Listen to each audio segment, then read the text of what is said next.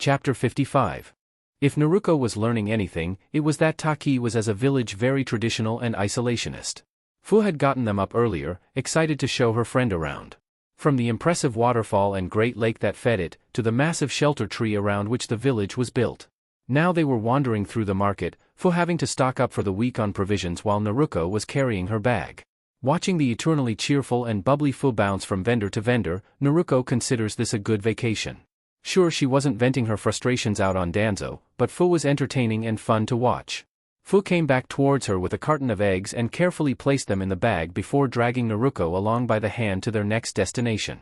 Come on, I want to take you to the lake and see if maybe we can spot a few of the super pretty fish there.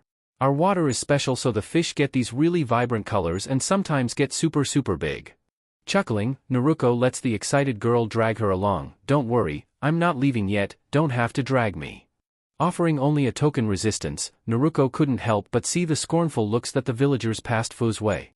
Certainly not like Konoha, at least there the villagers took to ignoring them, versus this open hatred. Heh, Jinchuriki certainly did have universal experiences, didn't they? Fu was above it all, internally jumping for joy and dancing for all she was worth. She had a friend. Someone who understood her. Someone who actually wanted to get to know her. It was a dream come true.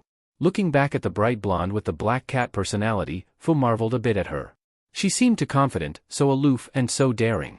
Her t-shirt had been so dirty, so today she strutted around in an orange bikini top under her black jacket and black pants. So much skin was showing. Fu didn't know where to look, so instead she aggressively focused on the village. Anything else than the nosebleed-inducing blonde at her side. Naruto was curious about something as she watched the dusky-skinned girl trot along with a smile on her face. Fu-chan, why don't you wear ninja sandals? Embarrassed a bit, Fu chuckled nervously and tried to wave it away. Oh, they're so heavy when flying, so I'd just rather not wear them. Imagine all of the sandals I'd have to replace when I took them off every time I had to go flying, right?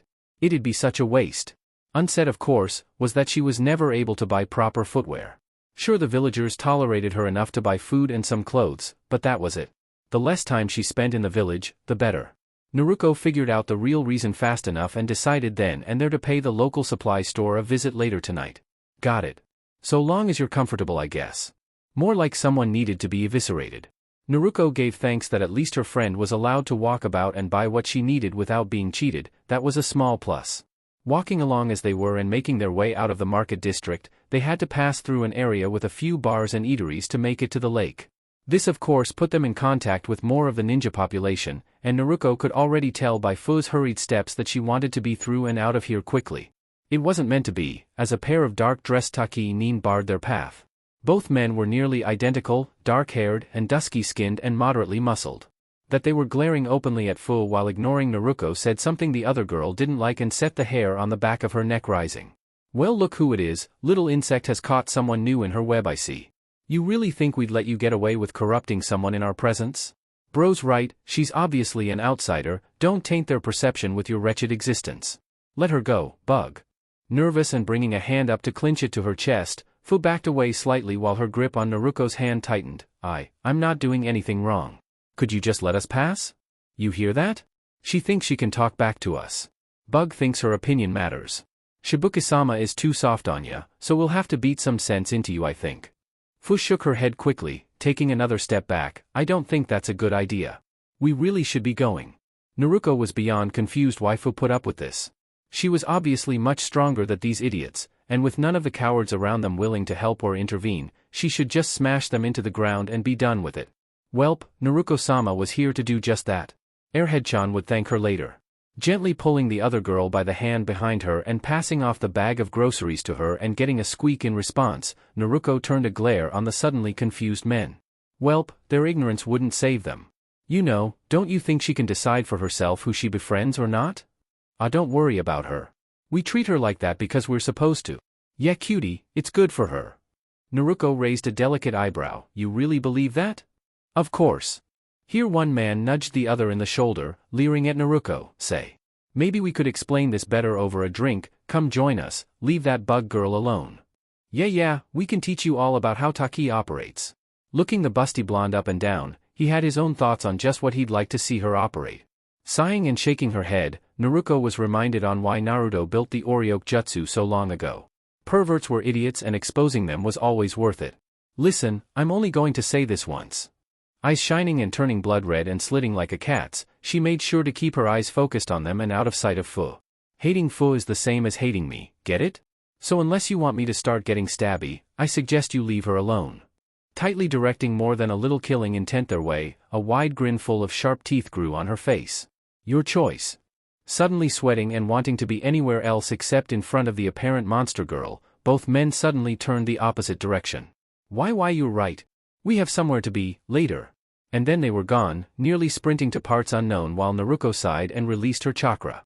Fucking cowards never could stand up against some real power. Turning a more kind grin Fu's way, the protective girl nodded. So, should we go?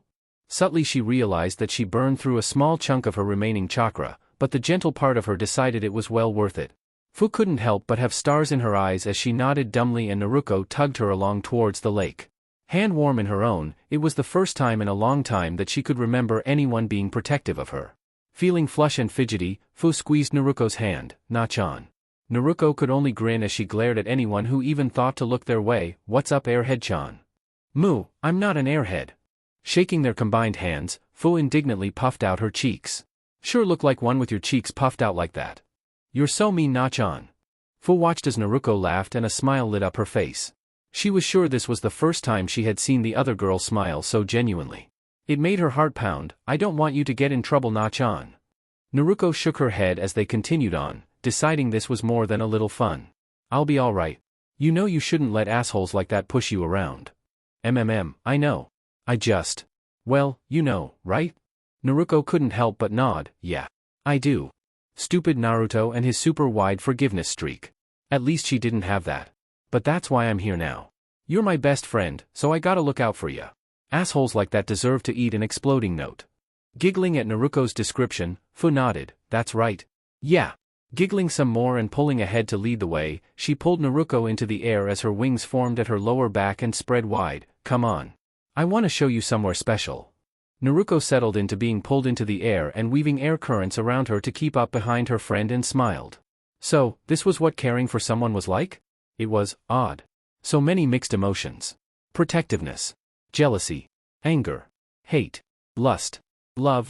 It was all so intoxicating. She didn't want it to end. Soaring above the village and for once really not caring what the villagers might think of her, Fu led the way into the high branches of the massive tree that protected them all. Settling them both into a tight spot that gave a view of the village and the lake, and just a sliver of the land of fire forests in the distance, Fu sighed and crossed her legs on a tree branch. Naruko decided to sit next to her, joining her in watching the view and waiting patiently for whatever it was Fu wanted to tell her, getting a feeling that this was about more than just sharing a view. Fu goes quiet, twiddling her thumbs as she considers what to say to her new friend. You know. Yesterday you said that if I wanted to meet other Jinchuriki, I should leave the village, right? Naruko nodded slowly, idly taking a peach from the grocery bag and beginning to munch on it. That's right. This was very sweet. Fu thought about it. Really thought about it. Could she be as amazing and strong as Naruko apparently was? Sure, she was powerful as a ninja and had a biju inside her, but she was nothing like the strong-willed girl. I want to, I want to fly away. To soar through the sky from place to place. I want to meet new people. Explore anywhere and everywhere that I can reach. But, Naruko sees the pause for what it is and waves a hand out over the village. This is all you've ever known. It's scary, thinking that you could leave. Naruko does understand that. This was the nest, her home, and no one had ever kicked her out and forced her to fly. Naruto got that, even if it was by explosion. Only thing really stopping you is you. I know. Answer instant, Fu looking down into the tree bark and began tracing a finger along rough lines and textures. How do you do it? Naruko shrugged, by following what is important. Which was her desires. To her, her life was most important. Being so fleeting and not know when her end would come, she had to do everything her heart desired. Something in her almost seemed to flinch at that, while another was angry, at herself? Maybe. Yeah, probably. Why though? Fu however took it a different way. Following what is important, huh? And what was important? Naruko had defended her against those guys earlier. So did she mean protecting her friends? Following her heart? She'd have to think on it some. I'm glad. Fu turned shining eyes to the surprised Naruko. I'm glad you came. I'm glad we met. You're really special, I think, Nachan. All of her flinched mentally at the naked affection on the other girl's face. Oh. That was guilt. What an ugly emotion. She didn't like that at all. Bashful herself. Naruko sighed and decided Fu deserved the truth. She really was like a lost puppy. I gotta explain some things to you, okay? Fu waved her hands quickly. It's okay. You're my friend, you don't have to explain anything if it'll get you in trouble. Chuckling and shaking her head, Naruko held eye contact with the worried Fu. I won't get into any trouble. I'd have to be human to have to worry about that. Seeing the confusion on Fu's face hurt, but Naruko powered through it. Be like Naruto, she told herself. I'm actually really not human. Like at all. I started out as a shadow clone of the Jinchuriki of the nine-tailed fox. But somewhere along the way, I changed. I'm sorta my own person, but I'm a mix of things as well. I'm him, but not. Sure, I can eat and breathe and feel and be completely independent. But here she looks away, not ready to see the betrayal on the other girl's face. I was made to torture and maim a really bad guy. And after that I was supposed to dispel. But I had an idea. A small dream. As long as my independence lasted, I wanted to see as much of the world as I could. To explore and make friends and experience everything that I could. Love and hate, petty fights and great triumphs. Looking out over the village that didn't know what a good person they were treating like shit, she wondered if she had enough time to leave a little present for them before she faded away. I'm sure if you went to Yuzushio. My creator Naruto would love to meet you. He'd be your bestest friend ever and show you how great humans can be, and he'd get to stay.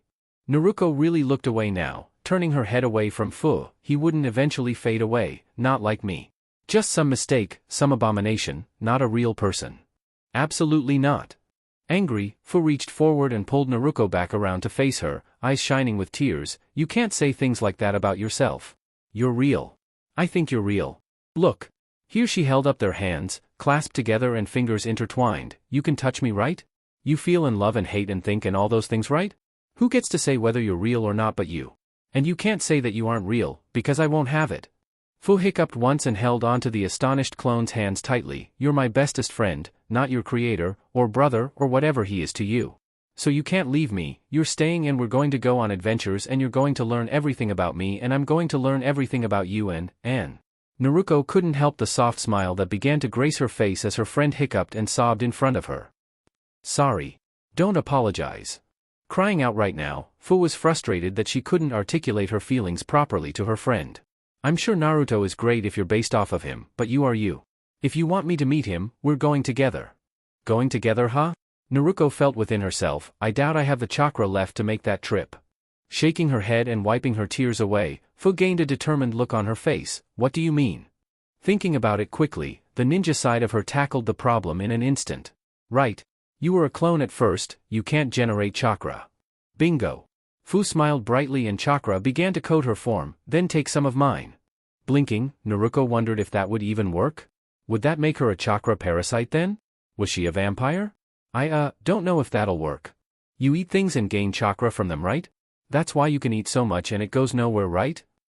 Yeah, pretty much. Fu nodded and spread her arms wide, then eat me. Snorting, Naruko couldn't help the laugh that escaped her. I think you could have worded that better. Blushing heavily and waving her hands quickly, Fu tried to stop her friend from laughing at her. My chakra. I meant my chakra. Thinking about it though, Fu looked away. I mean, unless you want to do the other thing. Naruko watched the other girl carefully. You? I don't know, okay. Fu pulled Naruko into a hug, careful not to squeeze her too tightly and conscious of hurting or damaging her. You're the first person I've ever had these emotions for. I don't know what to do with them. But, I know I want to help you. And if you don't have a lot of time left, then I want you to experience everything that you want to experience before you go. Feeling out and confirming that it wasn't as easy as just absorbing Fu's chakra, though again some part of her raged that she should be able to do so, Naruko sighed and pushed away from Fu by her shoulders. Yeah, eating your chakra isn't going to work. Fu nodded and grabbed her bag to shove it into Naruko's arms. Then we're going home. Picking up the surprised girl in her arms, she began flying back to her treehouse. I'm going to make you a big meal, and then we're going to have as much fun as we can before you have to leave. Eyes shining but holding strong in the face of her friend, Fu grinned, and if you do fade away, I'll go to Yuzushio and hunt down your brother and I'll make him summon clones until he summons you again. I have no doubt you'll come back and we can go on more and more adventures, together. Racing above the sky, Fu was determined to make sure her newest friend had as much of a life as she could have. Deciding then and there that Fu was insane, Naruto couldn't help the throaty laugh that bubbled free. You sure do love hard, don't you, Airhead-chan? That's right, Na-chan. Get used to it. God, you and Naruto are going to get along perfectly. Great. I'd like your brother's approval so we can be together for as long as possible. You've just decided all on your own he's my brother. Couldn't he technically be my father? Nope, I like the idea of brother, you're technically the same age. Shoving the conversation aside, Naruto relaxed in Fu's grip and enjoyed the ride. The flighty insect girl was absolutely an airhead. A bit crazy. And constantly bubbly and happy. But she was full of other more complex emotions as well, bottling up sadness and hurt and determination and so much more. Well, at least she got to tick finding love off of her list. The voices were a bit judgmental about that, but oh well and screw them. It was her life, not theirs. B. Office full and desk clear, Naruto makes steady eye contact with everyone present.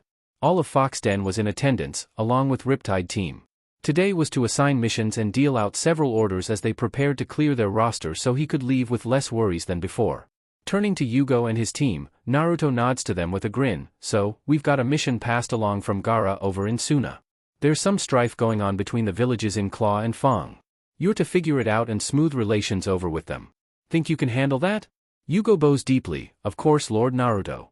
Just Naruto Yugo. We're friends. Or course Lord Naruto. Ass. Chuckling as he tossed the mission scroll to Kin, the group said their goodbyes and left quickly. Hoping as always to finish their mission and return right away. Turning his vision now to Karen and Anoka, Naruto poses a question to the pair. Have you had a chance to meet the Zosensho clan yet? What do you think of them? They were the pair most interested in future technology and such, so he would leave it to them to check on the Industrious clan. Karen hums while Anoka speaks up first. I wouldn't mind seeing if they could bring a couple of designs I've had in mind to life. But, well, Karen points a finger at Naruto, we finally want a break. With you leaving we've decided we need to get some training in and catch back up with everyone. Anoka nodded at the look of relief that passed over Naruto's face. The border golem are performing flawlessly and we've updated the samurai with a minor speech ability. So we're all set there for now. Sounds great. Take some actual time off, please don't train the whole time.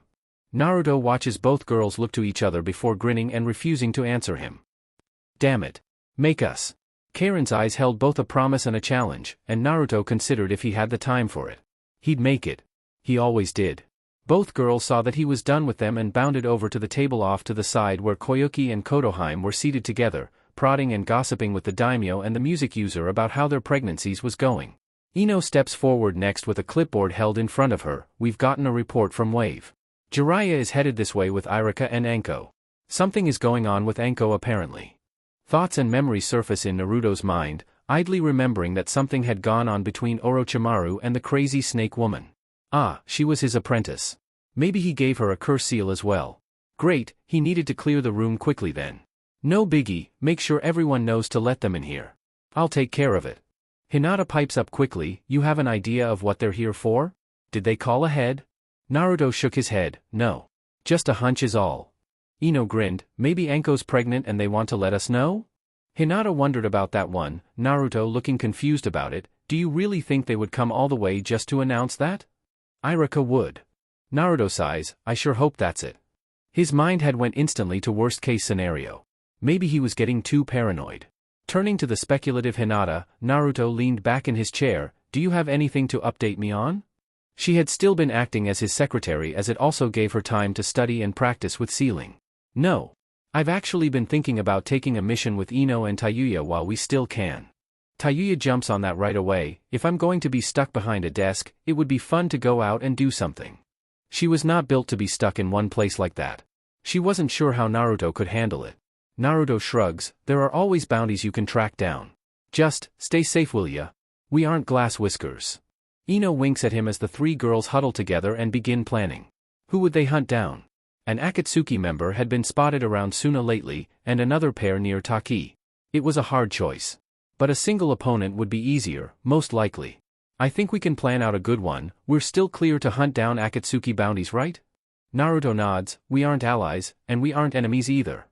Naruto wasn't sure if they would respond if Uzushio started hunting their numbers. Deidara was of the mind that Pain wouldn't care. If members were weak and got picked off, they deserved it in his mind. Conversation with that explosion expert was always enlightening. Just be careful, all of them are S rank for a reason. More than that, All of them have committed some serious and heinous atrocities. Don't forget that. Naruto nodded at Kurama's advice. They did want me dead too at one point. Exactly. I say hoist them by their entrails. Chuckling and turning to Koyuki as Ino, Hinata and Tayuya head for the door, Naruto grins at her. What are your plans? Going to stay here in Yuzu? Koyuki nods. Yup. Myself and Kotoheim are going to stick together and stay in Yuzushio with you all the way up until you leave. After that we'll probably head back to Spring, or if Sandeo is finally tired of us getting in the way and being gossiping busybodies we'll move here full time. Well, I will. Kotoheim has just been keeping me company. Kotoheim can't help but smile at her. We're Prego sisters, we have to experience this together. I personally think it would be good to have all of us under one roof for good. Naruto can't help but nod, rather enjoying the thought of having everyone within reach. I agree. Koyuki rolled her eyes, easily figuring out his mindset. Of course you do. Though she wouldn't mind more pampering from her love. Desk buzzing, Naruto reaches over to activate the intercom connected to his secretary's desk. What's up, Kion? The green-haired woman had taken to standing in for Hinata when she was busy. You have Jiraiya-sama are a pair of Leaf Nin here to see you. While her tone had barely changed with mentioning the pair accompanying Jiraiya, Naruto had a feeling about just what the Yuzunin thought of them. Grunting and look around at everyone still hanging around, Naruto nods even if she can't see him. Go ahead and let the pervert in. It'll be good to see Irika-sensei and Anko. You brat. Jiraiya barged in quickly, fuming and pointing a finger towards him. What have I told you? Use my proper title. Your proper title is Super Pervert. Exactly. Leaning out from behind the broad man who set to chortling, Irika waved to his former student. It's great to see you again, Naruto. It was still amazing. The class clown turned Kage. And he was apparently doing just fine. It was a relief really. Getting up and bypassing Jiraiya, Naruto is quick to share a manly hug with Irika while Anko stood off to the side. Good to see you again, Irika-sensei. Pulling away and grinning, he hooked a thumb towards the remaining girls who were watching them all quietly. The girls are taking bets. You getting married or is Anko pregnant? Snorting and laughing long and loud, Anko nearly falls to the floor while Irika shoots her a well-worn and tired look. No Naruto, no pregnancy here. Naruto nods sagely. Ah, so marriage then.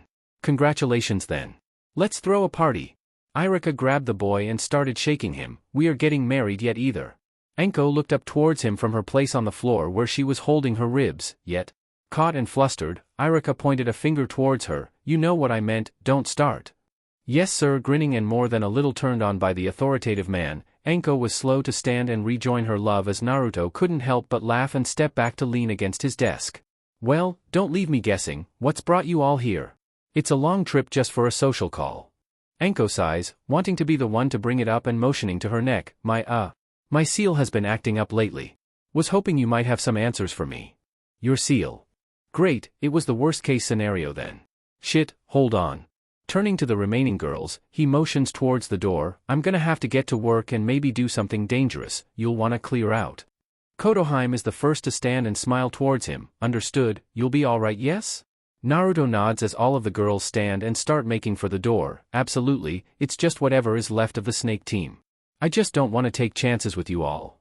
Koyuki sighs at the romance of it all. You sweet talker you. You better come find us when you're done. Naruto gives her a thumbs up as they walk through the door. That's a promise, Heim. Getting a wink from her, the door closes and his entire demeanor changes.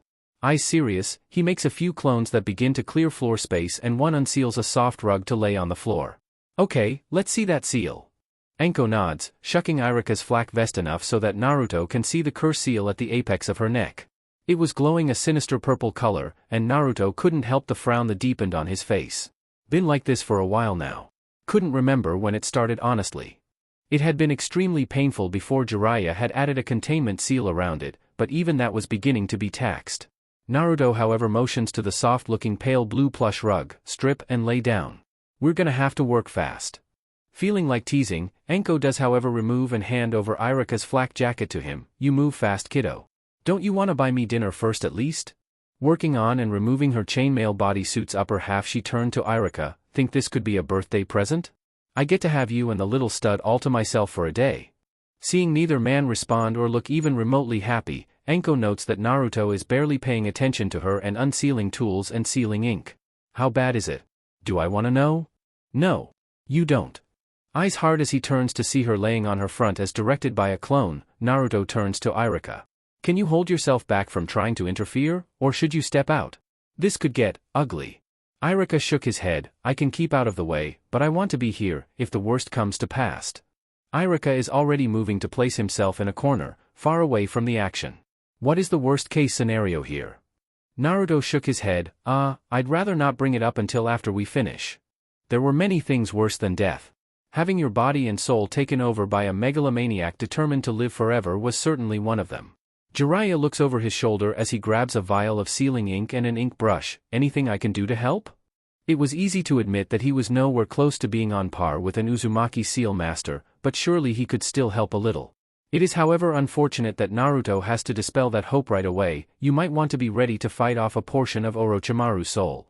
Seeing the confusion on Jiraiya's face and everyone else's, Naruto realizes he might have said too much. Welp, couldn't help that now. Walking over and joining Enko on the floor by sitting on her legs, Naruto begins to draw and write all over her back and arms.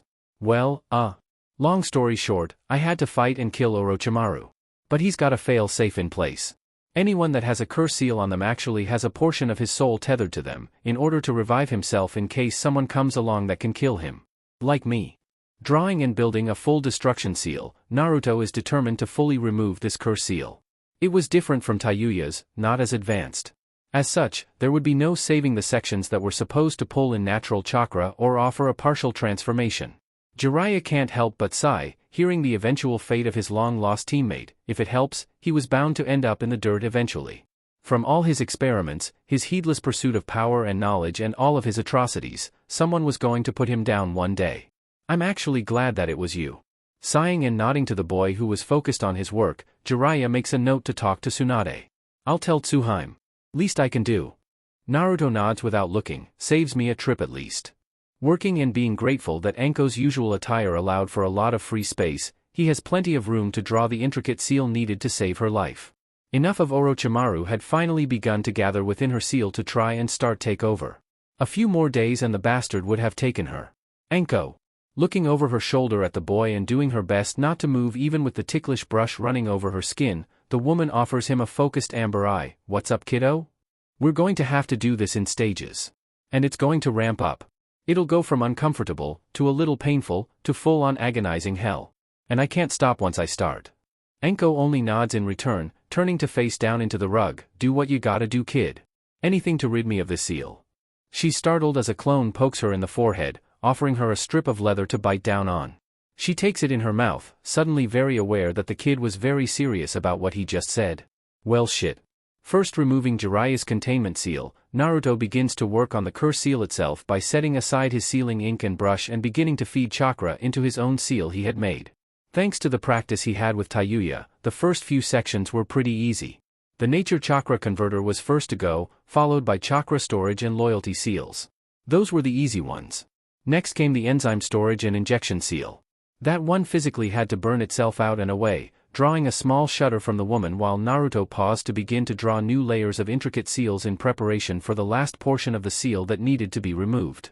The shard of the seal holding Orochimaru's soul. On the fly he realized that if he destroyed the seal, Orochimaru might just hop to another target.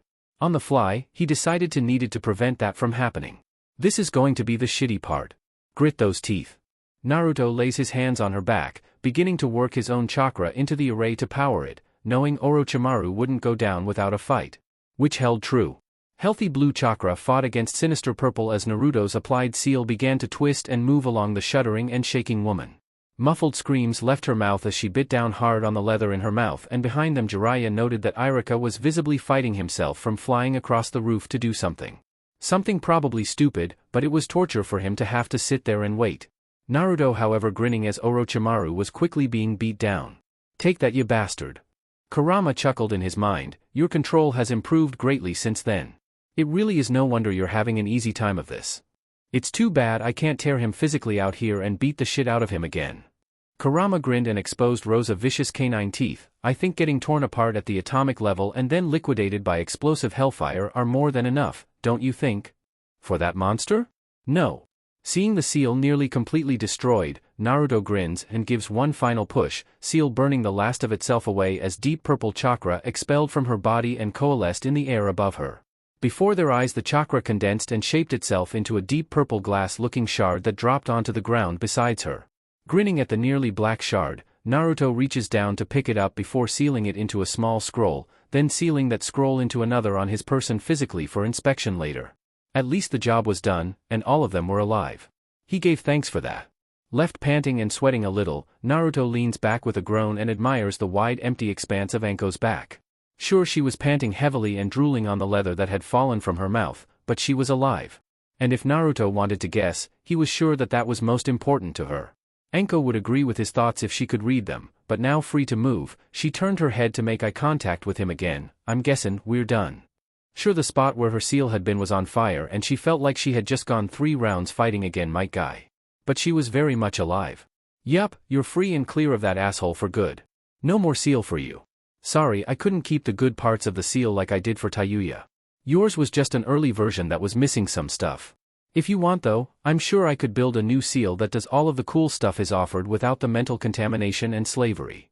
Anko shakes her head, tears falling as a nearly lifelong dream was suddenly realized. Thanks, Naruto. I think I'm good though. Looking further past him as Irika smiled at her gently and made his way towards her, the older woman smiled brightly. I think I've had enough of seals placed on me, thank you very much. Standing and unsealing a healing cream, he handed it to Irika and grinned. One of my clones will take you both upstairs where you can rest and Irika can rub you down with the healing cream. Super essential, helps your recovery. He knew the girls wouldn't mind Irika and Anko hanging out with them for a couple days. Well, hopefully they wouldn't mind. Irika can't help himself, reaching around and hugging his friend with all his might. Thank you, Naruto. This means so much. Touched and heart feeling very full at the moment, Naruto nods as Irika pulls away after a minute of contact. I know. It's okay. Now go and take your girl upstairs. The walls are pretty thick, just so you know. Anko leers at Irika as he blushes but makes to pick her weak form off of the floor. Are they now? Irika sweetie, wanna test that? You just had your seal removed, is now really the best time for that? Seeing the affronted look on her face, Irika nods. Of course you think this is the best time. One of the clones came forward and grabbed them both by the shoulder. Traumatize me later, come on.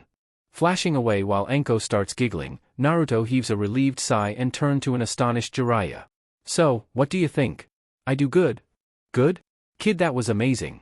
You really did put Orochimaru down, huh? Yeah. It was close though. Naruto remembers his stubborn refusal to use the Hiraishin properly or more of his skills all at once. Nearly dying, and the girls treated to the sight of him getting chewed up in order to be revived. Never again. I'm going to be leaving to train with the Toad soon.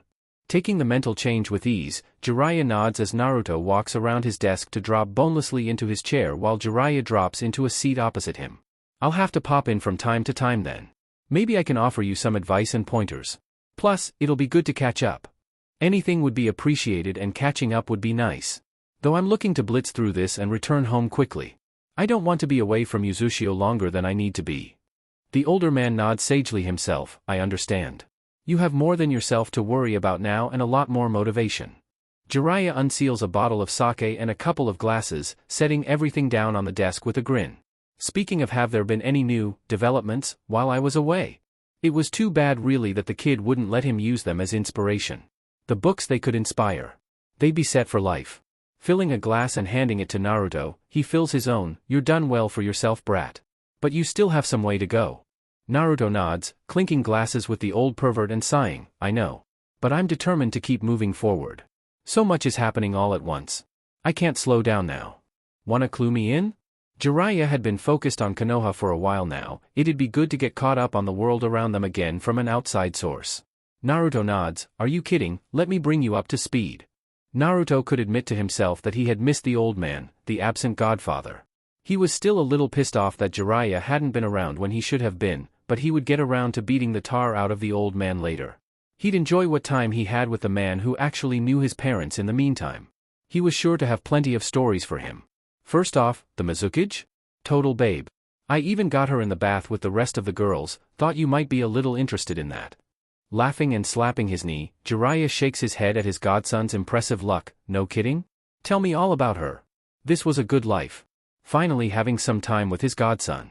He had too many failures to count, but at least he was able to have this. Minato and Kushina would be proud of this kid.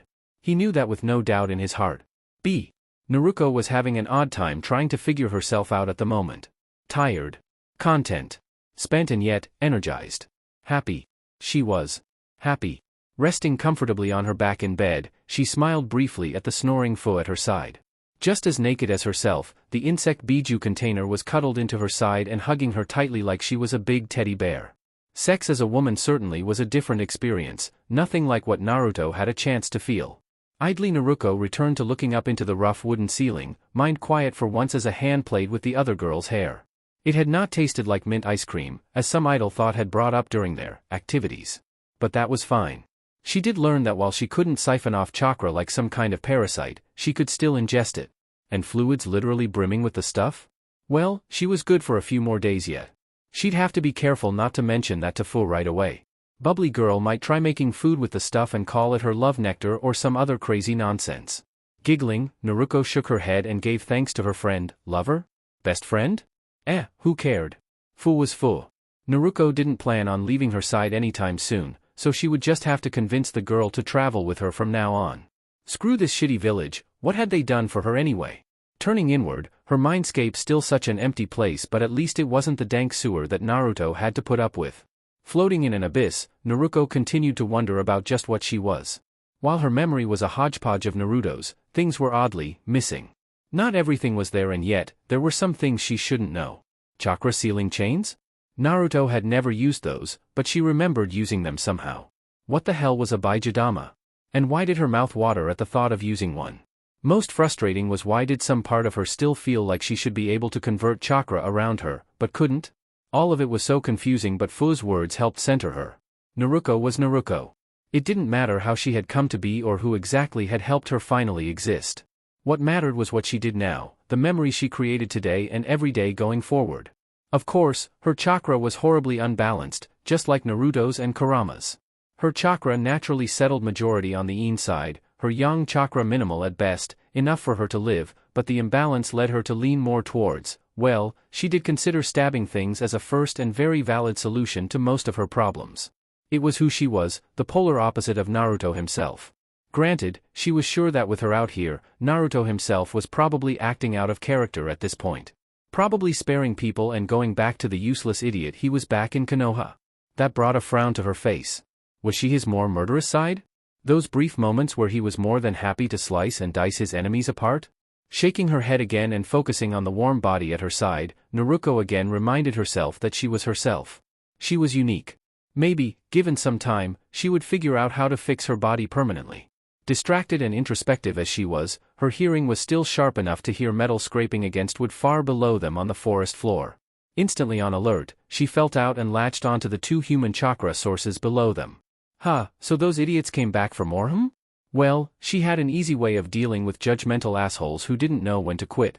Carefully extracting herself from under Fu and substituting herself with a pillow which Fu latched onto, Naruto was uncaring of her nakedness as she rolled out of the window and soundlessly made her way into the night, wind wrapping around her to dampen any noise she might make. The night was very chill in this part of the world, and with a full moon it was easy to spot the two Taki ninja who were making some sort of carving into Fu's tree. Odd. What were they doing? Hurry up. Getting word out to that monster was hard enough. He needs to know where to find this bitch. Shut up, I'm trying to do this quietly so we don't wake the bug. Carving away in order to make a seal, they both missed Naruto, lightly landing on the ground behind them without a sound. Nails sharpening into claws, Naruto considered her options. One of the guys was distracted and busy, while the other was watching on. Better disable him first then. Silent as the wraith she was, it was a second to grab hold of the taller man, one hand over his mouth while another wrapping around his waist. Instantly wrapping them both in wind and pulling him backwards, it was with a sharp jerk that she broke his neck. All of the noise generated was contained within their little bubble, and for that Naruto was grateful. Gently lowering him to the ground and watching his fearful eyes realize that while he wasn't dead yet, he certainly was paralyzed, she couldn't help the bloodthirsty grin that spread on her face. Releasing him to the dirt and putting a finger to her lips, she stood again and turned to his friend. Work, and more work. Naruto was keeping so busy he was almost seeing paperwork in his dreams now. Having kept moving for the last week, spamming clones like no one's business in order to settle the Yuki clan into their new home along with giving the ninja port a major progress boost, he was beyond tired. Tazuna and the Zosensho had been more than impressed with his efforts on that end, but even they had cautioned him and eventually petitioned for him to slow it down and relax. It had taken a little coaxing before he had finally taken the hint, but he couldn't help it. The port was a massive undertaking, and he wanted to have his mind clear when he left to go train. He didn't want to be thinking about what ifs or maybes. Sighing and laying back to stare at the clouds, he wondered if learning the Mokuton was possible. Certainly would help with construction. The roof of the Uzumaki Tower was a good place to actually rest and relax when he wanted to, and today found him in the company of Jiraiya the Toad Sage, who was nudging him and offering him a cup. Taking the warm drink, tea today thankfully, Naruto sits up and takes a sip. You've been running yourself ragged. Think you might want to slow it down? Naruto has no problem agreeing with the thought. Yeah. I don't know. Have had this urge to just get things done. I can't explain it. Well, whichever is going on with you, make sure to take it easy. Relax. Breath. Training won't do you any good if you have to recuperate when you get there. Jiraiya holds his gaze out over the Uzushio city. Besides, you're young, you have time. Don't rush to do everything so soon. Live a little. Plus, secretly Jiraiya was a little worried. Something in IWA was making moves, the Akatsuki were back to hunting the Jinchuriki, and something was going on far to the east. He couldn't bring any of that up though, not without some proof. Have something you absolutely want to see done? Naruto shook his head, not really now. With the Yuki and the Zosencho settled in for the most part, from here on I'll relax and wait for the Riptide teams to return. Once they do, I'll say my goodbyes, and we'll go. I'm sure Fukasaka-sama is more than ready to see me. Jiraiya chuckled as he thought about Pa and his rantings lately. I think he wanted to see you a while ago. Your chakra control has been more than up to snuff for a while now. Which worried the sage a bit. It had put him another step closer towards beginning to mess with his seal, and friendly with the Biju or not, it was still a risk. Maybe a change of subject. You ready to be a dad? Fuck no. Answer instant. Naruto shrunk in on himself a bit. I'll be 16 this year. It's way earlier than we ever thought this would happen. Honestly, if it hadn't been the older girls, Koyuki and Kotoheim, he'd be much more worried. But they assured him that everything would be fine. Personally, he didn't think so until he could absolutely promise that they could have peaceful lives. Sometimes I think about running. Loading up an airship with everyone and some supplies and just flying away. Beyond the sea to a new land. Without the Akatsuki or power-hungry Kage or any of the nonsense we have to put up with. The sage resting a thick hand on his head and tussling his hair, Naruto looked up as Jiraiya grinned at him. You know, I think all parents have worries like that, at least once or twice. Your dad was so worried he made himself sick. But he wanted you. Was so excited to have you, and your mom? Woo, that woman would have taken on entire armies for you. Eyes going distant as he looked out over his city, Naruto can't help but wish for even a few minutes with said parents. They really wanted me that much, huh? Like you wouldn't believe. Heh. Chuckling and ignoring the tight feeling in his chest, Naruto downs his tea. Hope I'm doing them proud. I'm sure you are, kid. Look at this, the Uzumaki clan has been resurrected, Uzushio has revived, you're a well-known and powerful ninja. Don't think you could have done much better. Naruto frowned though, mind going towards one of his major worries, except I need to worry about Kumo and their bullshit. Finally had a chance to sit down and really question Yujito. Having moved her to a more plush room in the tower basement, Yujito was taking it as an extended vacation and was giving him any and all information that he asked for. Which for him right now including all the information she had about the captured Uzumaki in Kumo. None of the information was pretty, but it was necessary to have. Jiraiya however refills Naruto's cup and sighs, be careful. The current Raikage is a proud and stubborn man and he didn't get that title without being excessively powerful. Tread lightly. The older man frowned a bit as Naruto turned to look at him. He's prone to contradicting himself sometimes, so whatever he says, if it's good for Kumo he'll ignore it. It's going to go one of two ways I think. Naruto is frowning as he begins to sip his tea again, either we can talk it out, or I rip my family free from Kumo by force. Jiraiya wishes that he could talk Naruto away from any rash actions, but this is family they were talking about. Dangling Uzumaki clan members in front of him was like taunting an enraged bull. One capable of destroying villages. There really isn't much of a in-between when dealing with so be careful but don't hesitate. Behind them there's a shuffle of movement, and both men look back to see a smiling Karen coming towards them. Wind tugging at her bangs, the rest of her hair pulled into a neat bun, she adjusted her glasses with a smile. You've gotten a call. Konoha. Groaning as he finally decides to stand as it looks like he had taken enough of a break, Naruto grins down at the older man. Guess that's my cue. I'll be on my way. Waving his apprentice away, Jiraiya motions out to the distance. You better hold true to your plan on leaving. Or you're going to keep making excuses and stall. Turning away with a frown, Naruto knows that Jiraiya is probably talking from experience there. I know. As soon as Hinata and the others return, I'll say my goodbyes. A slight pause before he half turns back to the sage. You coming? Nah. Think I'm going to sit and enjoy the view for a little bit. Let the world pass me by. Don't always need to have a clear goal after all. Sure old man. Don't get yourself into trouble. Waving, Naruto leaves with Karen. Something within him was anxious, had been all week, and he couldn't figure it out. It was part of why he had been keeping busy. Hopefully it was just the worry about leaving for training. At least it better be just that. Overdoing it as usual, Naruto had provided a clone to Riptide Team 2, dropping Tayuya and the girls off in Suna so they could make their way quickly towards the last known sighting of their target. Getting a general idea from local reports, they began to wander from watering hole to town oasis in search of the singular Akatsuki member. After a week of wandering and enduring the hot sun, they finally had a lead. Getting the description of a large man draped in a black cloak with red clouds headed towards a secluded oasis towards the southwest, the girls made their way eagerly in hopes of catching up. This lead was sure to pan out. As Ino noted, this oasis was the one that held the sound base, or rather, used to. Taking precautions early by checking over their equipment and donning their respective Uzumaki masks, Hinata leads the way as they vow to make this quick. Ino can't help but tease as hot sand digs between her toes. Maybe if we're lucky we can call Naruto and have him give us a reward personally after we drop this bounty off. Hinata sighs but doesn't turn back to swat her friend. Do you have any thoughts in that blonde head of yours besides sex? Do you? Tayuya chuckles from Hinata's other side, listening to the smaller girl growl, you're both perverts, get over it.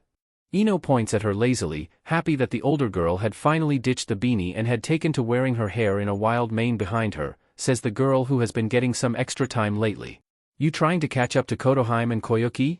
Ino and Hinata had considered it themselves, but decided that it was still too early.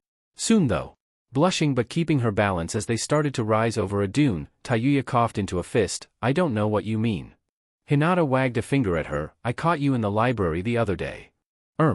Ino joined in, and don't think I didn't notice you under his desk yesterday. Well.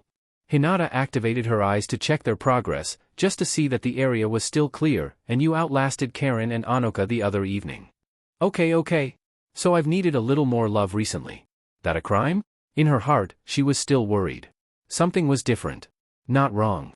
But something was tugging her to stay close to Naruto, and her feelings just kept overflowing. There was nothing wrong with that. Giggling, Ino shook her head as Hinata waved them forward to continue over another dune, not saying there is and no one is complaining about it. Certainly not. They all had been a little more affectionate lately. Probably the stress of knowing he would be gone soon. Hinata sighed and finally turned back towards Ino. Should we focus on the mission, super slut? Sure thing, Thunder Tits. Both girls shared a laugh before Ino really does focus. It is odd, isn't it, that Akatsuki would send out one guy, alone? Don't they run pairs? Hinata nods. Sure, but maybe this is Deidara's partner. Maybe he just hasn't gotten a new partner yet? That, or maybe he's like Naruto and is unnecessarily good with clones or something. Tayuya chimed in, happy the topic had been changed. Ino groaned and waved that evil away from them. Kami, I hope not. Fighting Naruto is like fighting against a really well-coordinated army. Nearly impossible. Seeing both girls nod, Ino gives a silent prayer that it's just the guy being arrogant as hell. Morning passing into afternoon and the sun beginning to dip down into the sky, Hinata hums as she locks onto a chakra signature. There's something ahead of us. Something?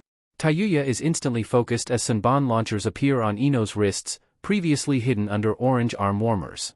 Can you elaborate? Not really. It's man-shaped, yeah. But the chakra is all wrong. Not really a network. Maybe a puppet and the man is inside? Hinata tried her best to focus deeper, but the signal inside the man-shaped shell didn't make much sense either.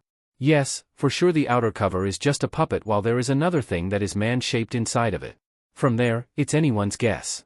Still leading the way, she pauses them as they come to the crest of a dune where she thinks on it a bit harder as she analyzes the man.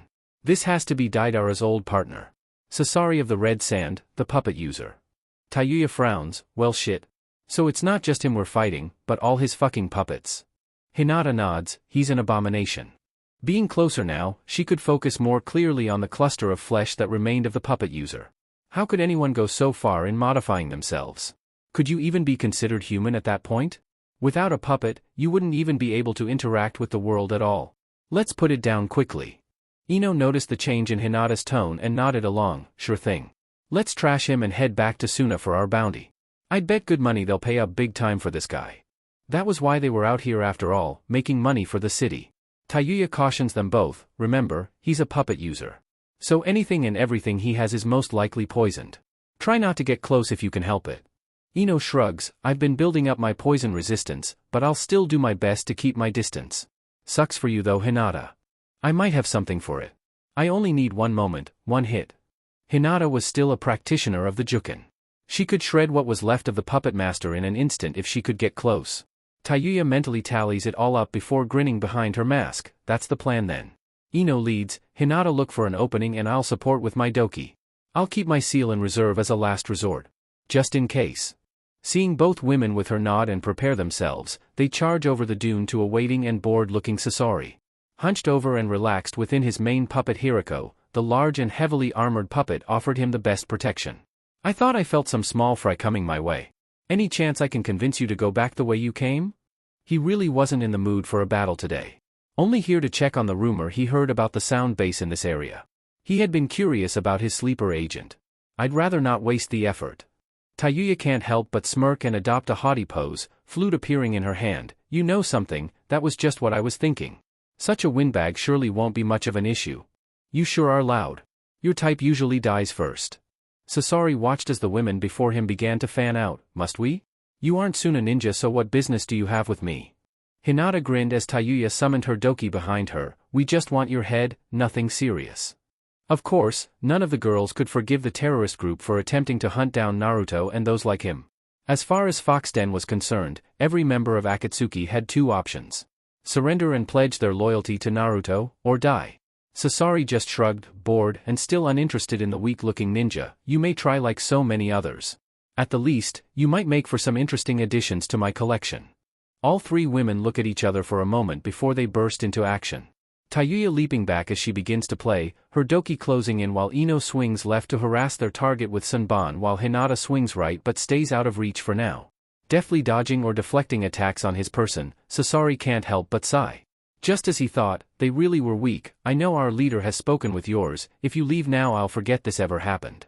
Sure, Pain had said that there was no alliance between them and to resume hunting all of the other Jinchuriki, but all the same Sasori didn't want to fight right now if he didn't have to. He had other business to attend. Shield coming up to protect him against a heavy strike from the club-wielding doki. Sasori frowned just a bit as his defense began to crack. Hinata was grinning, holding chakra into her fists while releasing seals all along her body, wind and gravity augmentations leaving her body light and powerful. If anything, you should have run when you had the chance. Feeling lighter and faster than she ever had in her life, Hinata dug in one foot and dashed forward. Slipping through the legs of the clawed doki while the club doki jumped away, her right arm was reared back for a massive strike. Caught off guard by the sudden sprint, Sasori was a second late to mount a defense as a deceptively delicate palm slammed into his side. Hirako bursts apart in an explosion of force, chakra dispersing into the air while Sasori himself is sent flipping through the air to right himself and land among the sand. Eyes wide as he began to focus properly, he turned to watch the confident-looking Hinata walking through his puppet's remains. Impressive, so you do have some skill. To destroy Hirako in one hit is a testament to your strength. Smirk still in place, Hinata began to hop from foot to foot much as Naruto would. Get ready, because I have plenty more of that. Being set upon again by the summoned demons, Sasori decides to get serious. Young though they may be, the three of them were powerful. Twisting away from a claw strike before jumping away from a launched brace of Sunban, the Akatsuki member nodded once. I guess then, I'll have to kill you. She did destroy his puppet after all. Idly holding up a hand and knocking away several Sunban that were launched towards him, he waggled a finger towards the visibly frustrated Ino as he landed among the blocked weapons. Those won't work on me. He missed all of the Sunban beginning to smolder. Giving him the finger, Ino let the unarmed doki grab and toss her away with its covered mouth. Sure about that? Watching her weapons explode, she backflipped once before landing on the sand from where the doki had tossed her to safety. You should remember who my husband is. Getting Naruto to help modify her Sunban was easy enough. With the added benefit of some late nights alone. The echo of the explosion still rocking the area, the three young women and the doki waited to see what would be coming from the dust cloud. A small breeze blowing him clear, Sasori frowns as he is immediately set upon by the doki again. He removed the last bits of his cloak and started to press an offensive. Sliding between the legs of the unarmed Doki and slashing into its ankles with the fan blades at his hips to slow it down, he weaves away from a horizontal strike from the clawed Doki. Taking hold of the spiked cable at his abdomen, he used it to block several strikes from the larger creature. Weaving around a wide strike, his own weapon found itself digging into the beast with ease. Already though he could see Hinata shooting his way and jumping back with all his augmented might, he frowned as he realized he was actually at a disadvantage here. Continuing backwards quickly with the use of his hip blades, Sasori summoned one of his favorite puppets. "Why don't I entertain you with the third Kazekage?" Smoke rising in the sky for a moment, all of the Uzumaki women were treated to the grotesque and enlarged human puppet that once was the Kazekage of old. Draped in a worn and dirty cloak, the mummified and modified form had been heavily changed, locked now in an eternity of anguish. It was a tough battle between the Kazekage and I, but I came out on top in the end. So as a reward to myself, I turned him into a living puppet so he could always battle for me. Beautiful, isn't it? Your prime and perfection forever locked and unchanging. All three of them shivering, Tayuya brought her flute back to her lips while knowing for sure that Naruto would never work with this man. You're fucking dying. Club Doki racing forward while the clawed Doki was a step behind it, the unarmed one was still healing, but should be up soon. Directing them to attack the puppet, she wanted to feel out just what new craziness were they dealing with. The club Doki was first to strike, its kanabo arced over its head to smash the Kazekage into the sand. An almost river of metallic sand spews out from the puppet's mouth while the left arm comes up to block the attack.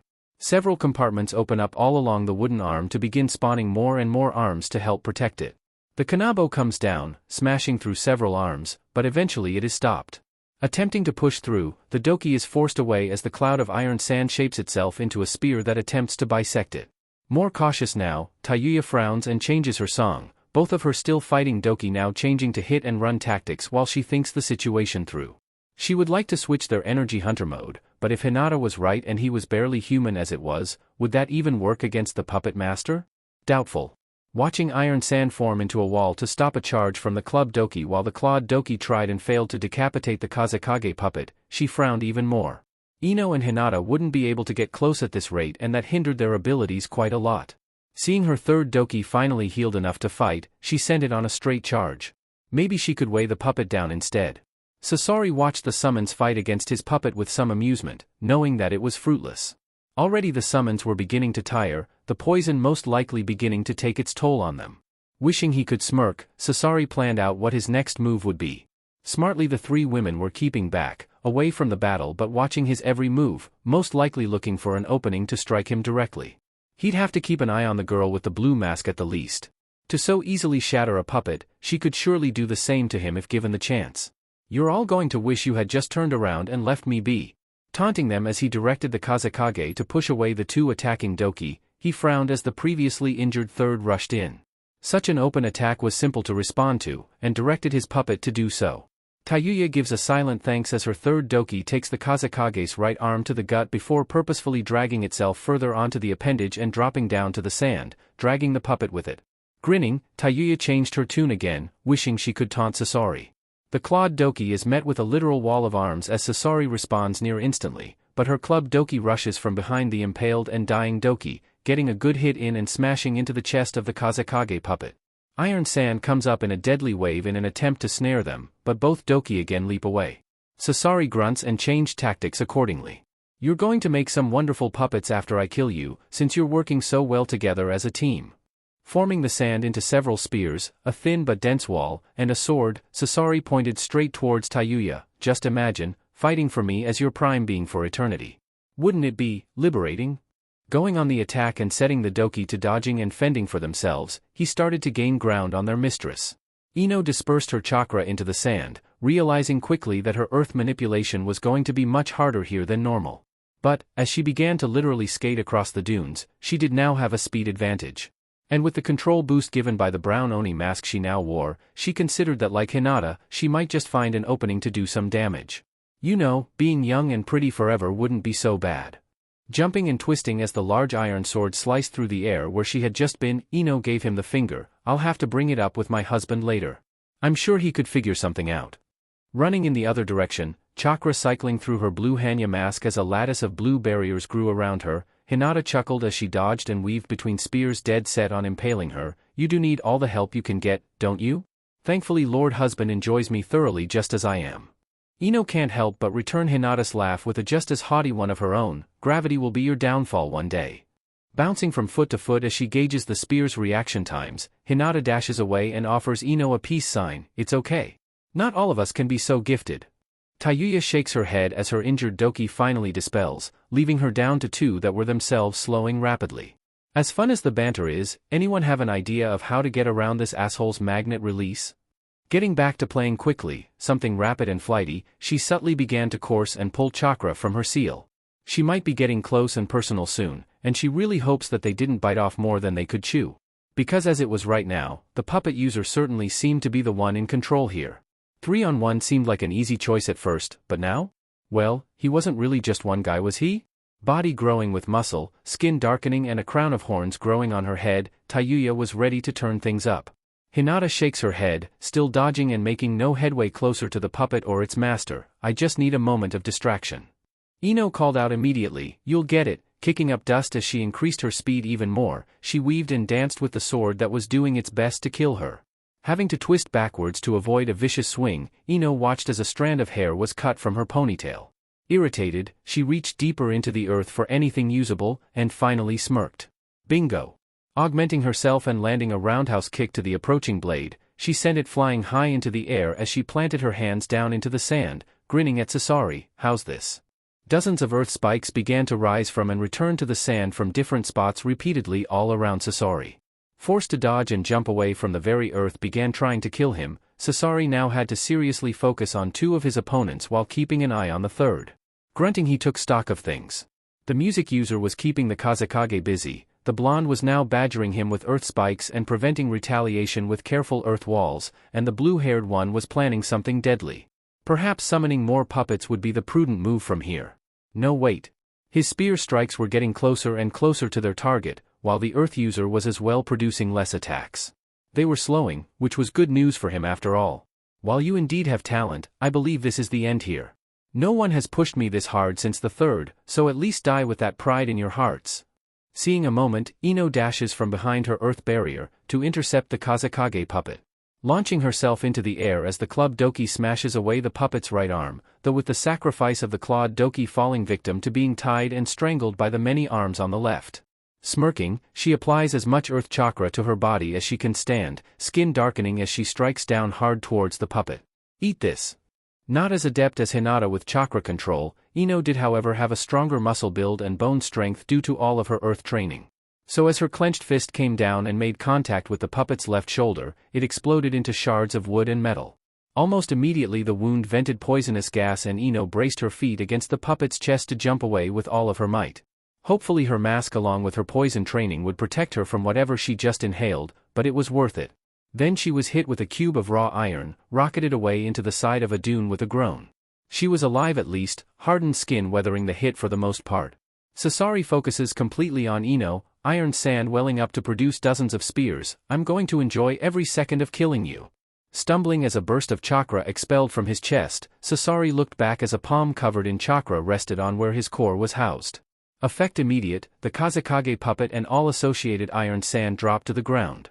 Chakra strings dissolving, Sasori grunts and manages a half step. How? Hinata grins behind her mask. Your abominable life is over, pass on into hell you monster.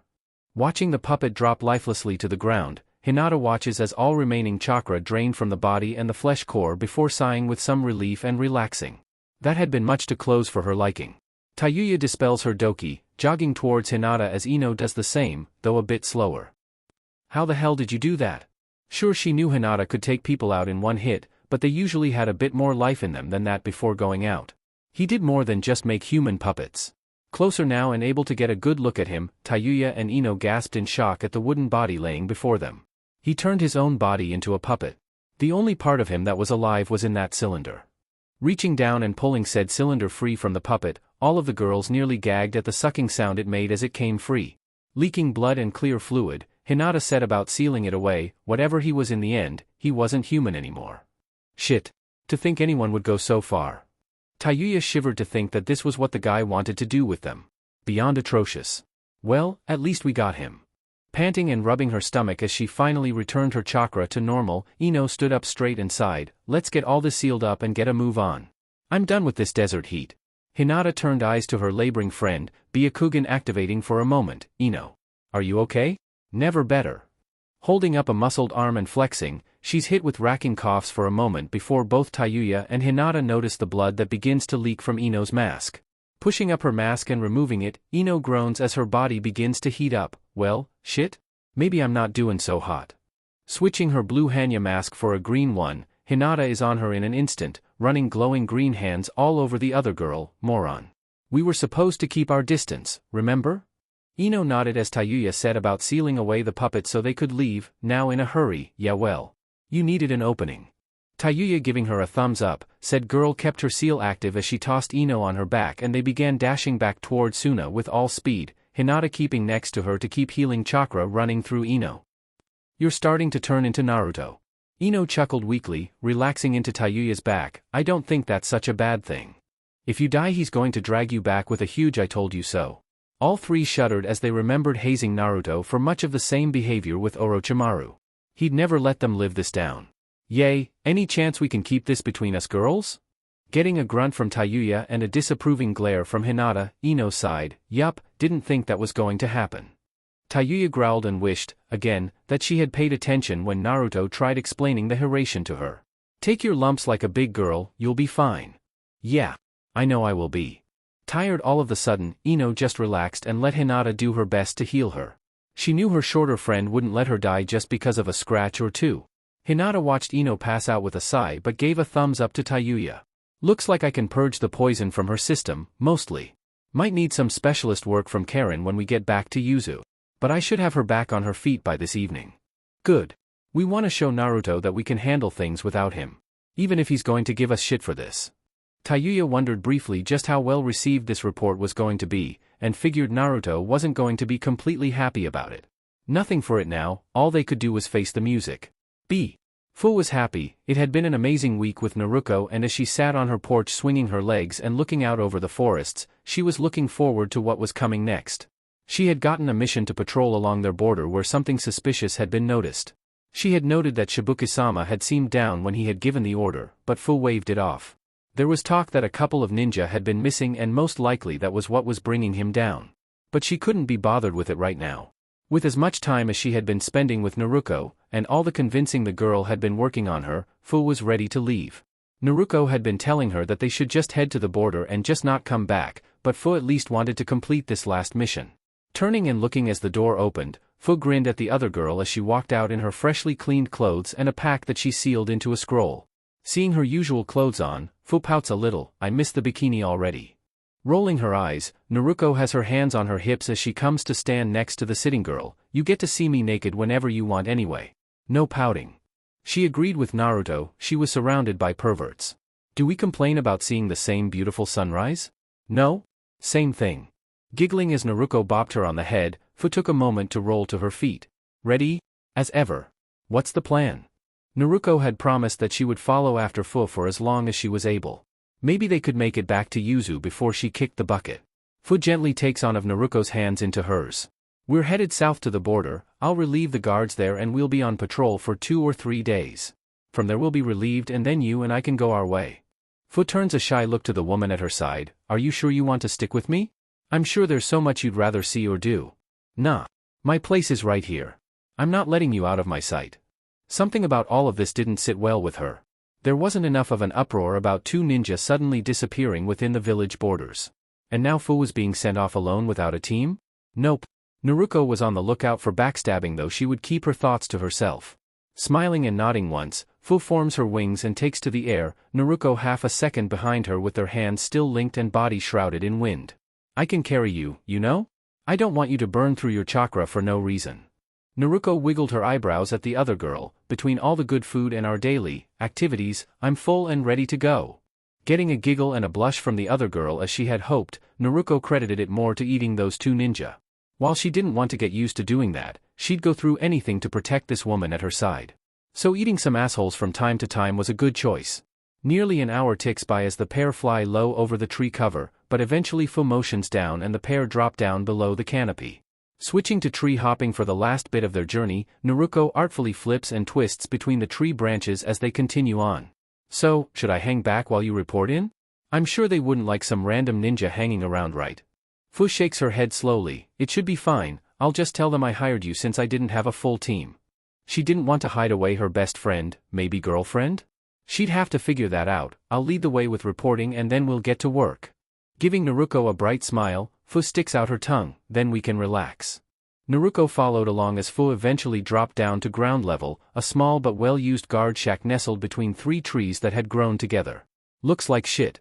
Fu swatted her on the arm as she walked by her. Be nice. We're going to be here for the next week or so. Naruto shrugged. As long as there's a bed, I do not care. I still vote we go straight to Yuzushio. You just want me all to yourself. Fu looks at the blonde from over her shoulder as she makes her way towards the shack. Duh. Naruto doesn't refute the claim, knowing very well that it was true. You know, I wouldn't mind another week of just you and me in dash. The shack explodes outward, a red scythe rushing towards them and forcing the girls to jump away hurriedly. Coming together and watching a pair of figures walk around from the smoke, Fu looks worriedly towards Naruto. This isn't how guard duty is usually swapped out. If Naruto could roll her eyes any harder, she would, you don't say? Watching as the scythe is tugged back into the dust, her heart sinks as the cloud clears and 2 men bearing black cloaks with red clouds stand before them, one of the men with silver hair rubbing his head while the older dark-skinned man next to him berates him. How the hell do you miss such easy targets? Had them completely by surprise too. Kakuzu wanted to punch his partner, but that'd only force him to have to heal the crazy religious nutjob. I'll get off my back. It was dark in there, bare-chested and smirking. Hayden looked out at the women before him. You try fighting with a hangover. Get it together, this is the 7 tails we're dealing with. We almost lost her too with that beacon seal dying out. Kakuzu didn't normally keep contact with the village that labeled him a traitor, but they still contacted him from time to time for more lucrative jobs. Let's get this over with and drag her to leader. On guard and positioning herself slightly in front of Naruto, Fu frowned and began to well up her chakra. You've picked the wrong pair today. Naruto gives the pair a carefully made bored look as she lazily pointed a finger at them. Who are you supposed to be? Sure, she knew who they were, but names would be good. Any information she could get would be helpful. She didn't have high hopes on her ability to put one of them down. Kakuzu crosses his arms over his broad chest, mouth hidden by a black face mask. Who we aren't isn't important. We're just here for her. That his gaze never left Fu was enough to tell who he was alluding to. You can get lost, if you value your life at the least. Yeah, hunting my girlfriend is a no-no on my list. Gonna have to kill you. She didn't miss the happy squeak from Fu. No hard feelings, you know? Hayden lets his grin grow even wider. Just another wonderful sacrifice to Lord Jashin. Men, women, children, it doesn't matter, all are welcome in his embrace. You're a monster. The beginning of a chakra cloak begins to form around Fu as her anger gets the best of her. That's rich coming from the bug girl. Hayden quips back as he adjusts the grip on his scythe and lowers his stance. I'm looking forward to tearing you apart. Dashing forward to start his attack, he heads straight for Fu as the Jinchuriki takes to the air. I'll be clipping those wings. Naruto pulls free twin kunai and considers her options. Letting Fu fight alone was of course off the table. Making to dash after the pair, her way is stalled by an earth wall. Well shit. I'll entertain you then, since you're so keen on throwing your life away. Kakuzu felt like entertaining this child for now, not willing to put more effort into it than necessary. Fu was focused, twirling to avoid the red 3-bladed scythe sent her way and avoiding the cable attached to it as well. Flying around a tree and attempting to get close, she's forced back as the scythe returns faster than she would have expected. Hayden never stops grinning as he presses his advantage. Just you wait. I'm going to rip those wings off you and offer your soul to my god. Gotta be able to hit me first. Frowning as she watches his weapon tear through first a tree and then another, Fu again tries to rush towards him. Your aim could use some work. Come say that to my face, little bitch. Recalling his scythe and watching the cable snag on a broken branch, Hayden grins as the smaller girl takes the bait, rushing straight towards him. Planning on slitting his throat as she flies past, Fu prays her luck holds and tightens her grip on her kunai and pours on the speed. Easy win. Thrusting her kunai forward as she comes within range, her eyes widen as a second weapon, a blood-red spike attached to the other end of the cable is drawn in his other hand. She tries to twist away, her kunai grazing his throat deep enough to draw blood while his weapon draws a line of blood along her arm. Flying up and away, ignoring the pain, she gives thanks that she made a killing wound. Hope your god doesn't mind you dying instead.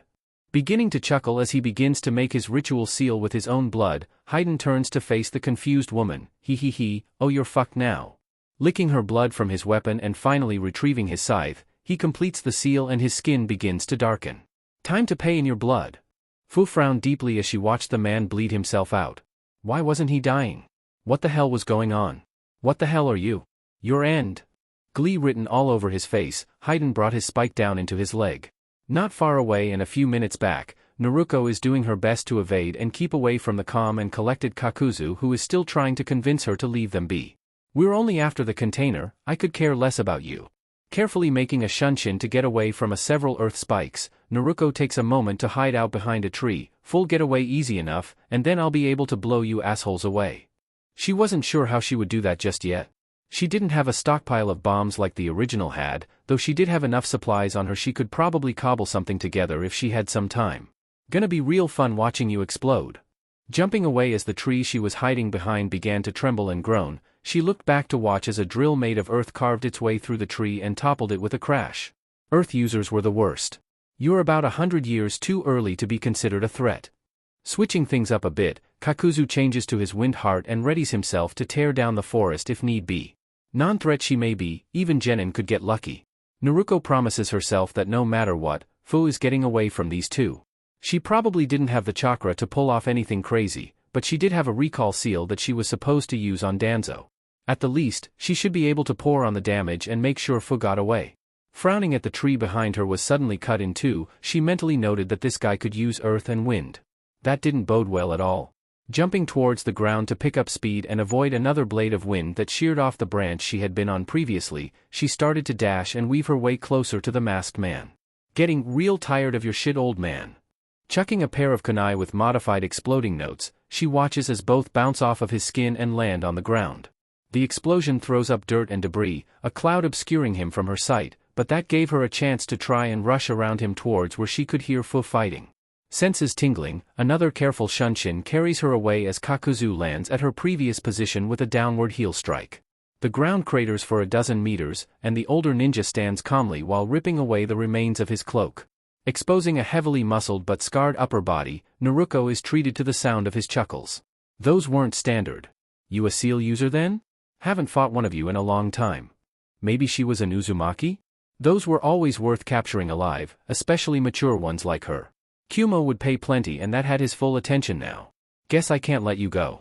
Body beginning to twist and morph as he decides to get a little serious, he focuses fully on the girl before him. Funny, I was thinking the same. Rearmed with new kunai as she continued to weigh her options, her concentration is shattered by a loud feminine scream that echoes through the forest. That was Fu, she knew that instantly. Ah. Seems Hayden started that heretical ritual of his. Welp, your little friend is done for. Guess that just leaves you. Panicking and deciding to hell with it, a smoke bomb is tossed down while two clones pop into existence. Feeling herself waver for a second, she streaks away while the suicidal clones make to keep Kakuzu busy. What the hell was going on with Fu? She shouldn't be having any trouble, not with her Biju and skills. Frowning at the tactic, Kakuzu figures that Hayden has his battle well in hand. Walking calmly towards where he knew the other man would be fighting, he makes quick work of the first clone, which explodes in his face. Coughing and waving away the smoke, his black tendrils breaking out from broken portions of his body to protect him and begin healing him, he wonders if maybe there were more Uzumaki running around like this one? Blocking the second clone, which had come in with an armful of glowing seals, a squeeze of the neck dispelled it instantly. So weak. Slowly removing the spike from his leg, Hayden cackles as he watches Fu collapse on the ground in front of him. Confusion is written on her face along with pain as blood begins to seep from a wound made with otherworldly power. Hayden can't help but gloat, "You dumb bitch. You're at my mercy now.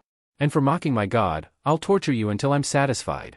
Moving to thrust his spike down into his other leg, he misses the enraged form of Naruto barreling his way to smash into his side. A clawed fist smashes into his face to send him further away and outside of his circle. Naruto keeps up, a second attack clawing into his back and removing a good section of spine before kicking him away into the distance. Happy he was down, Naruto turns and makes her way to Fu while idly observing the seal on the ground. Certainly not one she recognized, but one that gave her a bad feeling all the same. Dropping to her knees to assess the injured girl, Naruto probes the puncture wound. "That's pretty fucking deep. How'd he get you?" Unsealing medical supplies, she starts on bandaging the other woman's leg so they could get out of here quickly. I don't know. He made that circle, started screaming about his god, and then stabbed himself. Next thing I knew I was the one getting hurt. Freaking out and still unsure of just what had happened, Fu was mentally kicking herself. If she had listened to Naruto, they wouldn't even be here right now. They'd be halfway to Uzushio probably. I'm sorry. Hush, let's get you bandaged up and out of here. Taking in the information as she could, she made sure to tighten her bandage properly before turning back to the seal on the ground. Not sure how it worked at all, she stood and jogged over to erase the thing with her foot. More information to share, but no answers. Feeling more of her chakra chip away, she turns to Fu who is struggling to stand. We're getting out of here. Now. Fu nods, both sides have one injured person, that's probably the best plan now. Panting and making it to her feet, she makes eye contact with the currently red-eyed Naruto. Let's go. She'd make sure to question the girl about her eyes later. Both young women freeze as Heiden's laughter fills the air. In sync, they turn to see Heiden being carried over Kakuzu's shoulder, black threads writhing around him and stitching him back together. Well, double shit.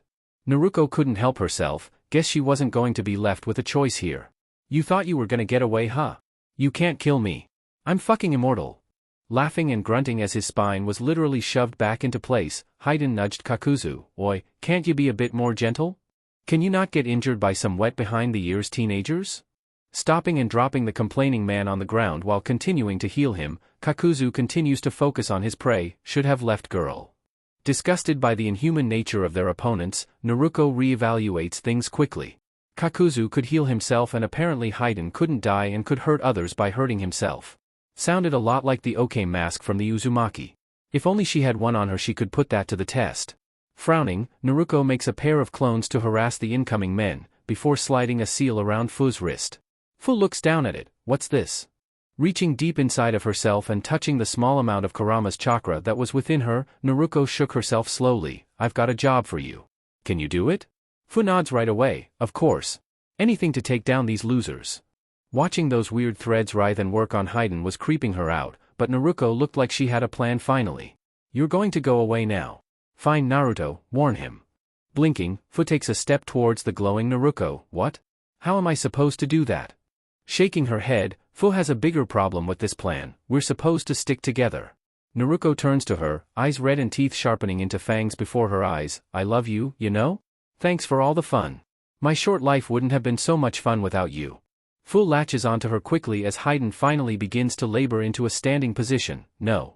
We're going together, remember, you can't leave me behind. No way. Using what little wind chakra she has to spare, Naruto circulates chakra through her body and takes hold of Fu's hand. Only one of us gets to leave this one. Sorry. Spinning once and adding wind to her, Naruto launches Fu into the air, the seal on her wrist glowing orange. No. I love you too. We're supposed to go together. This isn't fair. Tears flowing down her cheeks, Fu tries and fails to overpower the throw Naruto used to send her away. Offering the girl a smile, Naruto winks at her. I know. And then she was gone, a flash of orange transporting her away and out of reach of these immortals. Turning back to them, body changing and becoming more feral by the second, she snarls at them. Now who wants to play with mama? Tone and voice guttural as she watches her clones try and fail to keep the men at bay. Heiden especially is furious. Twisting and turning to stretch out his back while casually destroying the weak clones, Heiden turns a twisted smirk towards Naruto. Oh, I'm going to enjoy tearing you apart, you little bitch. Denying Jashin of a sacrifice is the worst offense. It's heresy. I'll bleed you dry. Naruto give him the finger. Jashin can east Biju shit for all I care. Mouth opening impossibly wide as dense black chakra began to gather there, the ground around her began to groan and crack. Confused by the move but ready to race forward, Heiden is stopped by a faster-moving Kakuzu who recognizes exactly what the girl was attempting to do. To think she was a Biju container as well, just their luck. What the hell, Kakuzu? You're not stopping that. Building several earth walls in front of them and detaching two of his masks to bolster their defense, he finishes with just a second to spare as the world around them is drowned out by sound and light. Ball growing to just shy of a soldier pill, Naruto can feel her body fading and takes that as the best she's going to get. Chomping down on it and feeling the full weight of it enter her and fully crater the ground around her, she gave thanks that just what she was had the answer to saving Fu. Hopefully her friend was safely back in Yuzu by now. With some more luck, Naruto would get her memories like he should. Chakra overwhelming her finally, her mouth opened to expel the mini Biju Dama, everything in front of her succumbing to the Biju's wrath. Chakra burning out quickly, Naruko feels her body dissolve away. Mentally dropping into what feels like a dark pool, she hopes that it was enough. It had to be enough. Fu is dropped harshly onto the floor somewhere she had never been before. Covered in dirt, bleeding and crying, she struggles to sit up as she looks around. She's in a temple but no one was present and the entire area is dim. She can see light from a doorway not far away, while behind her is an altar painted with black flames. Standing with some effort and making no move to stop her tears from falling, she trudges to the door slowly while holding herself up with the wall. Naruko had asked her to complete a mission, so she was going to do so, no matter what. She doesn't make it far, collapsing again to the floor as she sobs, "How can I be so weak?" Punching the ground once, the pain centers her a little. How had she let this happen? She was a Biju container. She was supposed to be super strong. But she needed to be saved in the end. Worthless. Unnoticed by her, an elderly woman kneels next to her, grabbing her attention by waving a hand just in front of her face. "I'm sorry dear, but it certainly looks like you've been through a lot." Mito certainly wasn't expecting any visitors within the shrine. The only one who could teleport directly inside should have been Naruto. Curious. Fu can't help but nod to the kind woman. "My friend sacrificed herself to send me to safety. 'Cause I wasn't strong enough on my own, I should have listened, shouldn't have hesitated." Mito nods, looking off into the distance, before motioning Fu not to move. "Someone will be along shortly to come help you dear. You are safe here and no one will harm you within this temple." As Mito stands fully again, unable to help the girl physically, Mito bows to her lightly. "I'm sure you meant the world to your friend, so please, do not berate yourself so harshly. Believe in yourself." Fu nods, scrubbing her face with an arm to clear away the tears. "Where am I? Before that, who was it that saved you?" Mito did need some questions answered. She did not recognize the mocha-skinned girl before her, and she certainly was not an Uzumaki. "My friend Nachan, Naruko. Naruko Uzumaki." Mito smiles at that. "Well, you are within the Uzumaki temple, deep within Uzushio. For you, there is nowhere on the planet safer than this." Not far away and in his office, Naruto groans as a headache of epic proportions builds on him. That would certainly be the last time he let a clone go that long before releasing it. That was several weeks' worth of memories hitting him all at once. Niji and his team on guard duty today, they worry a bit as Naruto groans again. Niji leans forward. "Are you alright, Lord Naruto?" Airhead-chan. Vision fading, Naruto collapses on his desk, causing everyone in the room to panic. Within his mind while he tried to go through all of the memories as quickly as he can, there's another mind touching down in a place they had never been before. Wandering around the dank sewer of Naruto's mind, Naruko is more than a little confused. Normally when a clone dispelled, that was it. Everything was gone until they were created again from Naruto's mind. As much as she could remember, none of them had even been able to just casually wander his mind like this. Thinking it over, she pumps a fist into the air, so it's something different. Which means that maybe there's a chance to get back to Fuchan then. Better go find Naruto and straighten this out. Granted, that meant making him listen to a clone. Hopefully he would be interested enough in the weirdness of it all to listen to her. If not, then maybe she could beat his help out of him? Could she take over his body? Even temporarily? Only one way to find out, she guessed. Jogging along the sewer, she isn't brought to Kurama's chamber like normal.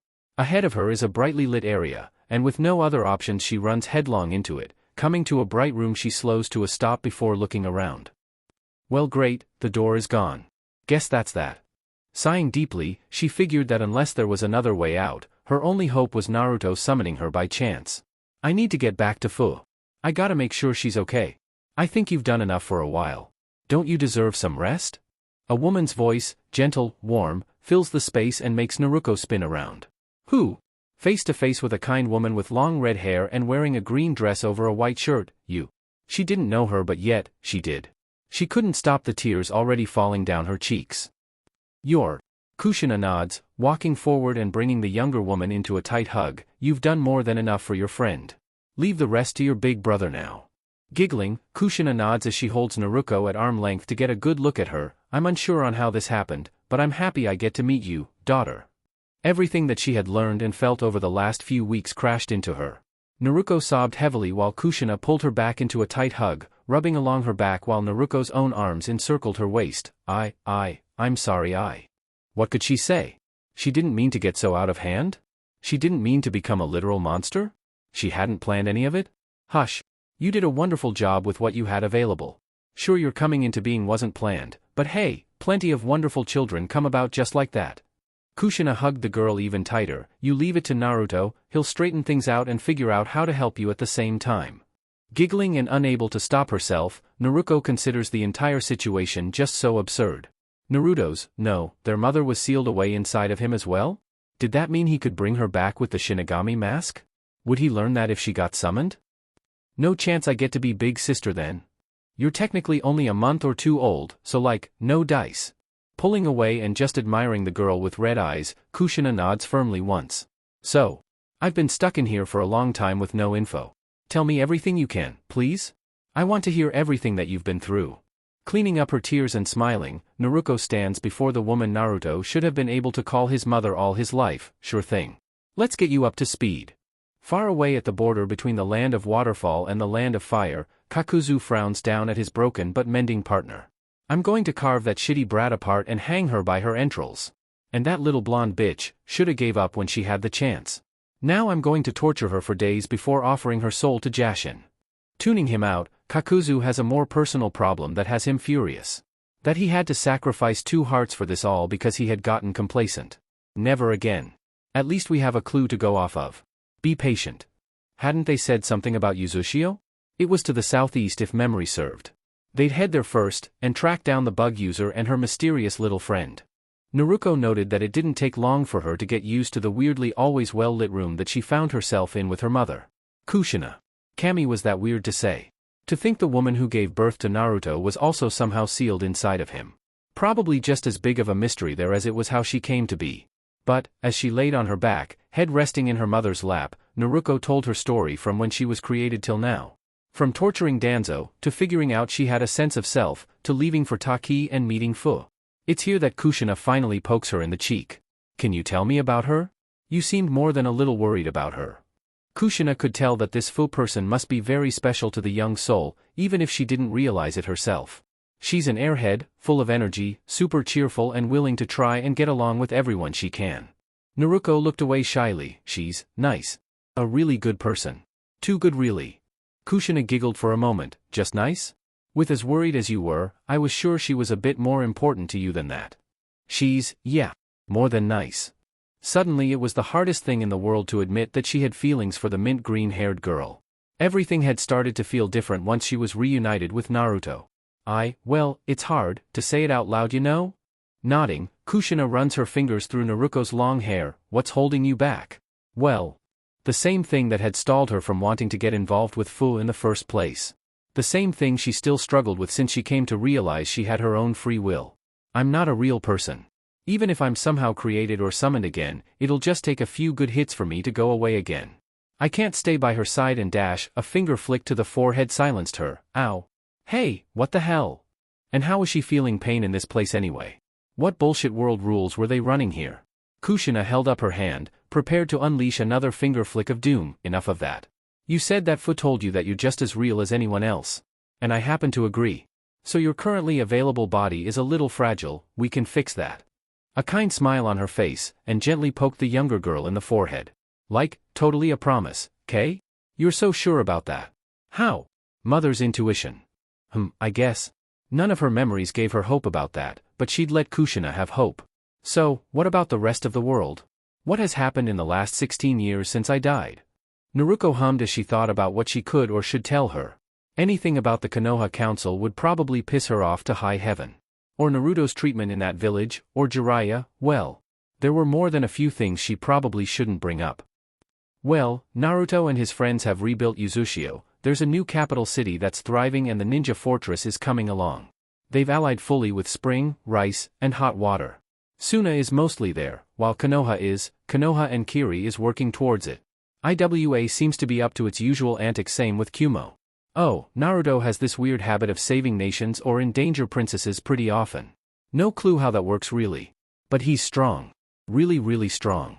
Plus, he's started to rebuild the clan, he's picked up a few Uzumaki clan members, all women, and he's brought along a couple of girls from Konoha who are super devoted to him.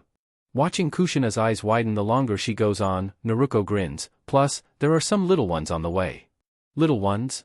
Yup, one from the spring daimyo, Koyuki, and the other from a woman he saved, Kodoheim. Both love him completely, and are extremely devoted. Naruko had odd feelings about having those memories, now that she and Naruto were separate individuals. Kushina nods absently, just a moment. Gently raising Naruko's head and laying her back down so she could rise alone. Kushina takes a few steps away calmly. Naruko watches on, curious, as Kushina suddenly bursts into motion. Weird fans decorated in Uzumaki colors in her hands, she does a weird victory dance that sends her twirling and cackling back and forth. Grandbabies. Dance become more acrobatic as she jumps and flips through the air, confetti burst from somewhere to rain down around them. My son has children coming. I'm going to be a grandmother. Oh ho ho ho. Ah? This was their mother? She was an absolute loon. Well, at least now she knew where they got the crazy from. Settling onto the floor softly and primly wiping her dress down, Kushina returns to kneeling on the floor, gently placing Naruko's head back in her lap. With a blush on her face and coughing once into her fist, Kushina looked away as she motioned for Naruko to continue. Please, what else has been happening? Guessing it was best to ignore that bit of insanity, Naruko pressed on. Well, besides Naruto kicking the shit out of the Sannin, building a bomb large enough to take out villages, and being recognized by the Toads in order to undergo sage training? I think he's been pretty busy all things considered. Naruko reached up and gently poked the blushing woman in the cheek. Wanna tell me what that was all about? Never mind ignoring that craziness, she needed answers. It's a mother thing. Giggling, Kushina waves Naruko's odd look away. I think, all things considered, you've done so well for yourself up until now. If only one of us could have been there to guide you. Naruko shakes her head. I mean, that was all Naruto. Not me. Shaking her head, Kushina returns to gently stroking the girl's hair. I was referring to how well you have been dealing with things. Unsure of who or what you are, yet you still somehow made a friend, built a connection that you were willing to fight and die for. For how short a time you have been alive, you've done some real work in trying to improve that girl's life. Here Kushina does frown a bit. Yes, your methods leave much to be desired. Extreme to the max, I'd say. But well. Smirking, Kushina thumps her own chest once. I can't say I haven't done my own set of extreme things when it came to those I love. Kushina did her best to reassure the girl below her, while her mind wandered to other topics. Naruto actually built the seal-based bombs? That would have taken more than just her notes in order to do so. Unless he created them completely on his own, which would be worrisome. It was one of the pillars that caused some of the greatest rifts between the Uzumaki and the rest of the world. Never mind their abilities regarding sealing away the Biju or rendering enemy Biju useless. Something to think on more. Naruko was focused on what she had said in a different way. Can you tell me? About some of the things you've done? She still thought of herself as a monster, non-human. Maybe hearing more examples could help ground her a bit more. Kushina nods instantly. I would be happy to pass along whichever knowledge that I can to my beautiful daughter. Looking up and thinking, missing Naruko blush, Kushina snaps her fingers. Let me tell you about the time Jiraiya peeped on some of us girls in the bath. B. Today found Uzushio to be humid and warm, heavy clouds floated overhead and blocked the sun, but no rain as of yet. As the citizens all continued with their day as normal, one young man was doing his best to make sense of what his brain was telling him and trying to make him accept. Groggy but awake, Naruto is trudging his way down one of the main roads followed by a worried Karen and an irritated Jiraiya. Naruto, I'm really thinking you should return to bed. Whatever has you so worried can be checked on by someone else. Karen walked on his right side, a green Hanya mask on her face and thin green chakra covering her hand as she runs it along his spine and the back of his head. Sure, he wasn't injured physically, but he was working through some major mental strain. Any relief she could give would probably be appreciated. Jiraiya had his arms crossed as he walked along on Naruto's left. Listen to the girl gawky. This can wait, can't it? Idly he noted how as usual the city crowds parted around Naruto easily. He was still aware enough to keep a smile on his face and greet those that greeted him with ease. But to any ninja present they could most likely tell that the kid was worn out. If it's that serious, I can go take care of it for you. Shaking his head, Naruto sighs with some relief as Karen's work does lessen his headache a bit. One of my clones lasted way longer than it should have, finally dispelling yesterday. It was the overload of about a month's worth of information getting dumped on me all at once that knocked me out. Jiraiya nods. So your clone did something, not bad, right? The shadow clone technique was a kinjutsu for a reason. Though the elder was sure none of the previous users ever thought they would run into this sort of problem. Granted, no one had been able to make them in the numbers that Naruto could. That was bound to cause some problems. No. Yes. It's confusing. Having a memory of his chest opening up so he could literally eat two full-grown men was more than a little disturbing. Did all of his clones have that ability? Or was that just Naruko? Just what the hell was she? Karen brought up something else. Who is Airhead-chan? Surely his clone wouldn't have somehow picked up a new girl that Naruto himself was now going to have to care for and bring into the fold without their permission. That would be a major drag. Naruto shook his head, don't know really. Still sorting through all the memories. Pretty sure though that she is a Jinchuriki like me. From Taki. He didn't miss both Karen and Jiraiya pausing for half a step before catching back up with him. He wished he had more complete answers for them. It's easier, you know, when I just use clones for construction or repetitive tasks. My mind filters most of it out easily. But this? It was like a whole separate person's mind was added to my own. I'm having a weird time feeling like I should look down and see tits. Karen finally lets up with her healing as she feels like she's done as much as she can. Mental feedback? Overriding? Jiraiya shook his head. I'd think more of like, phantom body syndrome maybe. I think the Yamanaka deal with the same thing if they have to mind walk someone of the opposite sex for an extended period of time. It'll clear up after a while. Naruto sighs and thanks the stars for that small miracle. Good. I'm very happy with my own body, thank you very much. Jiraiya thumps him on the shoulder. So where are you leading us? Motioning ahead as the road begins to clear as they start making their way to a more suburban district, Naruto notes that they are getting close to the Hataru clan compound, the Uzumaki shrine. Apparently Naruto and Fu decided to pick a fight with a couple of Akatsuki members. Fu? Naruto? Naruto nods to them both. Naruto, the name my clone took while she was on her own. And Fu, the Jinchuriki. Naruto sacrificed herself to send Fu to the Uzumaki shrine with a Hiraition tag and the last of her chakra. And wasn't that a kicker? She was supposed to send Danzo to him, but instead decided to leave a present for Sasuke to vent his frustrations on later. Odd choice, but one that worked out for her in the end. It further highlighted that she have her own will and made her own decisions. In his head, Kurama grumbles, that a version of you was able to use a Baijidama is more than a little interesting, the little monster. He meant it as a compliment, though the grumble from Naruto clued him in that it would be received as anything but. Most likely because her body was all chakra just like you would be, she could do stuff like that. Doubt I'd be able to pull that off. Not without dying. That's what I figured. Looking up as they pass the Hataru clan grounds, waving and getting greetings in return from a few of the curious antis out making their rounds, Naruto spies the Uzumaki shrine just ahead of them. I'm taking a long nap after this. Karen nods and leans into him, you need it. She'd make sure to help him relax later, maybe with Anoka's help. Walking the rest of the way in silence, Naruto pauses as they come upon the rebuilt and cleaned up Uzumaki shrine. Built much like a temple manned by the fire monks, colored in the Uzumaki usual blues and reds, it was an imposing sight.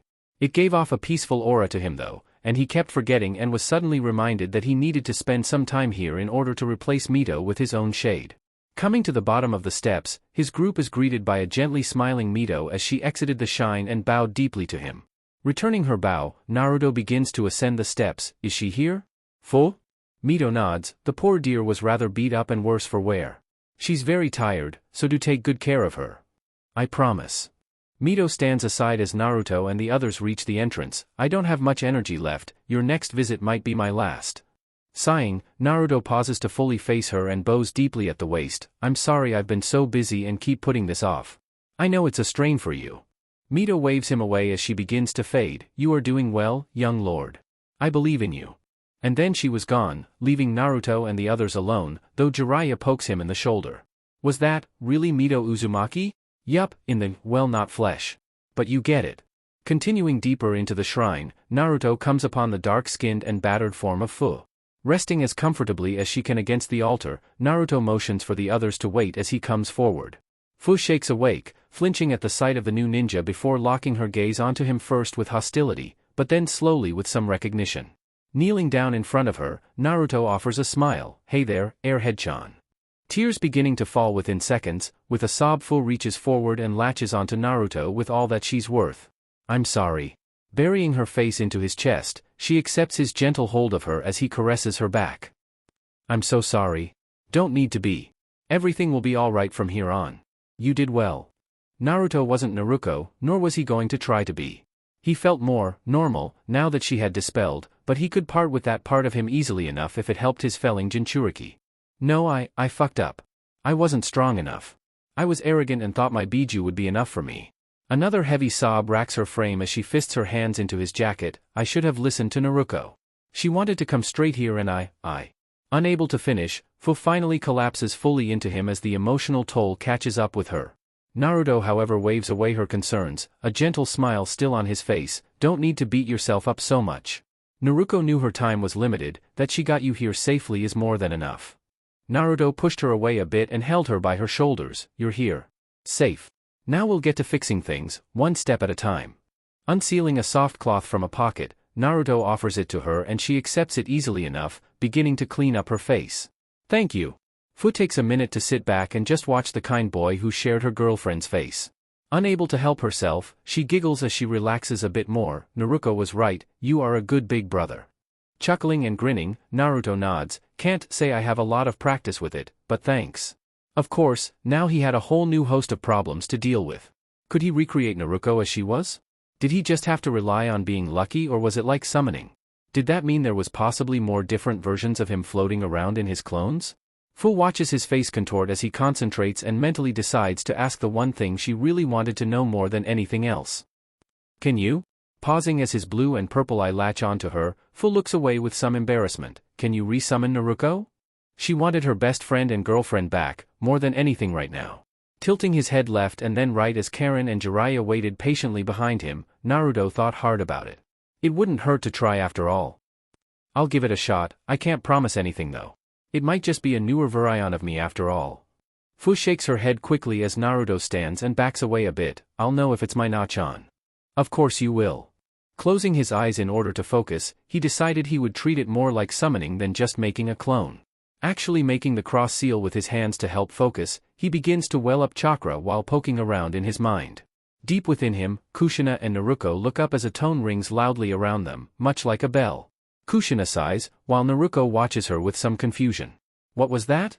Kushina helps the girl stand, coming up herself and bringing her daughter in for one last hug. I wish I had more time. I have so much to tell you and Naruto. So many things to explain to you. Naruto felt herself becoming lighter and started to understand what was happening. He figured it out. Something like that. Kushina held her hands as her body slowly became less and less corporeal. In the lower levels of the temple, there is a tome there detailing a long and bloody history of the Uzumaki. Find it with Naruto's help, and you may just find some answers there. Nodding, Naruto squeezed Kushina's hands. Thanks, Mom. For everything. I hope I get to see you again. Not until you're old and gray, young lady. Make sure of that, okay? You and your reckless brother. Watching Naruto fade away, Kushina sighed and wiped away her tears. Happy that she got to share her feelings with even just a version of her child, it was more than enough, and maybe more than she deserved.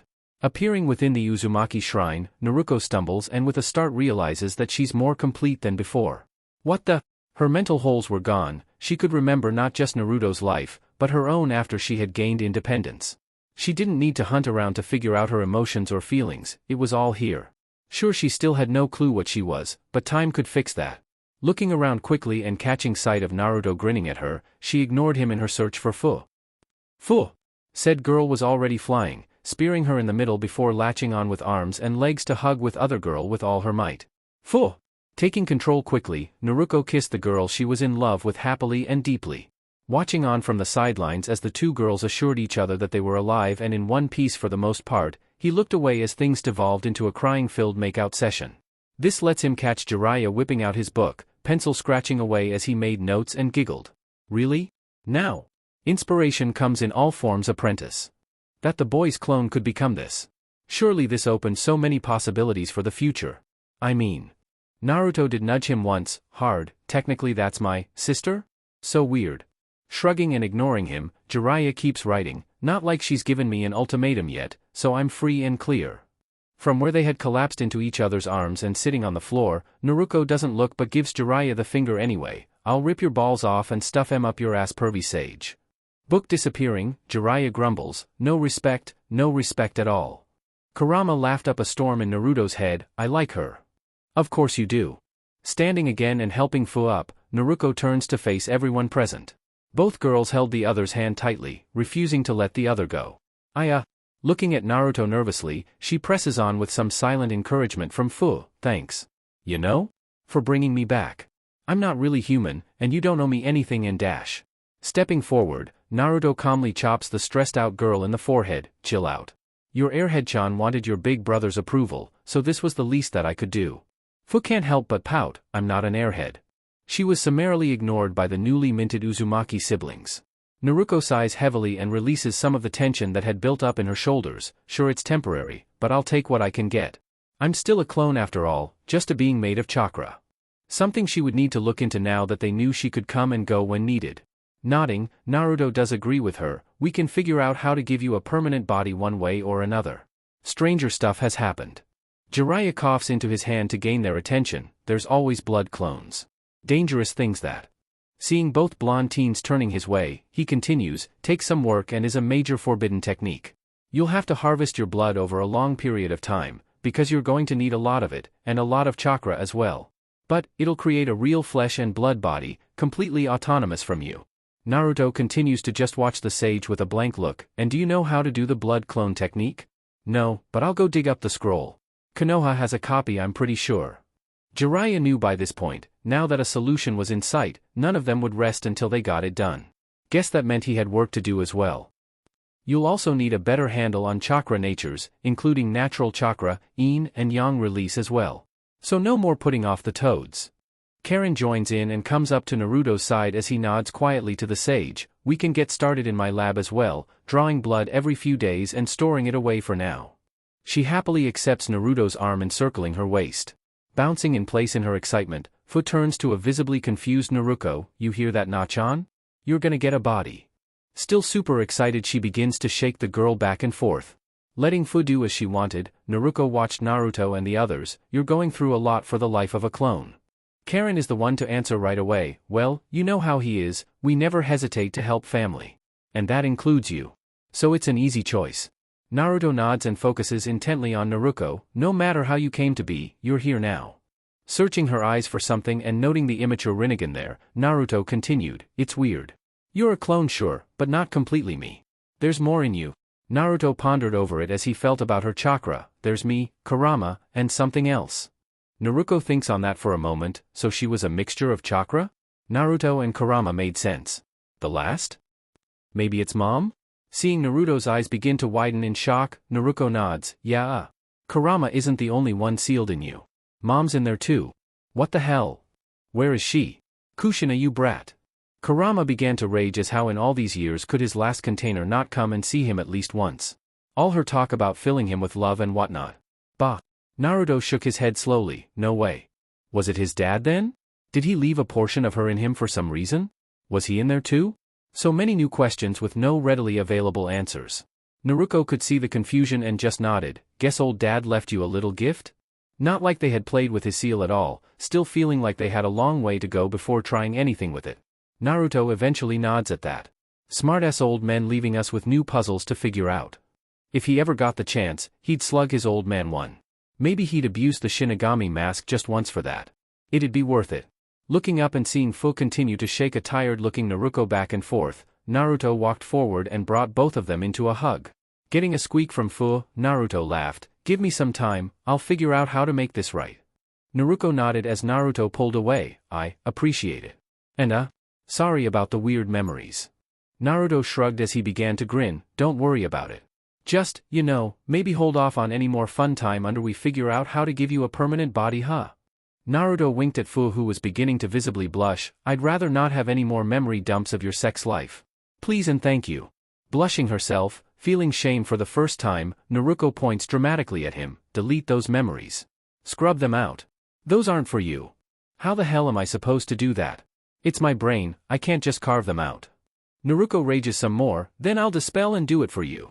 Seeing Naruto laugh and back away, Naruko produces a kunai from somewhere. Where do you think you're going?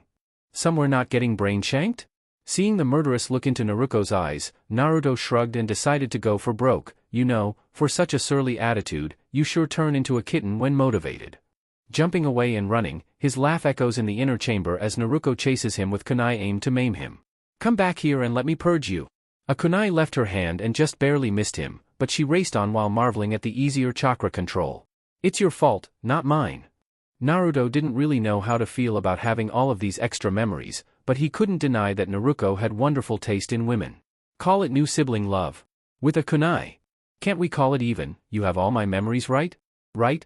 He saw a glazed look into her eyes for a moment before she shook it off and started rushing after him even faster than before, though now with a light blush. Mine are more precious, I'm your baby sister, aren't I? She couldn't let Fu figure that part out either.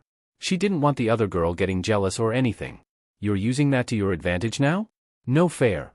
Life's tough, get over it, asshole.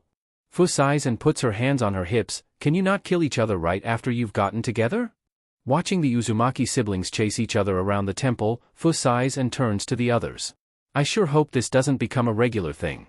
She was more than happy that things worked out somehow, even if temporarily. She'd give thanks to the kami later. Hearing a scream but not able to tell which one of the two made it, she turned to the glasses-wearing Karen. Are the Uzumaki usually like this? Karen has no issue nodding right away. We're a hard-hitting and chaotic family, but tight-knit and loving. Karen walks forward to pull the other girl into a soft hug. Welcome to Uzushio and the family. Something tells me you aren't going anywhere. Karen steps back, before both are distracted by Naruto flying overhead. It's not my fault. I'm not a pervert. Flying over them next, nails now claws and eyes fully red, Naruto is grinning up a storm. I'm gonna rip those precious memories out of you. Karen, Fu, and Jiraiya flatly ignored that her mouth was way too wide and had too many teeth as well. Thinking hard on that would lead to madness, and they didn't have the energy for that today. Karen is the first to comment on things though. We've unleashed some new form of chaos on the world. Jiraiya nods. One Naruto was bad enough, but a second one? And a woman? Might just be the end of the world. Receiving a kick in the shin for his thoughts, Jiraiya watches as Naruto finally catches up and tackles Naruto. He considers that she was probably why Naruto had been so unbalanced lately, but that would be something else to figure out later. Half a world away, the Raikage is in a meeting with a faceless messenger ninja who the burly man hands over a letter to. While he was still waiting on an update from Yujito that should be coming any day now, he'd like to have a backup plan just in case. Noting the headband, steepled his hands together. The land of sky was once a good friend to Kumo, before Konoha destroyed you. It'd be best to send you off with another warning. A new nation is on the rise, one that you helped us put down. There's a chance they will be looking for vengeance, and it'd be best for you to crush them first. Motions to the letter in the messenger's hand. The letter has the details. The Uzumaki have returned, and Uzushio needs to be crushed. Do so, and Kumo will aid you in crushing Konoha. Getting a bow from the silent messenger, waves the man away who efficiently turns and leaves the room. Confident on his call, he summons his next appointment. Samui and her team enter next, all of them coming to attention before his desk. You called for us, Lord Raikage? Samui's voice was firm while her gaze held firm.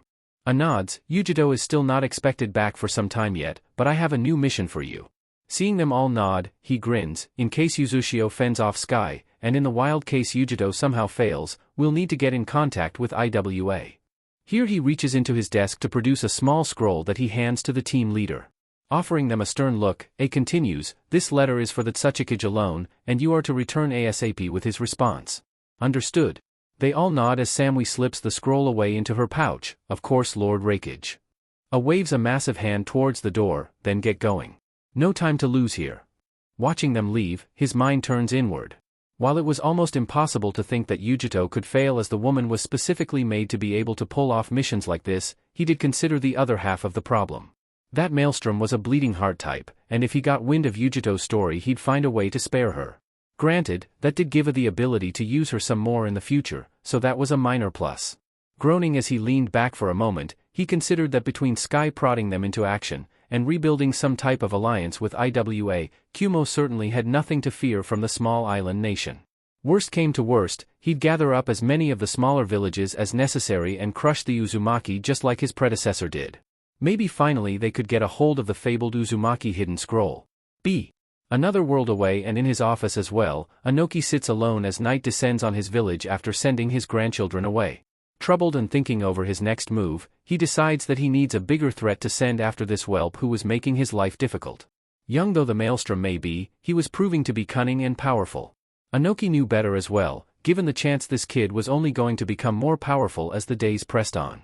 Sighing and realizing he was going to have to bite the kunai so to speak, he reached for a fresh piece of paper and a pen. Beginning to pen a letter, he decides that he's going to call in that Akatsuki group for a hit. He hadn't used them in a long time, but this was becoming their level of problem. But it didn't matter. He didn't need some new village upsetting the balance the 5 major villages had.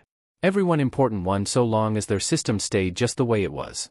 To break this balance would almost assuredly send the world into another war. One Inoki could admit privately to himself that IWA might not come out on top of next time. Across the village an upset Kuratsuchi is packing and sealing away equipment.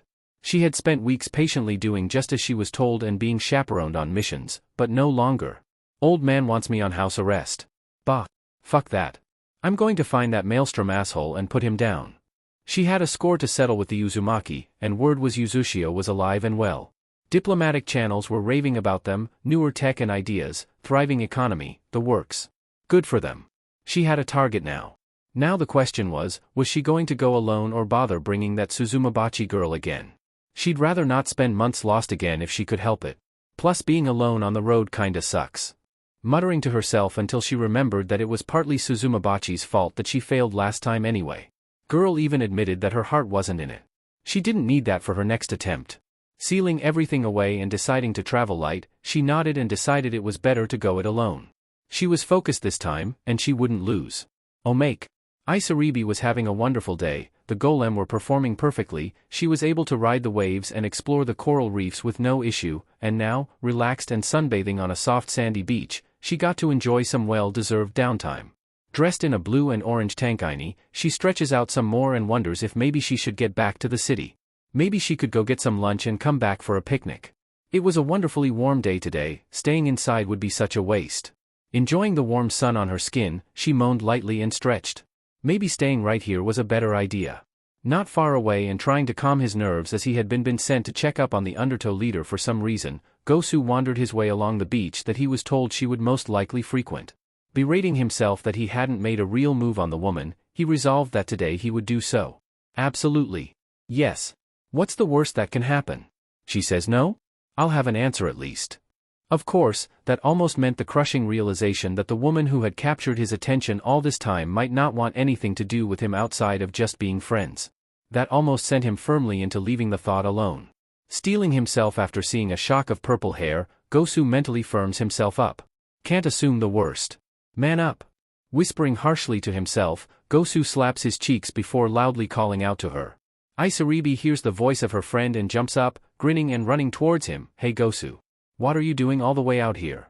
Gosu watches her, the soft-looking skin and modest chest all on display was a lot for him, and he ends up stuttering, Juju just here looking for an extremely beautiful woman, that's all.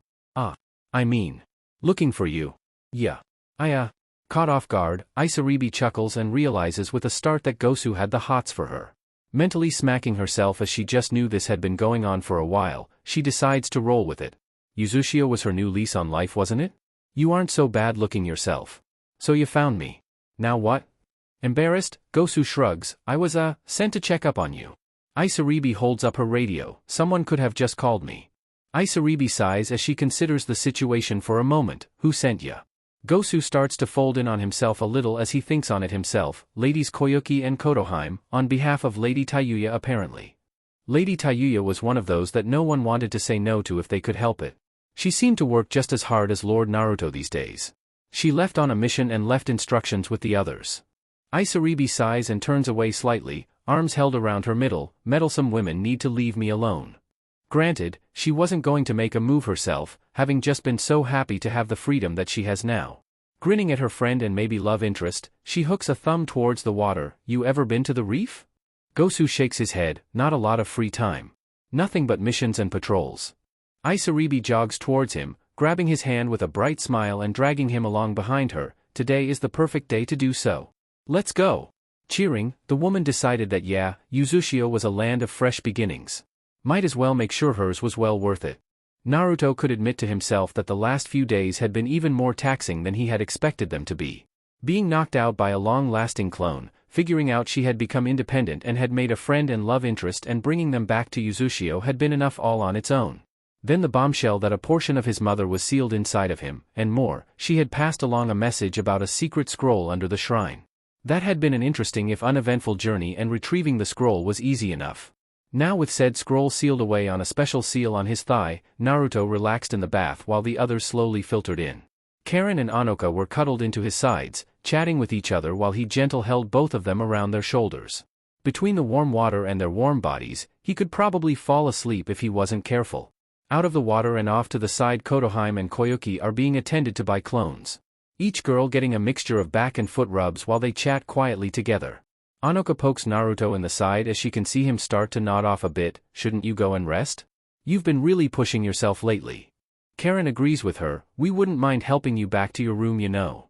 Wiggling her eyebrows at him, Naruto smiles and shakes his head. Great offer, but I'm honestly pretty good. I want to enjoy as much time with you all as possible. Every day would be a busy one from here on. Being a leader was no easy task. Even with clones, he still felt stretched thin. Kotoheim turned her head to look over towards him. We've certainly enjoyed the extra time with you, my love. Next to her a dozing Koyuki mumbled and nodded in a half-dazed state. From the entryway they all turned at the sound of feet slapping on the tiles, and were met with a cautious-looking Fu wrapped in a towel and a brash and confident Naruto leading the way. Yo! Naruto raised a hand, yo! Karen rolled her eyes, his idiocy does multiply. Naruto laughed as Fu gently lowered herself into the water. I'd like to think I'm the better version. Naruto tilted his head at that. How do you figure? I'm the original after all, which is the best as everyone knows. Motioning down to herself, Naruto smirked, 'Cause I'm the upgrade. Look at me. Everyone knows women do it better. Naked and willing to show off, she had no reason mentally to feel shame. She knew she was hot. Naruto shook his head. Yeah, women do in fact do it better. But you're more like a spore. He misses Karen and Anoka sigh and edge away into the deeper water, making their way towards Fu and out of the conflict zone. Ignoring Fu trying to persuade her to relax, Naruto gave him the finger. What was that? Yeah, maybe a parasite code name for your radio would work best for you. Naruto couldn't help but return her smirk with a single finger salute of his own. Should I start calling you Sporchan instead?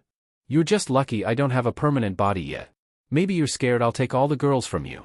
She misses Karen and Anoka pull Fu off to the side, well out of thrashing range. Yeah, you're missing something if you want a chance at that. Girls do it better, jackass, let me tell you. I'd rather not know more details about you than I need. Those are my memories, asshole. Scrub them out. We've been over this. I can't, you dits. Ignoring the new siblings coming to blows, Karen and Anoka sit with Fu in between them. It's good to have you here, Fu. Have you adjusted all right? Nodding and doing her best to ignore the attractive blondes wrestling together, Fu turned to the others with a flush. Yeah, it's been lots of fun. Uzushio is such a friendly and beautiful place and the sea is so big. I've never been to the ocean before. She made a face of disgust though and stuck out her tongue, but the water is so salty. Laughing, Anoka nods at the other girl's pain. Ocean water is very salty, it'll actually kill you if you try to drink too much of it. You should get in touch with one of the Undertow teams, they can take you down and show you to reef. It's a really beautiful area to see and explore. And all the fish are so vibrant and lively. Still relaxed and moaning as one of the clones pressed a bit harder into her back, Kotoheim locked eyes with Fu. I do hope you plan on staying for a long while. Beyond when Naruto finally gets a real body of her own. She was idly listening in as Naruto and Naruko were still somehow exchanging barbs back and forth. So crude. We've thought about it. Fu starts off before turning to watch Naruko disappear under the water. Naruko does consider this home, so if we do start wandering around and exploring, we'll still come back often. Plus, she's excited about the babies. Fu considered that one as well. While in Taki, she had never considered finding love or children and the like. Now that she was free to go and do as she liked? Well, it was a possibility. More distractions as another group appeared at the entrance. Tayuya and the others had returned to Uzushio. Tired and ready to relax themselves, the freshly cleaned-up group took in the sight of the bath and slid into the water. We're home. Hinata called out as Tayuya and Ino waded their way towards Naruto, who casually tossed Naruko back towards Fu. We have additions? Having just returned, they weren't up to date yet on the newest arrivals. Tayuya and Ino capture Naruto's sides, each latching onto him tightly. The desert sucks. Tayuya nods at Ino's complaint. The sand, it gets everywhere. I don't know how Suna girls deal with it. She'd have to ask Temari next time they were out there. Chuckling and hugging both girls tightly, Naruto looks up to Hinata and explains the situation with Fu and Naruko. He leaves out the more gruesome details and anything related to Danzo for now, but Naruko gaining her sense of self, exploring, finding Fu and making a connection with the girl was all in there. Ending with the fight and escape from the Akatsuki members. So through all of that, I've gained a little sister, some interesting info about the Uzumaki, and Fu, a defectee from the land of Taki and the container of the Seven Tails. Bashfully waving to the three new girls looking her way, Fu smiled while Naruko crossed her arms with a wide grin. Yo! Hinata turned to bow lightly to the girl. Welcome to the family then, Fu. I'm sure Naruko will take good care of you. Fu being sent into a blushing mess of giggles, Naruto leveled bored eyes towards Hinata. What about me? No hello? Confusion if I'm really a person or not. Questions about what I'm gonna do. Suddenly Hinata was very much in her personal space. Ah. You aren't Naruto, but you have all of his memories, yes? Hinata watched as Naruto nodded, so that means, much like him, you have a reckless streak a mile wide, right? Another worried nod, but Fu is such a cute and trusting girl, you wouldn't want to worry her, right? Nodding faster now as a dark aura started to surround the pale-eyed girl, Hinata finally smiled brightly. Then all my questions are answered. Welcome home, Naruto. Waiting off with a smile, Naruto released a breath she didn't know she was holding. What the hell? I can turn into a nightmare monster, and she still scared the shit out of me. Karen nodded as she floated by. Hinata is just special like that. Fu finally pulls Naruto down into her lap, wrapping her arms around her middle. I'm just happy we're being accepted. We have more friends now. And family. This is awesome. Maybe my plan of pulling all of the Jinchuriki together wasn't so outlandish after all. Though she had thought she had mumbled the last part to herself, the others heard her clearly. That catches Naruto's attention. You want to get all the Jinchuriki together? Yeah. Fu pumps a fist into the air as she draws everyone's attention. I always thought that, you know, there isn't really anyone who understands exactly what we go through, except for each other, you know? So I thought. Maybe one day, we could all find each other. Maybe we could be friends? Fu turned hopeful eyes towards Naruto, who decided to nod and give her a thumbs up. I like it, sounds like a good plan to me. Of course, politically it might cause a storm of problems, but that was for lesser men to worry about. He was striving to be the strongest after all, to protect all of his friends and family, and his people. Why should he worry about what some dusty old men thought about him? Indeed. Why worry about the weak? Crush them all and build the world to your liking. Something you do, huh? Not really. I'd rather take a nap for a few hundred years. Lazy ass. Workaholic. Pulled from his thoughts, everyone is startled as there's a puff of smoke just behind Naruto's head. None really worried at first, since no one outside of them or Uzumaki blood could shushin in here, but the small form of a toad standing there in brown robes was certainly a surprise. Naruto blinked, and then sighed, hey Fukasaku, long time. Don't you long time me boy. You're late. Wincing, Naruto gently shakes himself free from Tayuya and Ino. I know. Can't I at least, you know, in the morning? No can do. At this rate you'll never come, and your training will be even harder to complete later. This has to be now. Sighing heavily, Naruto turns to the others as the room goes quiet. They had all known that he would be leaving soon for this, but perhaps not so suddenly. Guess I have been a little too busy lately. Sniffing, the elder toad turns away from the others. That's putting it mildly. You've already requested that we accelerate your training however we can, best not to put it off anymore before you're not able to train at all. Fukasaku knew he was being a bit harsh, but in his age he knew the truth of it. The more excuses Naruto found to stay behind, the longer he would continue to put off training, until it was too late to complete it at all. Your chakra control and reserves are well above par, so you might just make your self-inflicted deadline. Hi. Alright, let me say goodbye to everyone. Seeing the toad nod and hope away towards the entrance, Naruto turned to the others. Guess this is it. Sorry everyone. Wading through the water, Hinata is the first to press herself into him, hugging him gently before pressing her lips to his in a soft kiss. Worry not. Pulling away with a smile and teary eyes, she hugs herself. We'll hold down the fort here, and await your return. Ino is next, another soft kiss before joining Hinata. I'll make sure Thunder Tits doesn't get too lonely. You'll turn green one day, you gorilla. Shush. Tayuya shakes her head and comes forward to hug him next and enjoying his arms around her as well. Another kiss before she pulls away. I'll make sure things run smoothly and no one goes crazy. I'll keep our ninja in line. Naruto nods as he watches Koyuki and Kotohime enter the water to join them. You better. Don't overwork yourself, okay? Like you? Koyuki snipes at him as she receives her own hug. You'd best hurry back. We all have certain cravings you'll need to catch up on. Whispering huskily into his ear, the spring daimyo grins at the flush on his face as she joins the others and lets Kotohime have her moment. You'll do your best, right my lord? Naruto nods, initiating his kiss with Kotohime as she moans into his mouth. Sure will. I'll be back as soon as I can. I believe in you. Teary, Kotohime gives space to Karen and Anoka who decide to hug him together. Though it's Karen who gets her lip time first, followed by a shy Anoka. You better praise us a lot when you get back. We'll have things running so smoothly you'll have no choice but to take us on a super awesome vacation. Karen had no problem crying openly, while Anoka nodded in agreement. Got it. Naruto nods, watching all of his girls coming together, sticking close as he starts to rise from the water. Got it. Make me proud, huh? And I'll do the same. His eyes travel to Naruto and Fu, and he smirks at his pseudo-sister. Watch out for them, will ya? Naruto pouts, hands on her hips. You didn't even have to ask. I would've done that anyway. She stabs a finger towards him. You better not drag your feet, or I really will start stealing them away from you. Fu started shaking her by the arm. Don't start picking a fight now. Be nice. This is me nice. Wanna see me mean? Tayuya snorted as Karen poked her in the side. Sound familiar? Blow it out your ass. Chuckling at their antics, Naruto walks around to the entrance where Fukasaku jumps onto his shoulder. Let's go, tadpole, before you get cold feet. Naruto shook his head with a grin. No chance of that. I'm fired up like never before. He had the complete faith of his family behind him. No way he would be letting them down. I'll show ya. I'll complete this training and be back before a month is out. Bold words, tadpole. Let's get you dressed and see if you can live up to M. And then they were gone, walking into the changing room where Naruto would dress and the Elder Toad would reverse summon them to MT Mayaboku.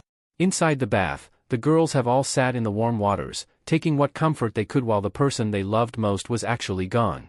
Down and mopey, it is Ino who stands suddenly and pumps a fist in the air. Come on y'all. This is our big chance. Tayuya looked at her like she was crazy. What big chance? To do shit tons of paperwork? No, you brawler. Think about it. We gotta show Naruto that we can support him, that he doesn't have to do everything alone. She trails eyes across all of the current Foxden girls, a bright but teary smile on her face. We aren't aiming to just keep things running. We should improve and streamline things as well. When he comes back, he should be so impressed he'll shower us with pampering for years. Kotoheim relaxed back into the water against the edge of the bath. I rather like this idea. Naruto did once say he's striving to be the strongest. He should be surrounded by the strongest as well. Koyuki motioned down to herself. That is your division. I'll continue to be strong in the political sphere, thank you. But it would be good to throw some weight around. Frost needed some prodding, and while the Land of Water's ninja village was willing to ally with them, she and the Water Daimyo haven't had a chance to speak just yet. That needed to change. Karen and Anoka leaned into each other. Guess no rest for us, huh? Time to ramp up our own training then. Anoka nods with Karen. I can already feel my chains itching. Hinata has a thoughtful look on her face before she snaps her fingers. Naruto is counting on us. He's wanted us to be able to stand on our own without him, so we better prove that we can. This is a major test for Yuzushio. Her own seal training was entering a new path. She was thinking of a way to integrate it with her Juken. Tayuya nods. I may be stuck with paperwork for a while, but I won't be slacking off either. She'd just have to order the Chino Ike and the Hataru around a lot to make up for it. They'd get so many missions done even Naruto would be impressed. Fu, however, is worried about a situation more personal to just Naruto. There is a slight problem though. All of the girls outside of Naruto look at her questioningly. Naruto was the only one who could recharge Naruto's chakra fully. Eating food helps, and we have a small method as well, but it isn't enough on its own. She blushed at the end, not wanting to come out and say how they figured out how to recharge her nightly. Naruto shrugs her worry off. I can always go out and hunt. Bandits are just about always a thing. Not that they would give her enough chakra. She needed some real ninja for that. But it might tide her for a month or two and be low risk enough to keep her from popping. Now the girls of Foxden are even more confused, and Ino voices the question, how does hunting help you? Do animals give you more chakra? Naruto chuckles darkly, a certain animal, yeah. I'm something of a chakra vampire until I have a real body. So yeah. Having fun or not, it was still awkward to come out and say that she had to eat people. Fu had no such reservations if it meant keeping her favorite person around. She can't regenerate chakra like us. No body, no chakra core. Tayuya figured it out quickly enough. Well, I'm sure we can have you both tag along on some low-level missions and bandit raids whenever you get close to needing a recharge. Ino takes a minute as Naruto begins to chuckle in the same way Naruto would when he figured out a particular explosion-based problem. She's like a darker, more murderous Naruto. Hinata nudged her in the side. Kami, help whoever we point her towards. B. Making their way through the main gates of Konoha, Team 7 gives thanks that their mission is over and done with. Sasuke and Sakura lean against each other while Kakashi smiles and waves them off with a salute. I'll be making our report to Lady Tsunade, you two get some rest. Plus it would be good to see Shizune, and prepare her for the coming whirlwind that was Sakura. Hi sensei. Sakura spoke up for both of them and watched as the Cyclops performed a shunshin, leaving in a burst of leaves. I could sleep for a few days straight. Sasuke nods, sounds like a good idea. Should I walk you home? Sakura shook her head. You know I'm going with you, right? I'm just headed home. Seeing the frown that was beginning to build on her face, Sasuke nodded. You know you don't have to be there for this. Sakura just grinning and laced her hands together behind her back. I promised you that I would stick by your side. Through the bad stuff and the good stuff. All right, I appreciate it. He was curious about what that clone of Naruto might have left for him, and as they weaved through the early evening crowds to make their way towards the Uchiha compound, his thoughts focused more on the problems he now faced. The contents of the letter still on his mind now that he wasn't worried about their mission, his earlier decision to leave the leaf was weighing on him. He knew without a doubt that Sakura would follow him, and Naruto would accept them no question. But after that? What sort of problems would that cause? Would there be a bigger rift between Konoha and Uzushio? Would a war spark from this? Or, should he finally act as a member of the council and formally cut ties as he was legally allowed? He'd have to think on it heavily, perhaps after they dealt with tonight. Crossing over from the rest of Konoha and into the quiet and empty Uchiha grounds, Sakura poked him as they came across small paper arrows arranged on the ground. Think the clone wants us to follow these? Just knowing Naruto's prankster streak couldn't help itself, Sasuke nodded. Watch for traps, just in case. Sakura shuddered. Naruto wouldn't blow us up, right? Not outside of a spar. Sasuke almost added the maybe before stopping himself. He didn't need to jinx it and he was relatively sure Naruto would respect his clan's resting place. That clone on the other hand. Shaking the thought from his mind, they walked along following the arrows on the ground first to his home, and then through it and out of the back door, towards the lake where he used to train his grand fireball technique. Off to the side there was a tree where he would rest and cloud gaze when he was worn out, but tonight there was a final arrow pointing to a new wooden trap door at its base. Huh? Sakura nodded. When the hell did the clone or Naruto have the time to build a bunker in your backyard? Better question, how did they do it and make sure I didn't see them? Both looked at each other before shrugging and leaning down. Sasuke pulled it open carefully, and when no traps were apparent, they both looking down into the darkness. A few inches of dirt gave way to dense stone, though they could just barely see the bottom. Sasuke can't help but sigh. Naruto has way too much free time on his hands. Sakura is the first to leap into the darkness. You'd think he'd be busy with all of his wives. Down she went, and Sasuke jumped after her. Feeling a moment of vertigo before contacting a stone floor, Sasuke looked up to see the entrance was maybe 5 meters above them. Not that deep. Sakura tried and failed to pierce the darkness, dark as hell though. As she finished her sentence, seals lit up along the floor before torches lit up along the walls of the 5 meter by 5 meter space, showing them just what or rather who the clone had left for Sasuke. Blinking owlishly, Sakura whistled. Well shit. Sasuke looked upon the beaten and broken form of the Konoha council elder, Danzo, and grunted. The man was chained to the back wall of the small chamber, and looked for all purposes, dead. Some present. Having a dead council member near his home wasn't something he could claim to look forward to, but there was some type of note on his chest that Sasuke walked forward to rip free from the Sanban holding it in place while Sakura looked the council member over. He's alive. No way. Sasuke gives her an incredulous look while said girl holds up a glowing green hand while raising an eyebrow. Ah, right. Medical ninja.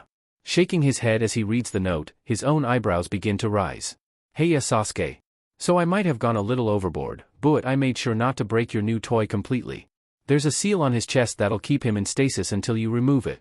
He might be in a little bit of pain, so cover your ears. Sure I took his arm, but there's still one intact Sharingan in his skull. It's yours, use it. Also, have fun. He's all yours to do with as you please. Naruto. Sasuke finished reading the note before handing it to Sakura so he could step forward to inspect the bare chest of Danzo for the seal. Finding it, he pokes it tentatively and sees it flare a bright red but it stays active. You're being rather calm about all of this, Sakura. Sakura can't help but nod instantly. Sure, some part of her was repulsed by the brutality of what had been done to the man, but at the same time, well, he's responsible for a lot of suffering and pain. Especially for the two men that I find the most important in my life outside of my dad and Kakashi-sensei. That he's made it this far is a miracle, because if I could give him a Biju-sized enema, I absolutely would. Pausing as she grinned and put her hands on her hips, she shrugged. If anyone actually deserves to be tortured and killed, it's probably him. Sasuke was the love of her life, and Naruto was like a crazy yet super loving brother she never knew she needed. She'd die for either one of them and she had no hesitation in believing that they both would do the same for her. I think being around me and Naruto has finally corrupted you completely. Dodging the slap headed his way, Sasuke nods and takes a moment while pulling up Danzo's right eyelid and seeing the Sharingan eye there. How the hell did he get this? And why would Naruto say he's leaving it for me? That perked Sakura's interest. If Naruto says it's for you, there's a reason for it. I'll carve it out of his head and store it safely in the meantime. Whether she was worthy of it or not, she'd get to have her own bit of blood out of the plotting counselor. Stepping forward and digging a scalpel from her pack, she tried not to grin like Naruto. You're probably right about the corruption, your fault anyway. Sasuke did his best not to shiver at the murderous look on Sakura's face and gave thanks that he wasn't the focus of her ire. Thinking back completely to their last conversation which coincided with his earlier thoughts, what was the point in staying in Konoha? Danzo might be dead in a few hours, or days maybe after Sasuke worked out his anger and asked a few questions of his own, but then what? Not wanting to mentally go in circles, Sasuke reminded himself to talk with Kakashi and maybe make plans to cut ties with the council. Perhaps, after making sure with Naruto that he could transport the entire clan compound like he had done with the Uzumaki shrine. Sighing with relief, it was quick work to seal away the bloody eye in a stasis scroll before walking back towards the quiet Sasuke. Laying a gentle hand on his arm, she offers him a kind smile. I'll be at the house making some dinner. She lays a gentle kiss on his lips. Take all the time you need. And then she was gone, an easy jump out of the basement, before replacing the trapdoor as she left. A seal flashed blue there as it closed, sealing all sound within the chamber. Alone and being able to focus, Sasuke walks up to Danzo and deactivates the stasis seal.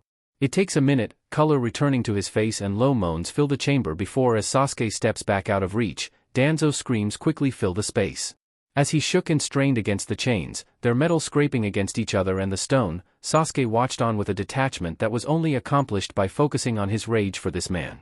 Waiting for a few minutes while Danzo gets himself under control, his remaining eye rolling in his head before lazily focusing on Sasuke. Drool rolling down his chin and blood leaking from his empty right eye socket, the old ninja gave the best snarl he could to the teen. Heh, so she gave me to you, did she? Spitting blood on the floor, Danzo was panting and hanging limply on the chains. Do what you will. I'll die knowing I did everything I must for the leaf and her continued prosperity. Sasuke shrugged, moving to pull his sword from its sheath. So killing my clan was for the good of the leaf? His eyes bled red into his dojutsu, each eye with 3 full tomo. Harvesting them for parts? Lying, cheating, stealing. All just for the leaf, huh? Focusing completely on the man, letting his rage boil in his mind, the teen gripped his weapon tightly. Truly some pathetic last words, old man. With his rage was also memory. This was one of the men that ordered the death of his clan, every man, woman, and child besides himself and his brother. That loss, that emptiness, it all still haunted him. Unnoticed, his eye began to bleed. There's a storm coming, boy.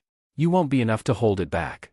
Sasuke finally steps within striking range, a wide grin stretching his face and causing a look of fear to cross Danzo's face. Don't you worry about what comes next, Danzo. You worry about me. My rage. My hate. The tip of his sword was now pressed against his other remaining arm. Until I'm satisfied, every bit of this is going to be painful. Exhaling a thin stream of fire onto his blade, the metal began to glow a cheery red with the heat. The sizzle of burning flesh filled the air as Danzo grunted and tried to hold back more screams. Why don't you give me whatever information you have left? I might be merciful. No chance of that, of course. Maybe he would have to thank Naruto for this little gift. Later. After he cleaned up all of the blood. B. A new day and deep below the Uzumaki Tower, Tayuya is followed by Karen as they make their way towards the prison ward. Though the hallways are well lit, it still feels eerily similar to their time in the sound bases. Maybe they'd add some color down here to break things up. Make it a little cheerful. Karen Power walks slightly behind Tayuya's right shoulder, a worried look on her face. There's only a few prisoners here, what's the rush? Tayuya's pace was brisk, and Karen was forced to lengthen her strides to keep up with her. Things have changed. We know Kumo is on the move with something, and I'd like to have any and all information for Naruto from Yujito that we can get. Tayuya sighs as she scratches at her head, plus we need to decide what to do with Kabuto. That snake in the grass is going to be dangerous even sealed up and chained to the wall. Karen nods along with that thought. Kabuto is only in it for himself after all. Maybe we should kill him and be done with it. Tayuya nods instantly. I'd say yes right away, but, well, Naruto would at least like to give him a chance. Just one. Like that Sai kid. Though that was when Naruto was apparently unbalanced. Maybe she should ask again when Naruto was truly whole and himself. Karen pulls a small booklet from her pouch at the small of her back. Ino says Sai's therapy has been going well. No promises on if he'll ever be better or back to normal. But he is at least past thinking Danzo is everything in his life. Some good news at least. He won't be on his own for a long while, but it's a start. Tayuya shrugs. Yuzu can use him as a bargaining chip against Konoha in the future. He did try to blow us up. Not that he would have been able to, at all. Uzumaki seals were special like that. Karen knows this as well. Yuzushio was never in any real danger. Sounds like a dirty move. They both stare at each other as Tayuya finally slows down, before they share a laugh that echoes off of the hallway walls. We are ninja, right? Tayuya wipes a tear from her eye and nods, damn straight. Now then, coming up to Yujito's room, situated in the nicer area so to speak, she knocks on the door twice. Yo! It's Tayuya and Karen, coming in. Opening the door, both girls are treated to the sight of a mostly bare room. The walls were a bright sea blue while the floor and ceiling were white. There was a bed along the right wall covered in soft white linens, while to the left was a doorway with a small bathroom and shower. In the middle of the room was an art easel, surrounded by paints and currently hosting a painting being worked on by a smiling Yujito. Dressed not in her ninja attire, instead trading in her weapons and armor for blue silk pants and a blouse with long sleeves, the woman looked almost at home in the small yet cozy space. Bowing to the pair, Yujito turned on her stool to face them. Hello. I must thank Naruto again for allowing me supplies to paint. It was a hobby I never got the chance to really explore. Tayuya looks over said painting, a crane over a bright sunset. Naruto did want you treated more like a guest than a prisoner. So if you need anything else, let us know. Yujito nods, bowing deeply to them both. I will keep that in mind. So, please. What do you need of me today? Straight to the point, huh? Okay. Tayuya nods and adopts a more relaxed pose. What are the odds Kumo will attack Yuzu directly? Yujito doesn't have to think about that one at all. The Raikage was confident, but cautious. All but nil. Kumo won't come directly for Yuzushio themselves. No. Kumo will utilize proxies to fight their battles first. So if you start to get harassed from smaller countries, suspect Kumo is behind it. Kumo has a talent for riling up smaller nations. Tayuya nods as Karen is taking notes in her notebook. Do you still want to kill Naruto? Yujito shook her head quickly. I never wanted to kill him in the first place. Here she looks both young women in the eyes. Loyalty and honor, powerful drugs, don't you think? In her mind the Matatabi's voice rings out. Don't forget about my demands. Mama needs her nookie. You horny cat. Hush and get to talking. Sighing, Yujito nods along. My Biju has a request of her own. A bit personal. Both girls blink and wonder what a Biju could want of them. Tayuya of course waves a hand. Well, what's up? Hopefully we can help. Yujito looks away, a bit embarrassed. I broke my word to her. So, for any future help from her, she wants a night with Naruto, if that can be arranged. Just one night? That's not enough at all. You're making me ask these women to pimp out their husband. Be happy I'm asking at all. Don't yell at me, you've done this to yourself, you stubborn girl. Blinking again and trying to process what they just heard, Tayuya and Karen turn to look at each other before looking back towards Yujito. Karen adjusts her glasses. Your Biju wants to get laid, yes. Being straight and to the point was the only way to power through the embarrassment right now. The flush on her face could probably start a fire. Karen pulls Tayuya aside so they could whisper to each other. We could probably just seal the Nibi away tighter and not have to deal with this. Tayuya shakes her head. That'd be wrong, for a lot of reasons, and Naruto would never go for it. Kane agrees, knowing Naruto wouldn't want that. The Nibi didn't do anything wrong after all. The Biju had been sealed away against their wishes. Blocking them off further from their surroundings wouldn't do anyone any favors.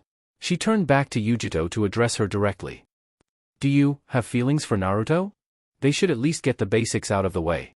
Yujito shook her head, now with a smile back on her face. No. At least, not the ones you think. He is very powerful, confident, a born leader. But that's more Samui's thing, not mine. Yujito tilted her head a bit as she thought about what she wanted. I can't say I'm in the mood to settle down as of yet. Maybe in the future. In my heart, I want to travel, wander a bit, figure out who I am. You understand? Seeing both girls again nod and relax a bit, Yujito continues, it would be nice to not have to watch over my shoulders for hunters or wannabe despots after my Biju. Tayuya thinks it over some more. One night versus gaining an ally and a friend? A powerful one at that? She'd have to talk with the others, but she had a feeling what they might say. We can talk about it. Your Biju just needs one night? Well, we might be able to work out a deal. Karen is actually surprised that the most attached one of them, Tayuya, was willing to let someone else in, even a little bit. Pulling her aside again, Karen has to know why. Are you sure, Ta-chan? Tayuya nods, not bothering to lower her voice. Yujito is just as much of a pawn in all of this as we used to be. If we can get her to defect and the price is some Biju satisfying sexy time, well, it's for Yuzu. Wouldn't we do anything for Yuzu? Turning back to the blushing woman, Tayuya points a finger at her. You'd be willing to work for Yuzushio for a short while.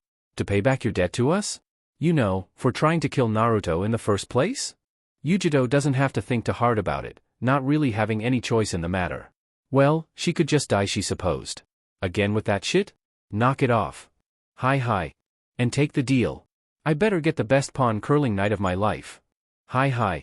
Yujiro has no problem agreeing to the terms in the end, she just felt like annoying the Matatabi. The terms are fair, depending on the length of my sentence. I'll consult with the others, but I'm thinking a few years, no more than 5 I think. Tayuya looked back and winked at Karen. Fair enough? Yujiro bows again, very. Both girls prepare to leave, but Karen motions to the door. You've been very easy to deal with and upfront about everything. Maybe we can move you to an actual hotel room, under guard still of course. The seal placed on her made it impossible to leave Yuzushio, but a guard presence would normalize everything and give her someone to maybe talk to. Yujiro smiles, that would be wonderful. Maybe some books as well? Seeing the girls nod as they leave, Yujiro returns to her painting, a more hopeful look in her eyes. Outside of the room and closing the door, Tayuya sighs as they walk away. That went better than I expected. You did have to pimp out our husband. Groaning, Tayuya waved her hands in the air, that stamina freak won't mind. Maybe. Hopefully. You'd think he'd be a complete horn dog by now. Surprisingly he wasn't, at least until they got his motor going. Karen giggles, you get to tell him that when he returns. Oh come on, you can help me out right?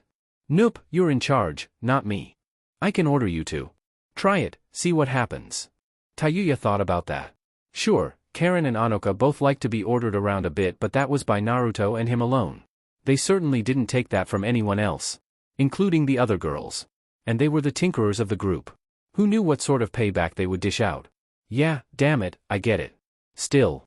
Not fair. Heavy is the crown. Screw this. Naruto is getting this responsibility back as soon as he gets back. That and a few days' worth of pampering. Karen smiles and juggles her notebook a bit in her boredom as they walk to their next destination. So, Kabuto? Tayuya takes a second to focus, mind switching gears as she thinks about the medic and spy. Yeah. He's next and won't be nearly as fun. It was shaping up to be a long day. B. It has been a few days of heavy training on MT Mayaboku, and while Naruto is currently resting at the end of a long training day. Sitting cross-legged, he has a heavy scroll in his lap and is poring over it. Having decided that he would read over the Uzumaki scroll during all of his downtime, he was finding it fascinating. Not just even more complicated seals and theories that the him of a couple of years ago wouldn't have been able to even begin making heads or tails of, but the history of the clan was laid out here. He had skimmed it at first, but now he was getting a good read of it, wanting to soak up as much of it as possible. Properly at that. This was the scene Fukasaku came upon, sitting among the rocks outside of his home and next to Naruto. What's that, tadpole? The smell of a good dinner was wafting from the small home where Ma was cooking, though Naruto might not agree with him on that one. Seems to have your concentration and attention just as much as sage training does. Naruto holds up the scroll for a second to show off the swirl patterns along its black backing. It's a scroll detailing the long and forgotten history of the Uzumaki clan. Seems to date back a real long way. Even before the clan split away from the Senju. And wasn't that a kicker to learn? He'd tease Tsunade about it later. Fukasaku is a bit surprised that a scroll like that had survived so long. What have you learned so far? Not much. It's hard to read in some places. But it's weird. The longer I read it, the easier it seems to get to read the parts that are fuzzy. Like my eyes are adjusting to the old script and ancient seal arrays. Naruto wouldn't put it past the Uzumaki to put seals in place to require something like read time or certain knowledge to be needed in order to finish the scroll. Fukasaku, however, was paying closer attention to Naruto's eyes, the Rinnegan fully mature in his left eye, but now, unnoticed by the boy, his right eye was beginning to change as well. Blue bleeding away to purple, though no ripples there as of yet. Curious and worrying. He wouldn't bring it up, better to let nature take its course. Try not to push yourself too hard, will you? We still have a lot of training to get to, so rest when you must. Of course, Elder, I will. Watching the toad hop away back inside, Naruto turns back to the scroll while waking up Kurama. Apparently Granny and I really are related. Even if it's distantly. This scroll has a lot of information in it. Some forbidden and ancient knowledge at that. This stretched all the way before to possibly even before the Biju's time. Which was saying something. For the wealth in knowledge that was now resting in Naruto's lap. Naruto nods, yeah. There's a section in here simply labeled as the World Ender, and I get the feeling it's absolutely not to be taken lightly if even the Uzumaki have labeled it as forbidden. So much in fact that I can't read it at all beyond the name. Naruto shook his head as he focused again. I'm going to read through as much as I can. This is important. If you get far enough back and have questions, I may be able to fill in some blanks. What could you fill me in on? Oh, you know. Little things. My creator, Hagoromo for one. Your creator? That's a little thing? Chuckling, Kurama settles in to go back to sleep. Read Naruto. When you've completed your sage training and make me whole again, I'll fill you in on my history. Got it, old man. I'll hold you to that. Kurama twitched at that. Stubborn brat. Lazy old fart. Man whore. Jackass. Friends though they may be, this would continue for some time. They had come to an understanding. Omake. Enko could say that she was having the best vacation that she had ever had in her life up to this point. Free of her seal thanks to that whiskered brat Naruto, and having celebrated for a few days straight with nothing more than hot and steamy sex on every available surface with her boyfriend, Enko and Irika now found themselves relaxing at a cafe across from the Uzumaki Tower. Dressed casually for once, Enko is in good spirits while Irika is drained and tired. Enko can't help but reach across the table and play with his ponytail. Don't tell me you're wiped out already.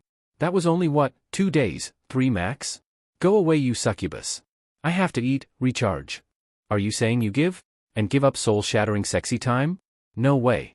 Death before dishonor. Though it was mumbled into the table, she heard him clearly and smirked. That's what I thought. Enko looks over a menu they had been given and wonders at the options. She wondered if she could make requests. Walking between busy tables with a smile, Keiko, the proprietor of this cafe, made her way to the couple. Short blonde hair swaying and adjusting her flashy sunglasses that matched her husband's, she stood before the pair with a grin. What can I get ya? Think you're ready to order? Enko looks up to the strong-sounding woman and nods. Do y'all serve dango? Sure thing. Jotting that down, Keiko looks at the slumped form of Irika. He good? Giggling, Enko waves her concern away. Just been celebrating is all. Keiko gets the message right away. Ah. Wore him out did ya? Good girl. We have a selection or hearty food and some ninja-level energy drinks if you'd like. That'd be great, thanks, we'll go with whatever you recommend. Enko ignored Irika's muttering as Keiko jots down more notes on her work pad. I sure wish my own husband took his duties so seriously. My poor daughter shouldn't be an only child after all. Have fun now, I'll be back in a bit with your order. Chuckling as she turned and left, Irika finally sat up straight and gave Enko a tired stare. You can't kill me before we get married. Oh, you want to marry me do ya? So sure of me? Irika knows bait when he sees it, and decides to call her bluff. Yup. I'll absolutely marry you. You're strong, confident, loyal, a little crazy. Irika offers her a roguish grin that whether he knows it or not, sets her heart fluttering. You're everything I could ask for in a woman. I'd hate to let that go. Caught off guard and refusing to even blink at the moment, Enko's mind is left buzzing. Long enough even for Keiko to return with their order and Irika's smirk to grow to Naruto levels as he mentally scores a point for himself for finally making Enko speechless. Such a rare thing that. As Keiko sets down their foot and gets ready to leave, Enko's hand raises and stops her. Yes dear? Fingers latching onto the woman's apron, Enko finally turns determined eyes towards the older woman. Say. Where's the nearest shrine? Keiko had to think about that for a second. Well, there's the Uzumaki shrine, just outside of the city proper. Though that's only accessible by the clan itself. Enko nods quickly, plans already forming in her mind. Naruto won't mind I'm sure. This is for his big bro after all. Leaning over the table, she grabs and begins to shake Irika back and forth. So you meant it right? You aren't fucking with me? Right now. Say you weren't joking. I'm not joking. Enko. Getting a reprieve as she stops shaking him by his shirt, Irika smiles softly. I'll marry you, first chance we get. Hell yeah. To the shrine we go. Leaping over the table to tackle her man to the ground, beginning a hot and heavy make-out session, she makes sure not to knock over the food. Wouldn't do to piss off the owner after all. Trying and failing to ward off the wolf whistles and uproar from the other patrons, mostly other Chino Ike members at this time of day, Keiko leans down and separates the pair. Oh, for the love of. Go get married first before doing it on my cafe floor. Honest, kids these days, no self-control. Though it might be nice if Anne would get all lovey-dovey with her like so from time to time. She spies her daughter at the counter, giggling and cheering the laughing and blushing Enko on as she still tries to latch onto the tired and happy-looking Irika. Yeah, her daughter needed a sibling or 3. Tayuya was coming to the conclusion that she had a new respect for Naruto and his work ethic. Now that a week had passed since he had left to go train, she was doing her best to settle into her temporary role. Here and now she was sitting behind his desk working through paperwork while behind her a tired-looking En and a grinning Gosu stood guard. In front of them stood Team Niji, waiting to be assigned their next mission. Niji was doing his best to remain firm, while Kana bounced on her toes and Jin looked seconds away from falling asleep. Adjusting the bundled rifle at his shoulder, Niji reminded himself that they were one of Yuzushio's currently higher-ranking teams without being riptide. Maybe they would earn that promotion soon. Hopefully. With a miracle. Tayuya can see the twitch forming above the squad leader's eye and internally giggled, here. Pulling free and handing over a mission scroll, she waited for Niji to take it from her before continuing. There's a pretty large bandit camp that set up shop within the eastern edge of the land of noodles. Take him out, completely. Nodding, Niji's expression doesn't change at all. Any special orders? None, come back in one piece. Seeing Niji nod again, she waved them away and watched as they quickly strode from the office. Kana couldn't help but lean towards their team leader. Say, we're gonna be out there for a long time, how about we share a tent this time around, huh? Huh? Jin sighed, it's too early for you. Can't you keep it in your pants at least until noon? But I have to keep the pressure on. I'm making headway. I think a stone has a better chance to learn how to swim. You dare mock my womanly charms? You're a woman? The sound of flesh smacking flesh followed them out the door. Rolling her eyes as the team leaves, Tayuya sets to start on a new batch of paperwork, something involving the ninja port. From the intercom Hinata's voice called out, Fu, Naruto and Ino are on the way in. Pressing the button to respond, Tayuya nodded on reflex. I'm free, send M. Door bouncing open not a second later, the trio walks in with Ino leading the way. Fu is dressed in her normal white and red attire, short skirt and tank top over chainmail. Naruto was much as she was before, black pants with a black half-length jacket and an orange tube top. Idly, she spotted a fresh pair of white ninja sandals on Fu's feet and smiled. It was a little change but a good one.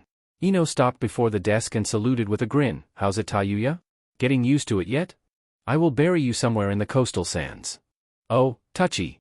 Ino was still grinning, teeth flashing in the morning light. With a sigh, Tayuya pulled free a mission scroll that had been set aside just for them. They had gotten a request, from Konoha of all places. Something that if he was here, Naruto would have probably rushed out to complete it himself. There's been an incident in Konoha. One of their prisoners led a breakout and several inmates are now on the run. All ninja. That got everyone's attention and Tayuya continued, they're still in the land of fire for now, but apparently they're headed for Rice. Naruto is the first to speak up as Ino takes the scroll. Who's the ringleader in all this? Having looked over the file beforehand, Tayuya didn't need to read through it like Ino was doing currently. Some asshole named Mizuki. Blinking, Naruto tries to wonder at her, or maybe Naruto's luck. Mizuki? On the run?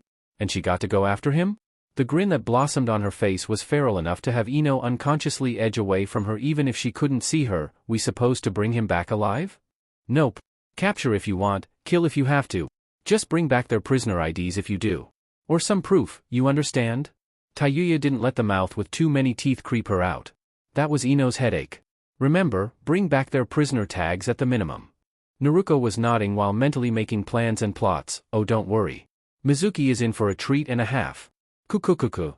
Fu sighs, trying and failing to distract her girlfriend. You're going to eat him in the end, aren't you? The dark chuckle that answered her told her more than enough. Do I want to know what he did to you in the past? Ino could answer that one at least. Mizuki plotted and used Naruto to steal the forbidden scroll from Konoha before attempting to frame him and then kill him. Naruto learned the shadow clone jutsu from the scroll, beat the shit out of Mizuki, and brought him in. Ino shrugged. Apparently Mizuki hated Naruto for a long time and always planned on sabotaging his progress. Fu gained an understanding look before nodding with a smile. Oh, so he deserves to be eaten then. Okay. So long as it was deserved, Fu didn't care. Tayuya can agree with that, then get going. Don't take any risks, and Naruto, flash out if there's an emergency. Turning with the rest of the girls, Naruto nods. Sure. Remind me when we return, I've got to teach the rest of you how to use the Hiraishin while Naruto is gone. Getting a nod from Tayuya, the three are soon gone and out of the door. Sighing and resting for a moment, Tayuya gave the door a bored look. Sure wish I could go hunt down Rogue Ninja and have some fun. Clearing his through, En gains her attention. I'm sure running the village will keep you busy enough. There are plenty of things Lord Naruto wouldn't approve, trivial things, that you could get around to. Tayuya thinks about that for a minute before the light bulb goes off in her head. That's right. Naruto had been putting off that statue the citizens wanted to build of him. She could finally give an okay for it. Where would they put it though? Maybe outside of the train station? Chuckling, Tayuya begins to hunt for that form, knowing Naruto stashed it away somewhere instead of tossing it. Behind her, Gosu fist bumps Anne with a grin. Keeping to herself while Karui and Omoi talked together quietly, Samui thought back on their relatively easy journey from Kumo to Iwa as they now entered through the main gate of the reclusive village. Frost had been quiet, even more so than usual. The word on the road was they were a new member of the Uzushio alliance, and were recovering with aid from Spring. The elusive Yuzukage was rumored to have been the one to deal with the previous cowardly and greedy Frost daimyo. Samui tried hard not to imagine that scenario, but failed. It was the same story through the land of hot water, where they talked about the one who saw the truth in whispers. Like he was a ghost who would find you if you lied or did wrong. Rice, down into fire, and through grass, the only place so far that didn't talk about him. Samui was constantly being reminded about the strong and nearly legendary ninja who was building a reputation as both powerful, but kind. What do you think, Samui? What does the Raikage want with Iwa? Karui's voice broke her from her thoughts, the dark-skinned girl grinning as she stretched her arms above her head. She made sure to keep her hands far away from the sword hilt peeking over her right shoulder. They were in a ninja village after all. Didn't want to make anyone nervous. Most likely the situation with the new Uzushio nation. Whether to open talks I'd assume. Samui was a thinker, always had been. And with her ground-level knowledge, that was the most realistic conclusion she could come up with. Boring. Karui pauses for a moment as she watches her team leader walk along, one hand coming up to rub her shoulder, say, "How's the dating life going? Find anyone worth your time yet? Someone strong enough to catch my attention? I wonder." Samui was currently thinking about one ninja in particular, but unless Kumo and Uzushio came to some agreement, that most likely wasn't going to happen. Karui has a different thought about it. Maybe if the Raikage gets his way and captures the QB container, you can have a go or two with him. Karui didn't particularly care about it one way or another. She didn't get a say in who she got to have fun with. In the future, she knew she would most likely be having a run with the Uzumaki scion if Kumo captured him. Of course that was who Samui had been thinking of, but as more and more stories piled up, Samui had less confidence that the Raikage would be having his way. Like Yujito and Killer Bee had come to their own conclusions that a confrontation was not the best of ideas, Samui was having the same thoughts. In her own mind of course, because that would amount to treason in their village. Instead she went along with her subordinate, certainly can't get much stronger than the Biju container of the strongest Biju in the land. She would prefer something built on more common ground. But she did have her own goals. He is pretty cool. Omoi came up on her other side with his hands deep in his pockets. Think the Raikage will fight the QB himself or make B do it? Samui shrugs, the motion reminding her to loosen her chainmail again later. It's doubtful the Raikage alone will be able to take down the QB. Killer Bee would have to get involved. Unintentionally voicing her inner thoughts, she misses the contemplative look on Omoi's face. You know, betting against the Raikage is almost treasonous. Omoi was joking of course, but it meant something that Samui had faith that the QB would put up that much of a fight. He had heard the stories as well, and while some of them seemed so outrageous it bordered on fantasy. Well, they did happen by the easily named Glass Lake. Samui shrugs again. This is the maelstrom we're talking about. The man who's been running around destroying sound bases with impunity. Who, if rumor serves, killed Orochimaru of the Densetsu no Sannin. Who even be said he wouldn't want to get into a fight with. So cool, Samui said to herself mentally. A man who claims to be able to wipe out villages on a whim, and there is physical evidence to prove it. Trust me. If betting him was a better choice to ensure peace between our villages as opposed to fighting, I sure wouldn't mind that mission, for the good of Kumo of course. Yes. For the good of Kumo, her village. Not at all because she was gaining some personal interest in him. No. Not at all. Karui scoffs at that. I'm sure the Raikage and B could take down the maelstrom all on their own easy. It's why he stays in hiding so much. She picks at the worn sleeve of her gray tunic. Punk is probably weak. Samui raises an eyebrow at that as the administration building comes into view. You know. You're technically betting against a member of your blood relation. Irritated to have her heritage brought up, Karui waves a hand in front of her as if to ward off evil. I'm a ninja of Kumo, built and raised to love and defend my home. I have no connection to the Uzumaki or their home village. I know my place, and that's in Kumo. Samui nods while mentally sighing. As a child of the Uzumaki breeding program, one of the few that has survived so far, Karui's upbringing had been a bit better than most. Of course, that was until she reached maturity and found out that she hadn't inherited any of the Uzumaki's well-known traits besides the hair color. Once that had happened, she had been dumped off as just an ordinary Kumo ninja like the rest of them. Samui didn't want to surmise that Karui may be bitter about that, but Karui certainly didn't want to be compared to or lumped in with the Uzumaki. Especially those in Kumo. Everyone knew they were treated as barely above cattle.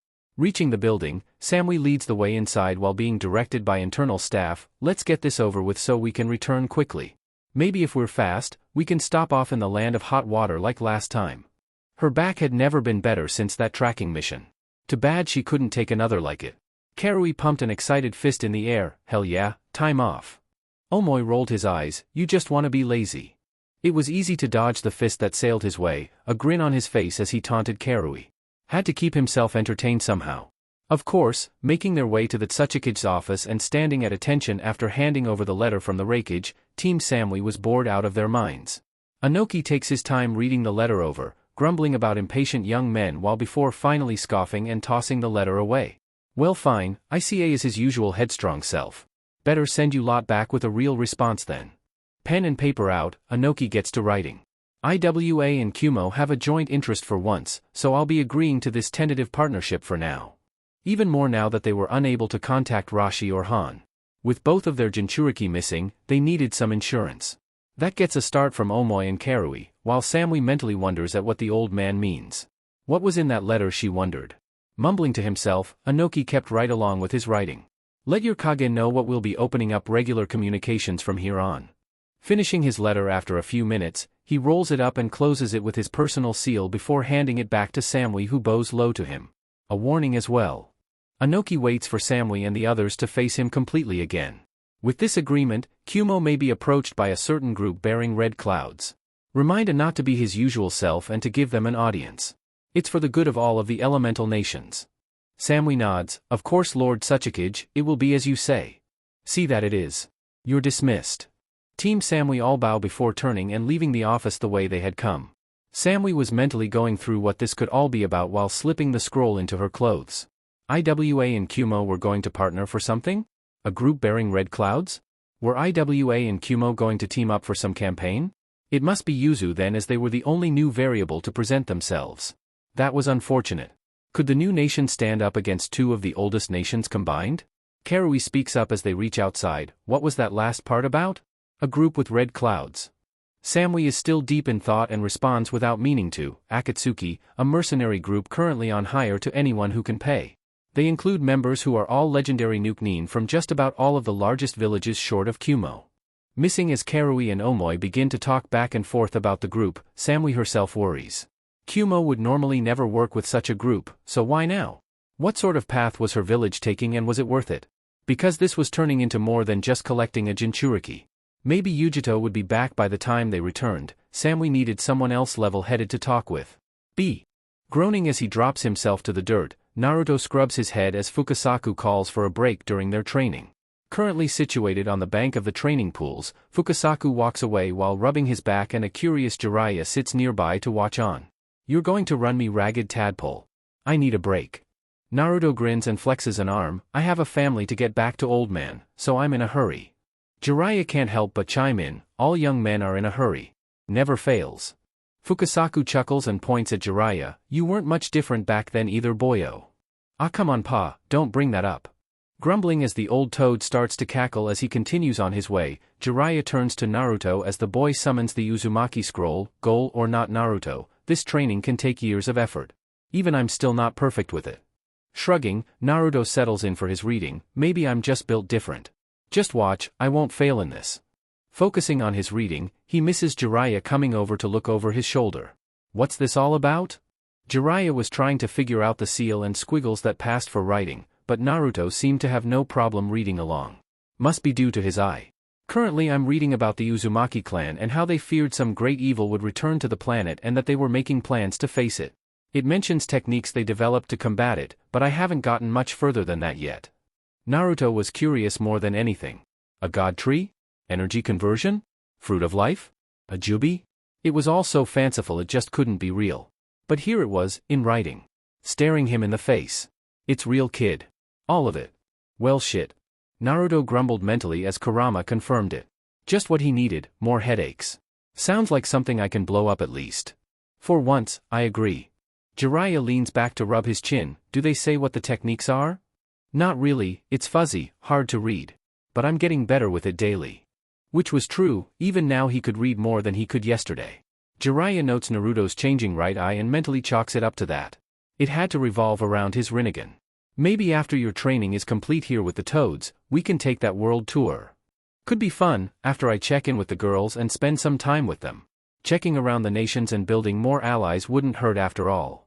Sobering up as he looks at a smiling Jiraiya who is mentally making plans on which brothel to visit first, Naruto frowns. Hey. What do you know about the seal my dad put on me? Pausing in his thoughts, Jiraiya considers what he should or shouldn't say to the teen. Still riddled with guilt, it was quick and easy to decide to fess up about the truth. Naruto deserved that much. Just like the Rasengan, your seal was incomplete as well, designed so that one day you would finish it. When you finish your sage training you should be at a level to do just that. Jiraiya crossed his legs and sat across from Naruto. There are a lot of stories about your dad you deserve to know about, and I'll get around to telling you about each and every one. That's a promise. Naruto nods. Yeah, you should have done that already, but kicking your ass over it won't solve anything.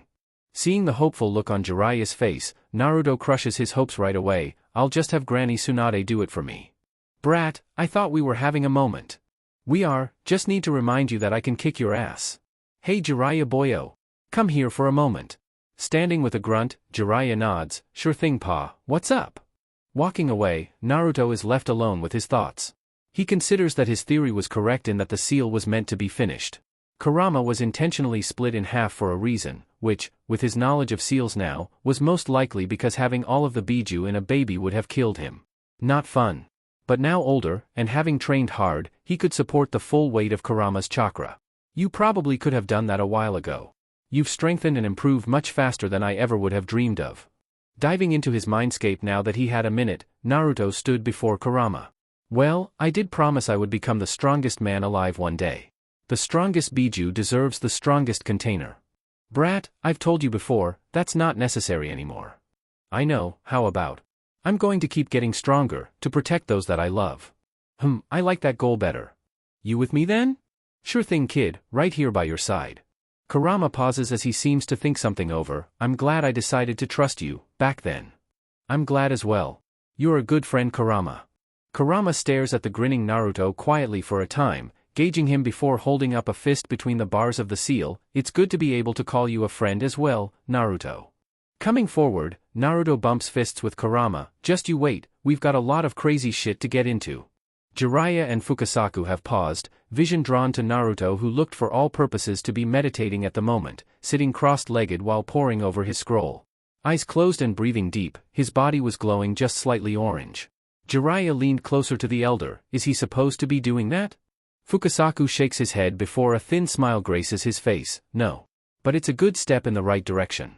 Glow vanishing, Naruto turns back to Jiraiya. Hey old man. Know anything about why my dad might seal a portion of my mom inside of me? Blinking with surprise, Jiraiya shakes his head. No. But that's something Minato definitely would do. He had a weird talent for seals like a natural-born Uzumaki. Naruto nods before turning back to the scroll. I hope I get a chance to talk to her. I wonder what she thinks of me, of what I've done. Jiraiya walks forward to cuff him on the shoulder. She'd love you and totally support everything you've done up till now. Don't you fret one bit about that. Jiraiya grins some more at the boy who is looking up to him. You're just as crazy and airheaded as she was. You'd get along great. Rolling his eyes and deciding to get back to reading, Naruto tunes out the old pervert. Behind him, Fukasaku feels like he's given him enough time to rest and starts to make his way back over. Hope you're ready kid. Time to get back to it. Luck was no longer needed. This boy was going to complete this training, one way or another. Sprinting through the forests of the land of fire, Fu, Naruto and Ino are hot on the trail of the escapees from Konoha. Fu had pulled her weight, tracking them from the air and finding that their trail ended within a cave along the Fire Nation border with Rice. Nestled within a small ravine, the only way in or out was using chakra to climb the walls.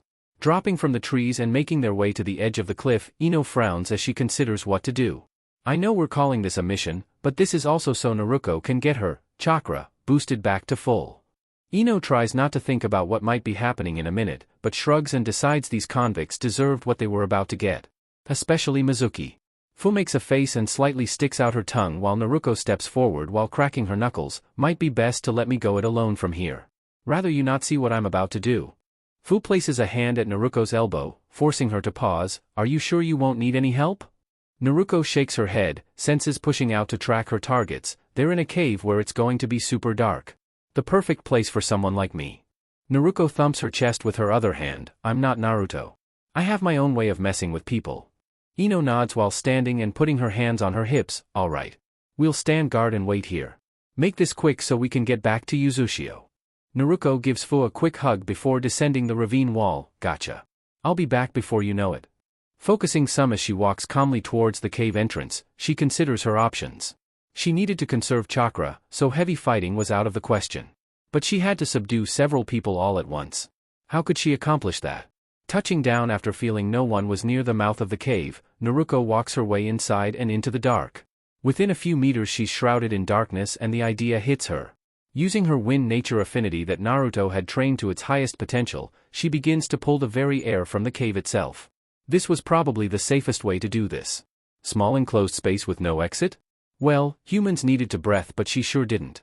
As the minutes ticked by and the chakra signatures she could feel ahead of her dropped off, with a grin she let up and made her way deeper into the cave. Beyond the first bend she finds there are two men posted as guards, passed out on the ground and weakened. Dressed in gray jumpsuits and missing shoes, they look like the descriptions given for the escapees. Leaning down and confirming that they were indeed the escaped prisoners by snagging their prison tags, she grabs both of them and begins to drag them along behind her in one hand by their ankles. Feels like one of them is still up, if barely. Wonder if that's Mizuki. Mumbling to herself as she stumbles upon two more men, she gives them the same treatment and drags them along with their friends. Hands now full, she wonders more if Mizuki will be able to put up a fight. Before her opens up a larger chamber, darkened due to all of the torches having been snuffed out from the lack of oxygen. Dropping the group of four behind her and having no problem seeing in the dark, her glowing red eyes settle upon the panting and kneeling form of Mizuki. He sure did bulk up in prison, didn't he? He was surrounded by another three individuals, two women and another smaller man, but all three were down and out. So cockroaches really can survive anywhere, can't they? Light-headed and delirious, Mizuki tries and fails to pierce the darkness of the cave with his eyes. Who's there? Panting hard and trying to catch his breath, he fights to remain conscious. Whoever this woman was, he was going to make her pay. Giggling and realizing the man can't see her, Naruko considers her options. This wouldn't be fun at all if he couldn't see just who was going to end him. Oh dear, Whittle Mizuki can't see in the dark. Let's fix that. Removing a suppression seal and slapping it on the large man's chest, she releases her hold on the air around them. Life-giving oxygen comes rushing back into the room and with agonizing slowness, she moves to relight the torches. Hey there Mizuki, remember me? Frowning as his body was locked in place, he blinks rapidly as the first torch is relit. Taking a moment to adjust, Mizuki frowns as he sets his sight on the demon itself walking around the room. You little shit. How did you find me? Oh, really talented friends who are good at tracking. Another torch is lit while Naruko offers a glowing red eye to Mizuki. You should feel honored, I could have killed you without letting you know who did it. Confused on why the brat was running around as a woman, Mizuki grunts as he tries and fails to force his body to move. I see you're finally showing your true nature now. Going to be the monster you really are? I always knew you were nothing but garbage. Shrugging and walking around the circular chamber to light another torch, Naruko doesn't offer a refute. You're not entirely wrong. I am something different now. Walking around back to the entrance and facing him, she grins as she strips off her jacket, shirt, and chainmail. Wouldn't do to get her clothes dirty.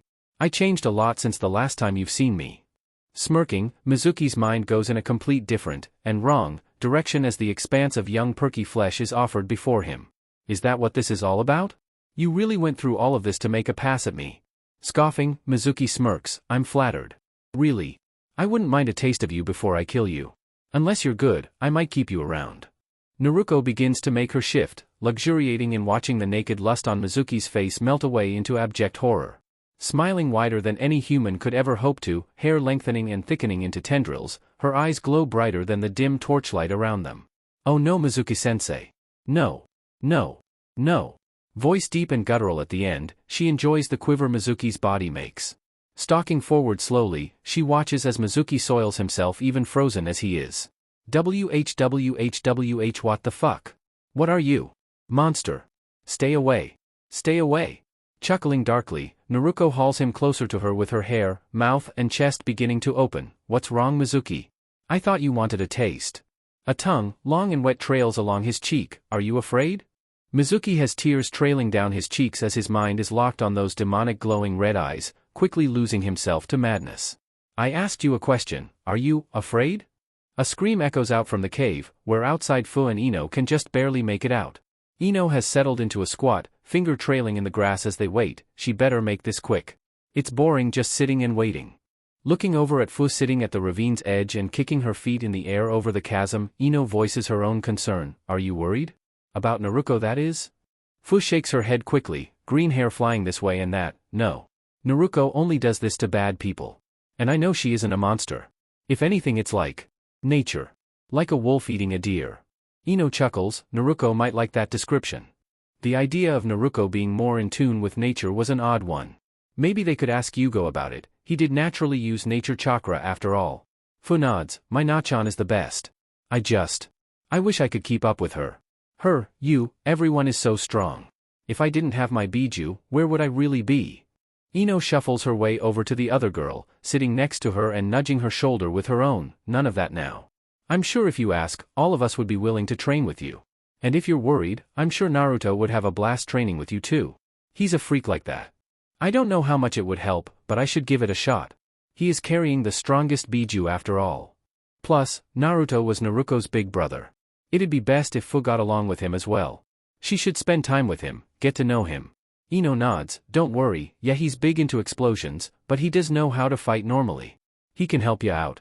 Or be a good punching bag. He had done much of the same for all of them once or twice when they had an idea they wanted to try. Being able to spam clones was certainly always a plus. Giggling, Fu shakes her head. If he's as strong as everyone says, he'll probably turn me into a punching bag. Both girls banter back and forth for a bit before they hear sandals scraping against rock. Turning back, they see a happy Naruto waving at them with a bag in one hand along with several ID tags. Yo! Ino grumbles. Yup, more like Naruto than she wants to admit. Fu is up, bouncing her way to Naruto's side. All done. Naruto nods, holding up the bag. They were hiding away some Ryo too. So with both money and chakra, I'm all set for a good while. Mizuki alone had filled her up decently.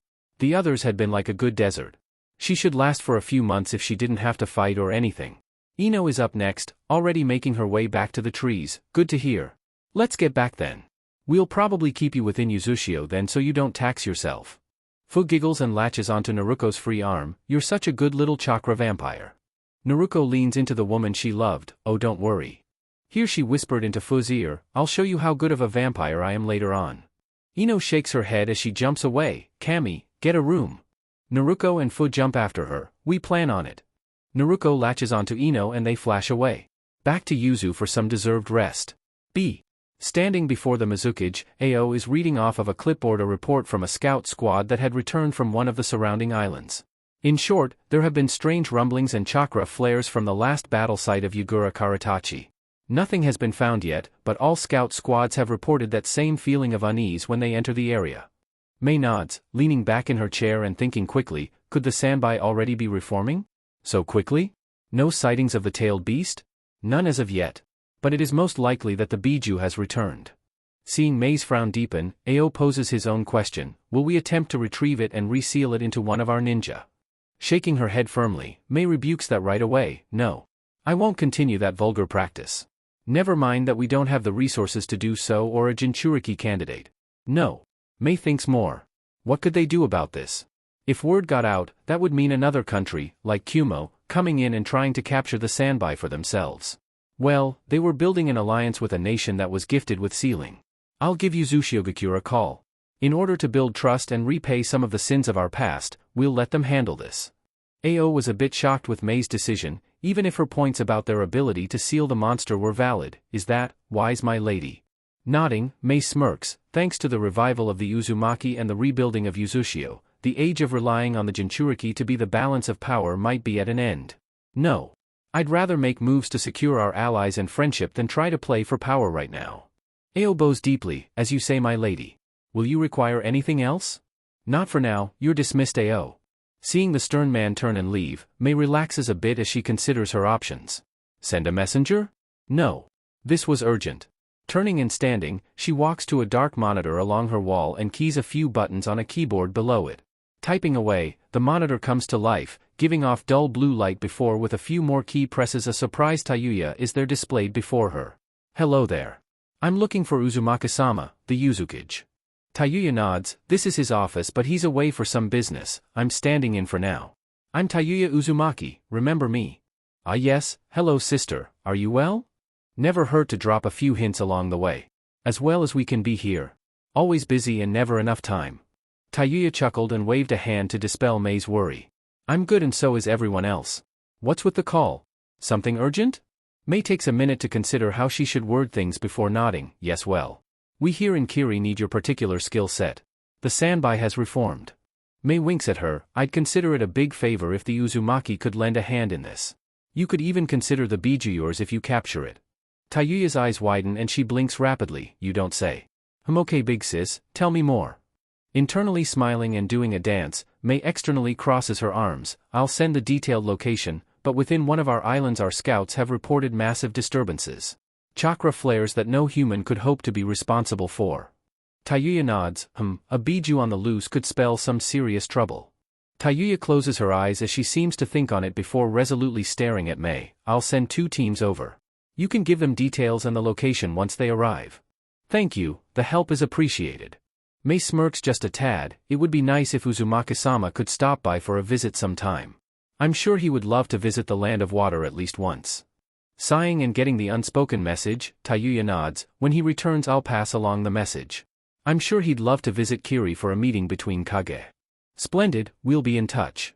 Mei waves as Tayuya ends the call and finally she relaxes and does a little dance while no one is watching. She ensured her people would be safe, she strengthened ties between the 2 nations, and she'd be getting a visit by the young and hunky Uzukage as well. All wins in her book. Now, should she plan a wardrobe change for his visit? Maybe she should have options?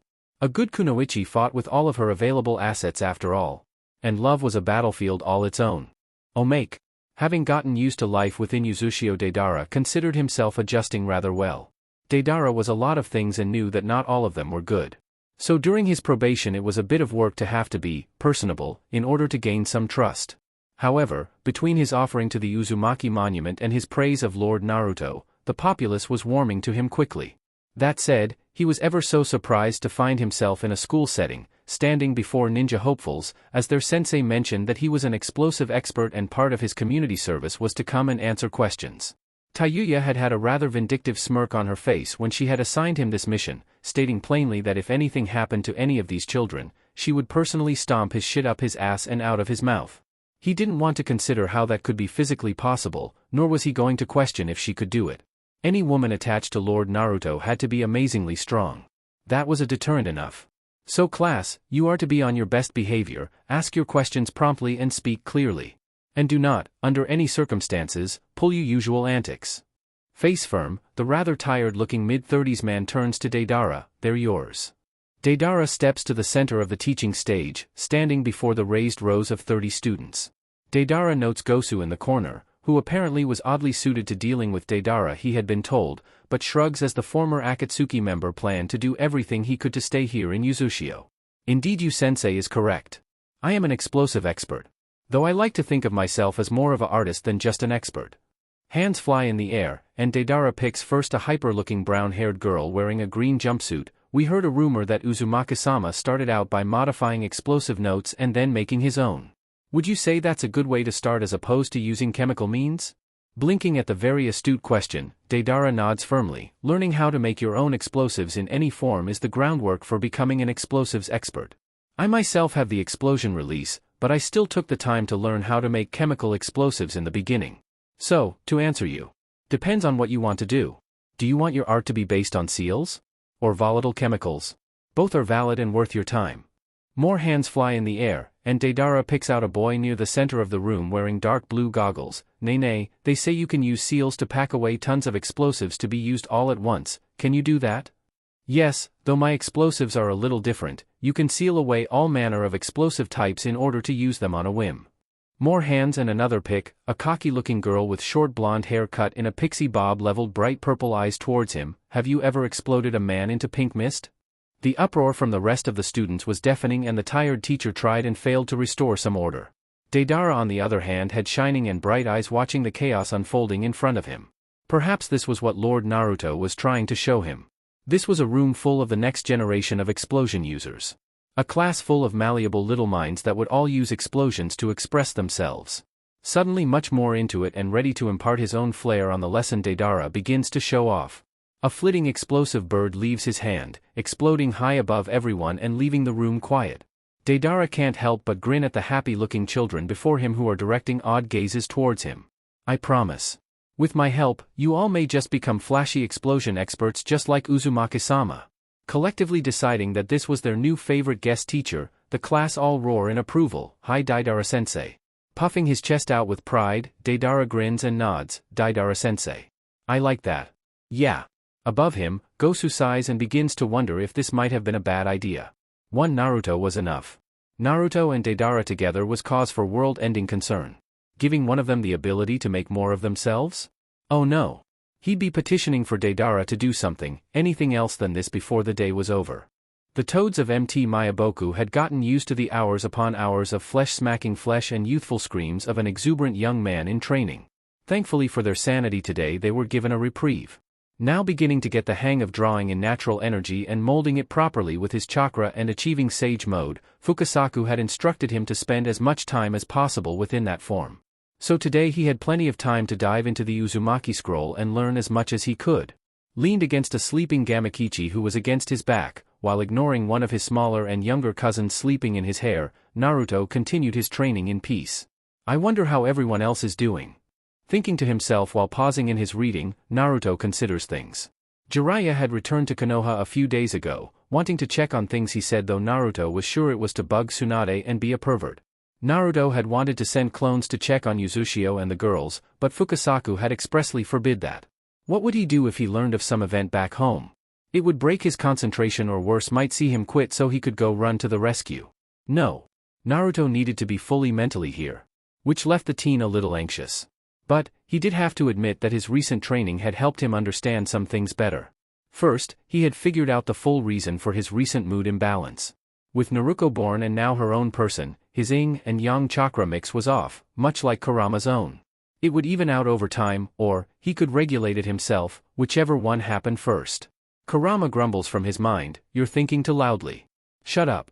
You really are old, all you do is complain and sleep. Find me a battlefield so I can do something else then." Quip made, Kurama sobers up for a moment. You should be able to even out your chakra with your abilities granted by the Rinnegan now. It does give you not only access to all of the major elements, but also yin and yang release. Naruto considers that for a moment before nodding. I'll get on that then. I need to experiment with everything I have at my disposal. It has fully matured finally, so have at it, break the world. Kurama could feel Naruto's confusion like a literal slap. The toads haven't mentioned it and you haven't seen a mirror in a while. But yeah, your Rinnegan is complete. Naruto began to chuckle darkly as he mentally planned all the heinous retribution he was going to level on Kumo when he got back. Thanks buddy. Don't mention it. Naruto continues his previous train of thought, wondering now with his better understanding of nature chakra and the ability to feel it himself, if he should begin working on upgrading Taiyuya's seal. And, with his new knowledge, give the rest of the girls the same seal personalized for them. Would they all grow extra muscle or cute horns like Taiyuya? That broke his concentration and he could feel the sage chakra leave him. Grunting and recentering himself, Naruto started again with less dirty thoughts about his wives this time. You might be worrying about them too much. Do they really need the power-up? Kurama almost gagged asking that, but for once he was thinking about more than just power for power's sake.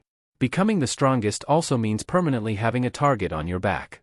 Naruto understood that thought as well. Never hurts to be prepared. And besides, why do you think I left Konoha alone in the long run? That caused the elder Biju to blink quietly from within his cage. You left them alone on purpose? As what? Bait? Chuckling and nodding, Naruto explained his reasoning. Konoha has always been the biggest and baddest threat to the other nations. They were the standard. So long as they are around, more people will be worried about them, not us. At least, until we really show what we can do. Laughing and banging a fist against the floor of the seal, Kurama had to hand it to the kid. He wasn't all just explosions. You really are as unpredictable as ever. Just don't tell Bachan. I'm gonna convince her to leave that place one day for sure. Naruto didn't want to leave Tsunade behind like that. Sure, the old woman wasn't around much like Jiraiya wasn't. But Tsunade wasn't obligated to be, and she had kept her word to him unlike everyone else in leadership at that village. He owed her a warning at the least if things went south. But back to what I was thinking about, sure the seal is a bastardized Sage mode, but I can at least make it safer and give it to the others. Maybe improve on it. I'll bring it up with the girls when we return. Don't overdo it. Or you'll be in a different kind of trouble. Behind them and unnoticed, Fukasaku observes the boy meditating and exuding a light orange glow. It's still not complete, but he's almost there. Training will be over soon.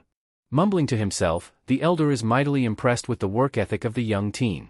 The kid had already figured out how to shorten his time for collecting nature chakra, using clones to collect the necessary energy. Now recently he had begun talking about using seals to accomplish the same feat, bloody Uzumaki and their seals. But, he had to hand it to the boy, this new generation thought in ways Fukasaku's own could never even dream of. Watching as the glow intensifies just a tad, the elder shakes his head and walks away, giving Naruto some more time to himself.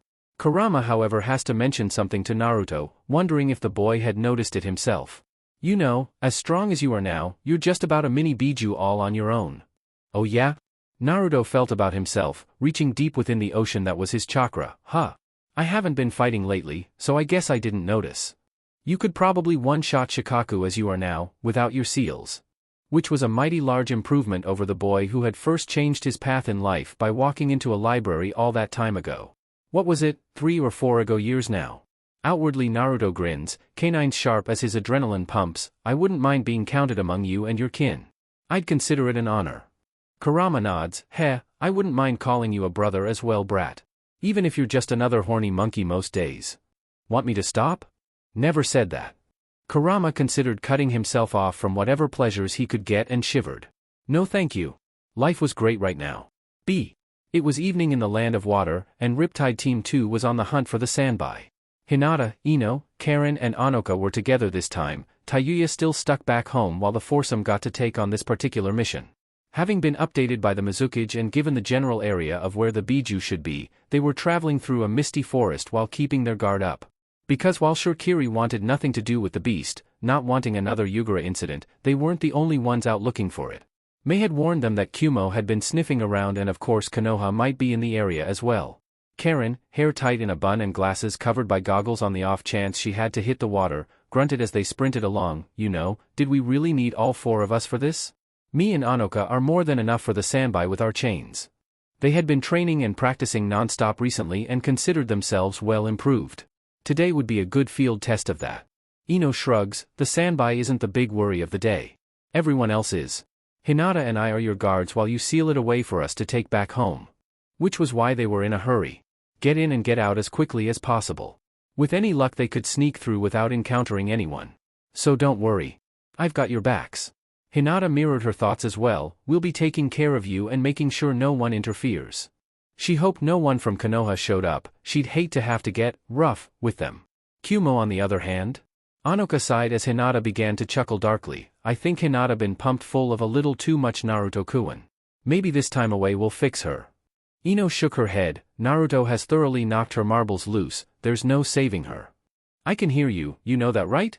Ino grinned, oh I'm sorry, thought you couldn't hear us over the sound of all that mass jumping around. She delighted as Hinata gave her the finger, long way away from the meek little wallflower from the academy who couldn't even talk to her crush. Nudging her friend as they ran, Hinata sniffed, I'd like to think I'm well adjusted these days. Oh yeah? Tell me, what are your plans for Kumo? I'm thinking of castrating the Raikage with my Juken and then making him watch as Naruto blasts away his village.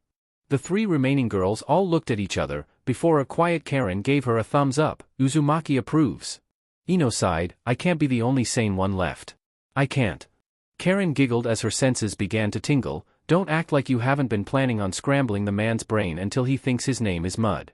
Ino saw the twitch on Karen's face and started to pull her mask free, a motion copied by the others, that's besides the point, he has it coming.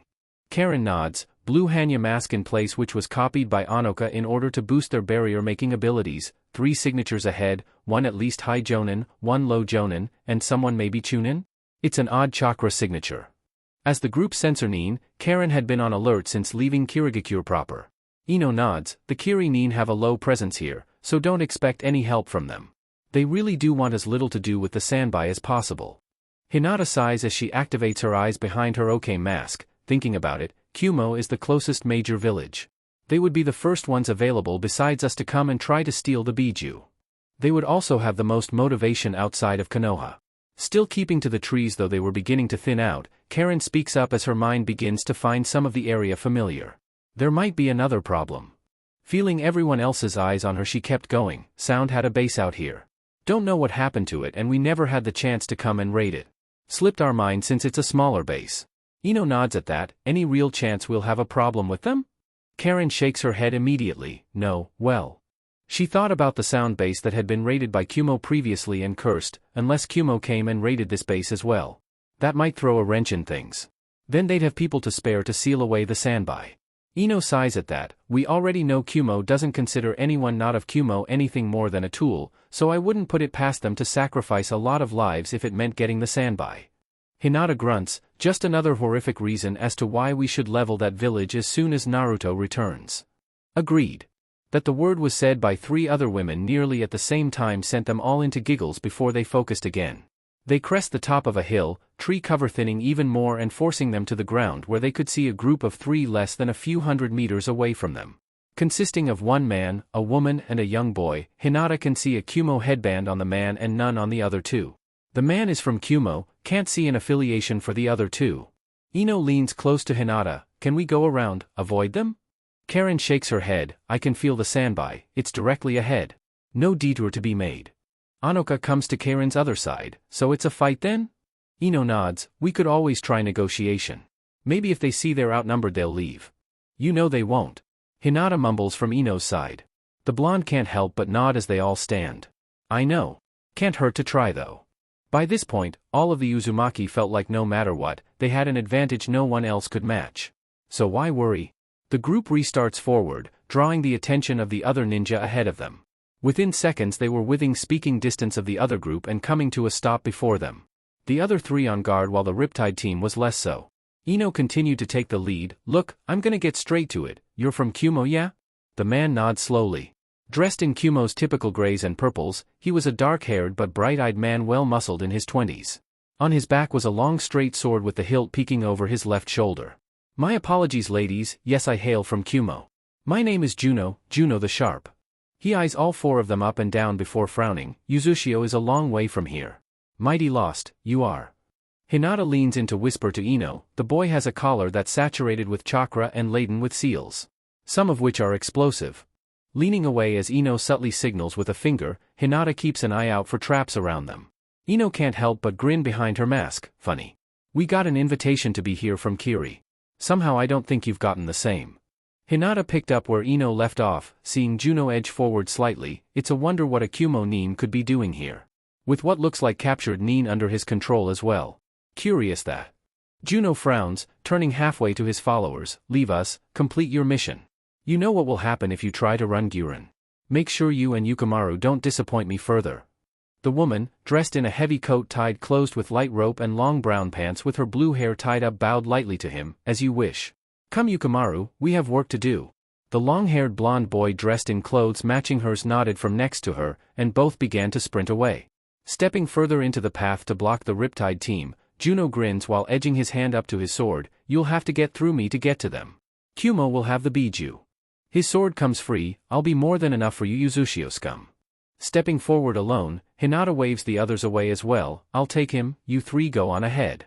She had enough frustration to work out. Ino can't help but frown at the long-haired girl now standing ahead of her. We should put him down together and then go. Hinata shakes her head. And risk them getting to the Sanbai first?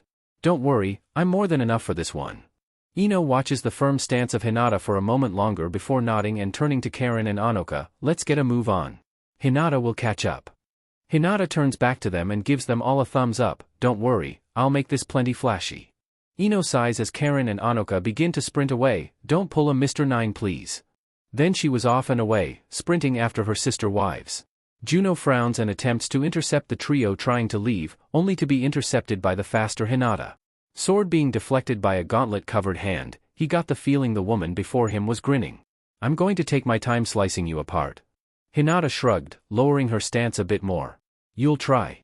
I'm going to help remind you why the world feared the Uzumaki so much once upon a time. She jumps away as Juno slams a foot into the ground where she was standing. Another hop and she's carried away further as an explosion rocks the next space she would have been standing. Whistling, Hinata chuckles, explosion release him? So weak, you have no flair at all. Juno leaps towards her, sword beginning to dance through the air. I'll show you just how powerful I am, woman. Bending with all the flexibility she had, Hinata rolled backwards and watched his sword sing through the space her neck previously occupied. You may try. But you're much too slow, I think. Hinata considers things as Juno continues to aggressively pursue her. His sword was always arcing for a killing strike, while as they weaved between trees he would occasionally palm one in an attempt to catch her in an explosion. Having dealt with Naruto for so long, it was easy both to see what he was attempting and avoid it with margin to spare. Internally she sighed, this really was a boring fight. Would you like for me not to use chakra? I could give you a handicap. Handy dash, Juno growled low in his throat as he pressed his attack even more. You dare when you've been retreating this whole time. Watching as again she twirled away from a downward sword strike before a quick shunshin carried her away from an explosive landmine, he considered briefly that she hadn't been damaged at all so far. You cowardly bitch. I'll have your head. Faster than he could follow, Hinata slid inside his guard as he thrust forward in an attempt to skewer her in the liver. Fingers glowing with chakra, quick strikes rendered his back arm useless within a breath while Hinata was already floating away to bounce on her toes. Oh, silly me. This is a fight, not a dance. I do need to strike back once in a while. Watching the long-haired woman bounce back and forth, Juno sheaths his sword and grunts in pain. So she was a Hyuga, was she? Fuck, did that mean Konoha was involved? No, she was absolutely wearing an Uzushio ID. Curse her. Hyuga trash, of all the dash. Oh no. You misunderstand that. Hinata offers him a mock curtsy, I am absolutely an Uzumaki. She holds up her left hand where there sits a rather impressive ring with a blue gem, my husband treats me very well. Knowing he'll need to keep his distance, Juno mentally decides to forego further explosive attacks or kenjutsu. Whatever male and bride, I'll end you here and send your body back to Uzushio with a note. Stabbing his working palm forward, Raikyu. Balls of lightning flash forward in an attempt to strike Hinata, but she's already on the move.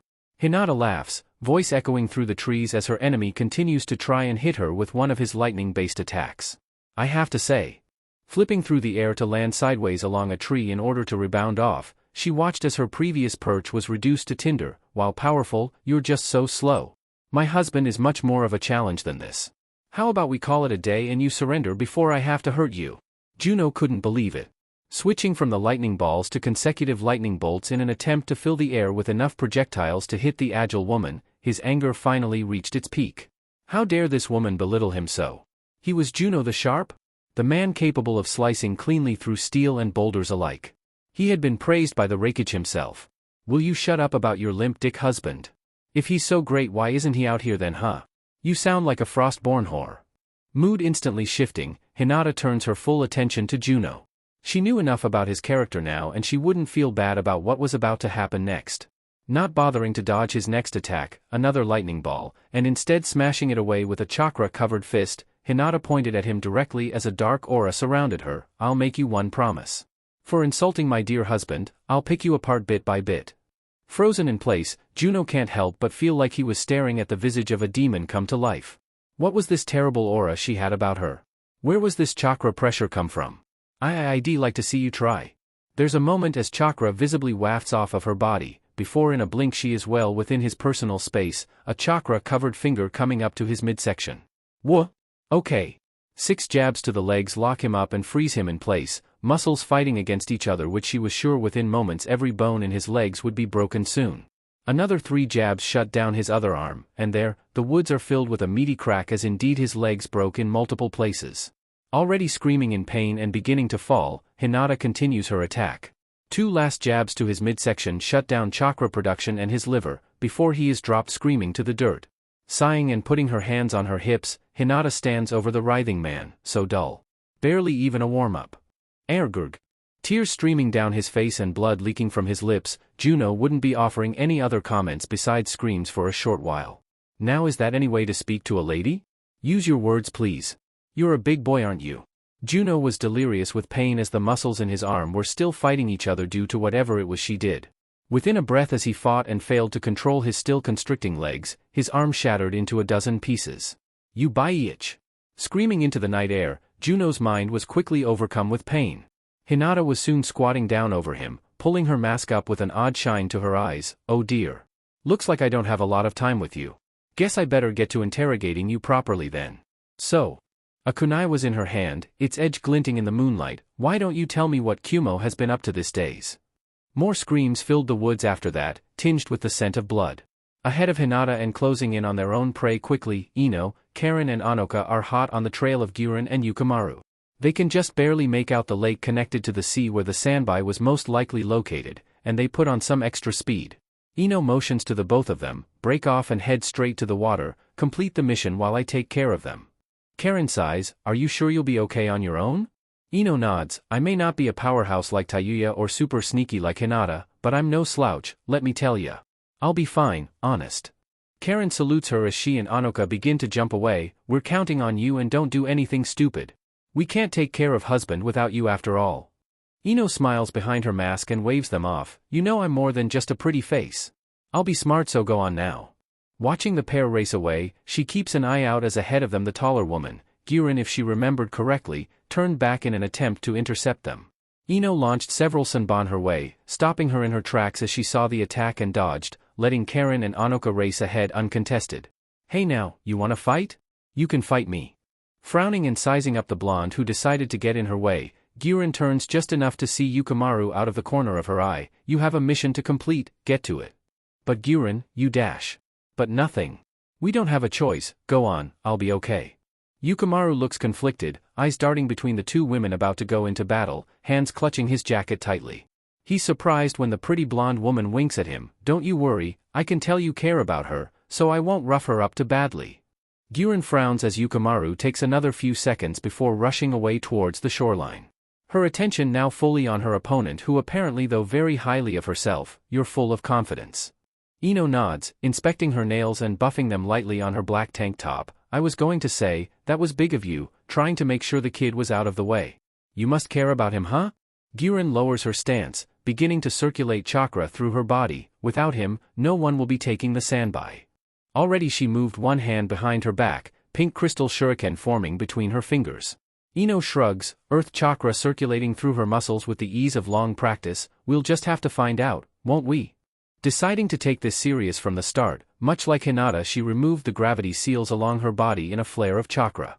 You know, you aren't a Kumo-nin, why fight for them? Guren's frown deepens as she launches her opening salvo of crystal shuriken at the other woman, dashing to the side and continuing her assault. She sucks her teeth as Ino deftly twists and bends around the projectiles with ease. That's none of your concern. Several hand seals made, she grounds herself before welling up more chakra than before, chasing Crystal Dragon. Frowning at the monstrosity heading her way, Ino can feel instantly that this was a deadly attack. Filling her fist with chakra, she resolutely punches the dragon in the jaw, sending it away but only producing cracks along its head and length.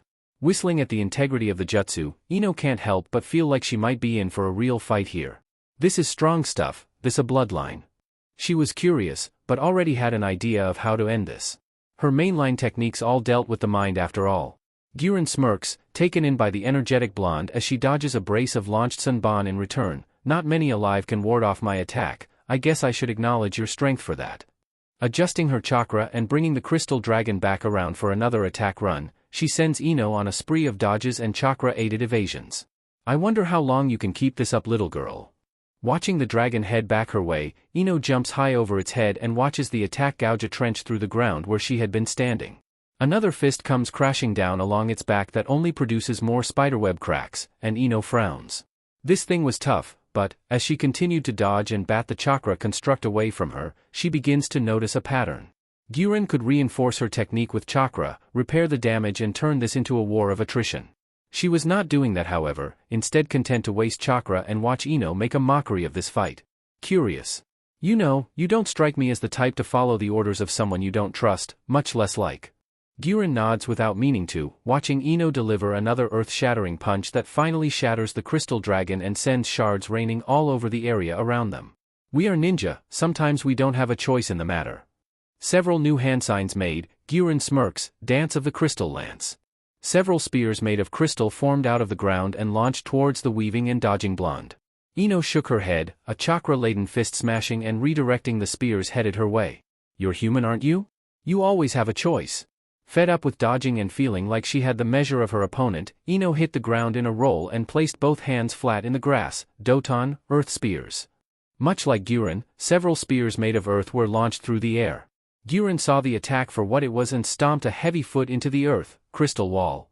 Ino sighs, all this talent? Why work for Kumo when you could easily strike out on your own? Guren sighs, weathering the continued assault, you don't understand. Kumo came in and raided the sound base and took over easily. Watching the crystal wall begin to crack, she leaps away into the trees as Ino finally smashes through before pursuing the frustrated woman. I had to watch over Yukimaru, no one else would. Could. We're connected in a way I couldn't explain to you right now. Ino nods, Sanban streaking through the air to intercept hastily thrown crystal kunai. Sounds like you're a decent person in the end. My character doesn't matter. Guren grunts as a Sanban grazes her shoulder. Forced to dive lower among the trees to allow herself to pick up some speed, she continues their banter, the Kumo Nin figured me out. Put an explosive collar on Yukimaru to force me to work for them. If I so much as breath wrong he's dead. And I can't have that. No. I've done enough to that boy. Memories ran through her mind, a village on fire, a woman covered in blood and Orochimaru's cold laughter filling her ears. No. She'd done more than enough. Ino nods, another brace of Sanban launched in an attempt to take down the distressed woman without further combat, which was deflected with ease. I get it. Sounds like something Kumo would do. Ino sighs as she rolls around a tree trunk in order to use it to block several crystal kunai from striking her. Wanna clue me in? Should we expect more Kumo shinobi in the area? Guren shakes her head as the earth in front of her forms into a fist that attempts to capture her. Another crystal dragon forms and both smash against the other and cancel each other out. The only Kumo Nin left is Juno, a high jonin on par with the Raikage's most elite. The rest have returned to their village. Ino nods, a quick shunshin helping her reposition. You know, that means we could help you. My sister is going to make short work of that guy. Leaving you and Yukimaru alone out here.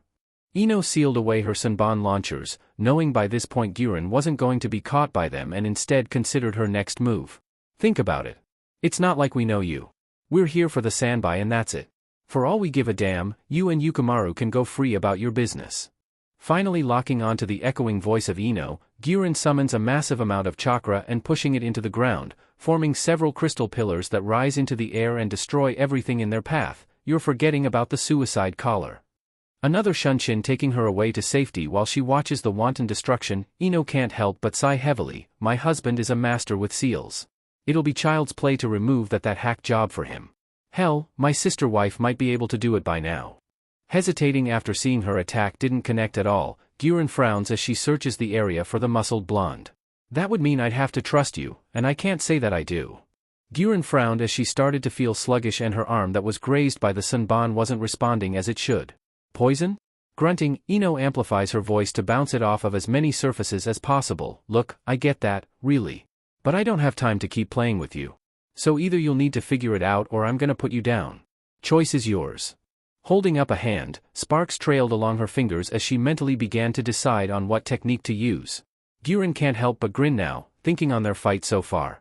Sure, the landscape was torn to shreds and several trees had been uprooted, but she had the Yuzushio woman on the run this whole time. You haven't gotten close to hitting me once yet. Maybe if you show you're even half as strong as the Kumo ninja, or me, I could agree to work with you. She flecks her hand on the affected arm and sighed. It was getting harder to move by the minute, so she'd need to finish this quickly. Unseen and smiling, Ino nods though she knows Guren can't see her. You should have relaxed and taken my earlier offer. This might hurt a bit. Jumping out from behind her tree and twisting to point her index finger at the surprised Guren who was less than 5 meters away, Ino smirks, bang. Lightning arcing from her fingertip to smash into Guren's forehead at the speed of light, and the other woman is down before Ino has the chance to touch down on the ground. Ino watches as Guren's body convulses for a moment before coming to rest, giving it another few seconds before deciding that Guren was well and truly knocked out. Walking over to the older woman, Ino unseals rope and begins to bind her for transport. You're strong, but not that strong. Hands and ankles bound together, Ino finishes her work by slapping a suppression seal on Guren's chest before picking her up and tossing her on her shoulder. Woof, you're pretty heavy. You're fit, aren't ya? Taking a look around, Ino starts to make her way towards the shore and where hopefully Karen and Anoka have made their way by now. She can feel a familiar chakra signature coming up to her location and heaves a sigh of relief. Sure, she didn't think Hinata would have gotten taken out, but it was still good to know for sure. Coming up to her side, Hinata can't help but give the woman over Ino's shoulder a once-over. "Oh, thinking of branching out, huh? I would have thought one of us would have been your first pick." Ino rolls her eyes. "Hush. That was, well, not one time, but you know you're my first choice." Suddenly bashful, Hinata nods with a giggle. Well, yes. Right. Sorry. Still, it's rare to see you being forgiving." Hinata herself was just finishing tucking away a scroll into her jacket pocket. The sealed-away body of Juno ready for transport to a bounty office. Ino is curious about that. Was he any good? "No, really weak actually. How about you, things okay on your end?" Gyurin is pretty strong, her bloodline is unique and well-suited for combat. Her and Yukimaru, the kid she was with, are former sound ninja. Hinata interrupts her, a dangerous glint in her eye. "Oh? So we're taking them for interrogation then?" Ino shakes her head, holding up a hand to calm Hinata. No. Something tells me there's no love lost for Orochimaru here. Between Kumo using them and the snake using them, I think they might be ready for some real change. Ino points a finger to her own throat. That collar on Yukimaru? Kumo design. They were using him to use Gyurin. It can kill him on command. Hinata sighs and looks ready to continue the argument but eventually nods. "I can take a look at the collar the first chance we get. I'm sure I can get rid of it on my own. Karen can help if I can't." They race along with some silence, each in their own thoughts as they think about their own individual battles, before Hinata smirks as she watches Ino carry the blue-haired woman so delicately. "You sure are being mighty careful with her." Ino scoffs. "You know you're mighty worried about my sexuality today. You sure you don't secretly have the hots for me?" Hinata shrugs. "Naruto would love that." Raising a finger to refute that. Ino takes a minute as they jump along the tree branches and stares at the smiling woman next to her. She knew exactly what Naruto would think if Hinata and Ino decided to play around on their own. He would. "Damn it. You win this time." Hinata preens and smirks as she flips her hair over a shoulder. "You'll get me one day." Maybe she should think about braiding her hair, it would help to keep it out of the way. Both girls break the tree line, landing upon the shoreline and finally able to see the ocean itself. Out in the distance they can see Karen and Anoka still running along the water for their own destination, more likely Karen using her senses to lead the way. True to their own senses, Yukimaru is here and fretting about at the water's edge. No boats were here and the boy certainly wasn't ninja trained. So water walking was out of the picture for him. Coming up to him and gaining his attention, his eyes land on Gyurin while Ino holds up a placating hand to stop any forthcoming protests. Ino gently lays the asleep Gyurin on the sand. "She's fine, I just had to knock her out. Come on, you can see for yourself." She watches as the boy looks between her and his caretaker, before he rushes to Gyurin's side. "She's tough and a good fighter, but we have no intention of hurting her or you from here on." Yukimaru can't help but snipe back at her as he can't get Gyurin to wake up, says the woman who hurt her. Hinata chuckled. "He's got you there." "Shut it." Ino sighed and leaned down, poking at the suppression seal before after a few moments Gyurin's eyes began to flutter. "I meant it, she's only knocked out, see?" Moaning and slowly moving her head from side to side, Gyurin struggles to open her eyes. Seeing the bleary image of Yukimaru above her, she can't help but sigh. "Ugh, I lost." She accepted the tight hug from the boy, not like she had much of a choice with her limbs still paralyzed. Ino nodded. "Sure did. Want to fill him in on everything that happened?" Ino kept her eyes on the Uzumaki girls. They were spreading out, most likely they had found the Sanbai's sleeping spot. With any luck they would be done soon. Gyurin only sighs and turns tired eyes towards the worried blonde boy. "Whatever they've told you, it's the truth. They mean us no harm so long as we stay out of their way." Hinata turns towards them, pointing at the collar at Yukimaru's throat. "I can take a look at that and most likely remove it if you'd like." Yukimaru blinks surprised eyes at her, still having a hard time trusting the pair, but more than willing to see this bit of leverage gone. "You do that?" Hinata is already walking towards him. "Byakugan active, absolutely." Leaning over to poke and prod at the device, she frowns and clicks her tongue. "Shoddy work this. Sure it's got the power to kill you, but just about anyone could set this thing off." Poking at specific points where arrays met and drawing seals along its surface with her fingertips, it was with little effort that the collar begins to break down before finally crumbling away. Easy peasy. Ino had been watching and was curious about her ability to draw seals with her fingers. She hadn't seen anyone else do such before now. What the heck was that? Hinata shrugged as she stood up straight while a delighted Yukimaru pawed at his throat. "I've been working on adding my understanding of seals into my Juken technique. It's been interesting." "Sure looks like it." Ino watches as Yukimaru runs to Guren's side, excitedly showing her his freed and clean neck. There's a roar of moving water and a spray that draws everyone's attention.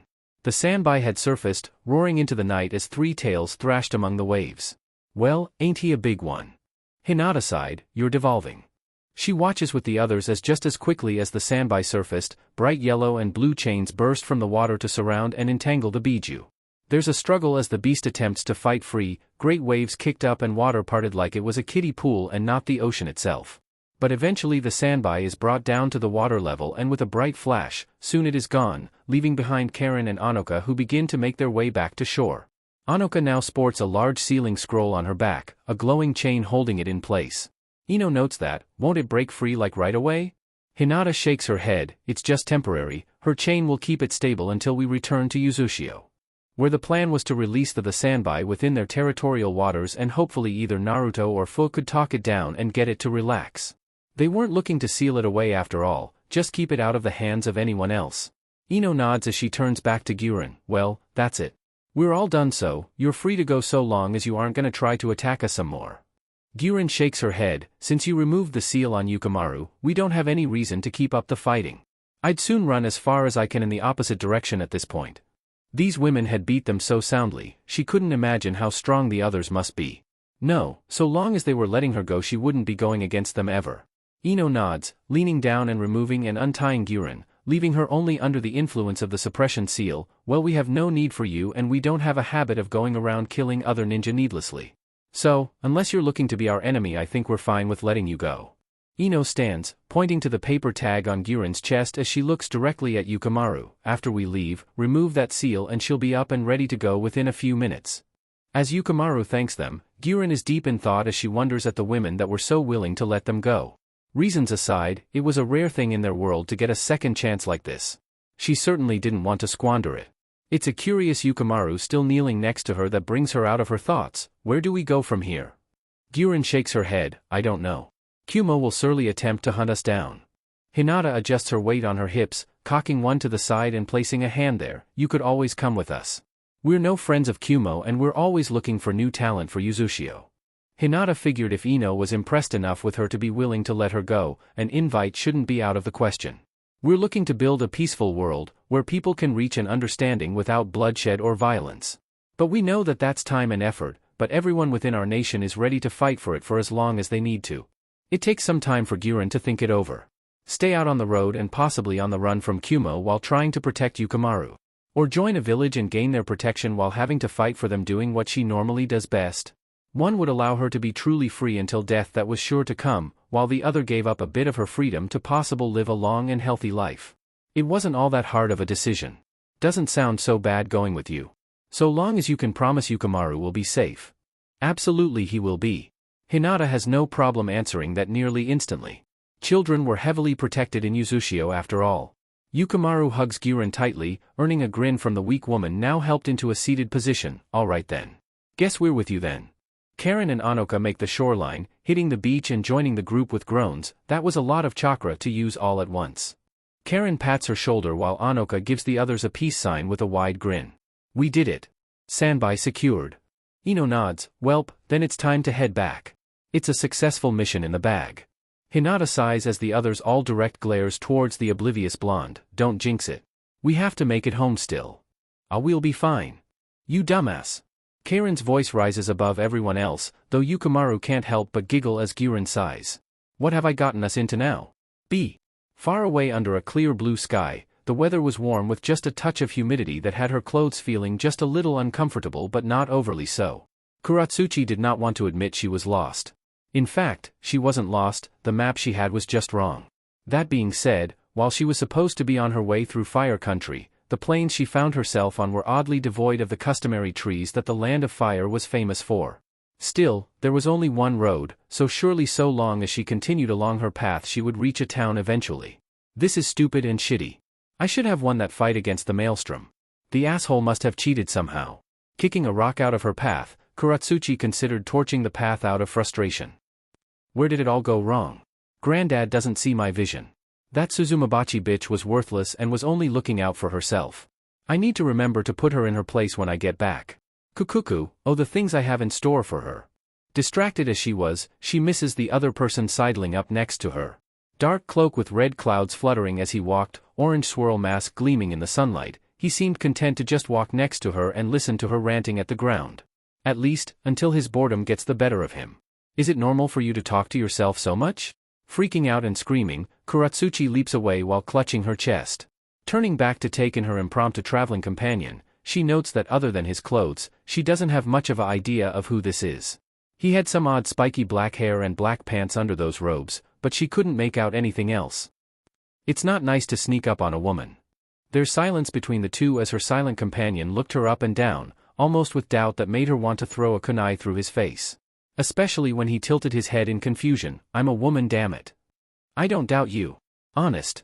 Voice high-pitched and almost childish, the man waves his hands in front of his back and forth to ward off potential violence. Toby is a good boy. He'd never question a lady. Honest. Sighing and getting the feeling this guy wasn't all there, Kuratsuchi shakes her head. You're Akatsuki, right? What do you want with me? Shouldn't you be meeting up with Granddad? Rubbing the back of his head and exuding an air of embarrassment, Toby can't help but shrug his shoulders. I'm a bit lost. I'm actually looking for a port so I can travel to the land of water. Nodding as she was looking for a port town herself, Kuratsuchi waves a hand in the direction she was traveling before. Well, you're in luck. I'm looking for a port too. I wouldn't mind some company if you want to come with. Toby nods and holds a hand up high in the air. Toby would love to travel with you. Toby gets very lonely on the road. It's been very lonely since Deidara left. Seeming to pout, Kuratsuchi giggles and leads the way. We can swap some stories while we talk. I think we'll be hitting the land of rice soon. Taking the lead, she misses the focused look Toby sends her way with his one visible eye available through the hole in his mask. Land of rice? We're in the land of bears. Does she know where she's going? It didn't matter to him in the end. It'd give him time to extract information out of her while they traveled. No one else would be capturing the sandby anyway. He had time. Bearing down on Uzushio waters, a fleet captain is ordering his ship to prepare for battle. Hailing from the land of sky, they've been given one mission. Originally they were to crush Konoha for their revenge, but this attack was more about survival. Sure that Uzushio would be coming after them for vengeance themselves, they were taking the strike first before the other side struck approach. Pristine white uniform gleaming, thick mustache twitching as he picked up the microphone for the intercom, the bridge fell silent as he readied to address the rest of the crew. This mission is not one of revenge. This is about ensuring the survival of our people. Long ago Sky along with a federation of other nations came together to snuff out the Uzumaki. And yet they have returned. With revenge in their hearts, we have but only one course of action remaining. To crush them completely and wipe them off of the map again. They will burn, so our children can see another day. You all are here to enact that great will, and may the kami be on our side. Keying the microphone off, he could hear cheers dimly from below decks. From next to him, his second-in-command walked forward to join him as they both looked out of the great windows towards the never-ending fog bank ahead of them. Will we be ready, sir? We have to be. And pray on our souls this is the correct course. For ships in total steam together, uncontested for now as they ready for war. From the fog bank a long woman emerges skiing along the waves. She has a confident smirk on her face while her long purple hair whips behind her. A new thick blue jacket with long sleeves, black skin-tight pants that double as a wetsuit and new ninja sandals. Isaribi was taking her new roles as leader of the Undertow group easily.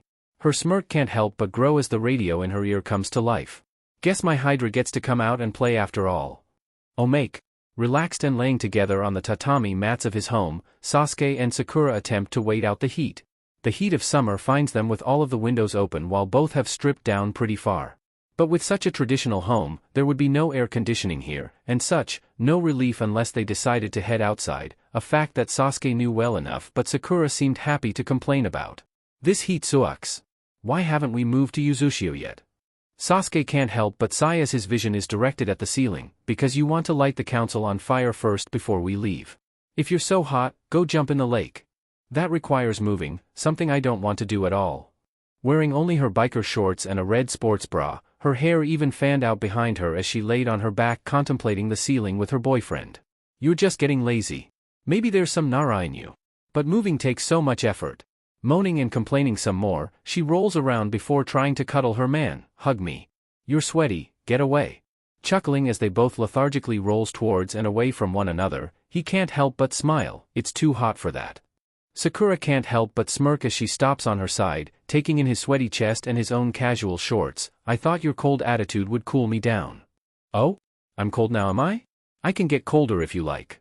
You wouldn't dare. You love me too much. You sure about that? You ass, this is what I mean.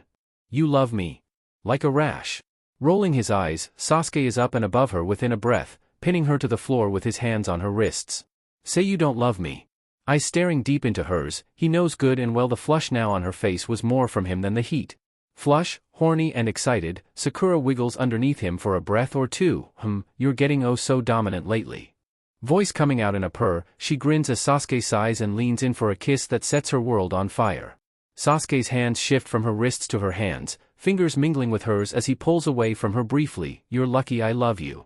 Giggling, Sakura smiles and sways her head from side to side. Oh Sasuke loves me. Loves me. Rolling his eyes and standing, Sasuke is quick to drag his girlfriend up and throw her over one of his shoulders. You're insufferable. The word you're looking for is insatiable. One of her hands reaches down to deftly smack his ass. The tiny jump he gives sends her smirking all the more. That too.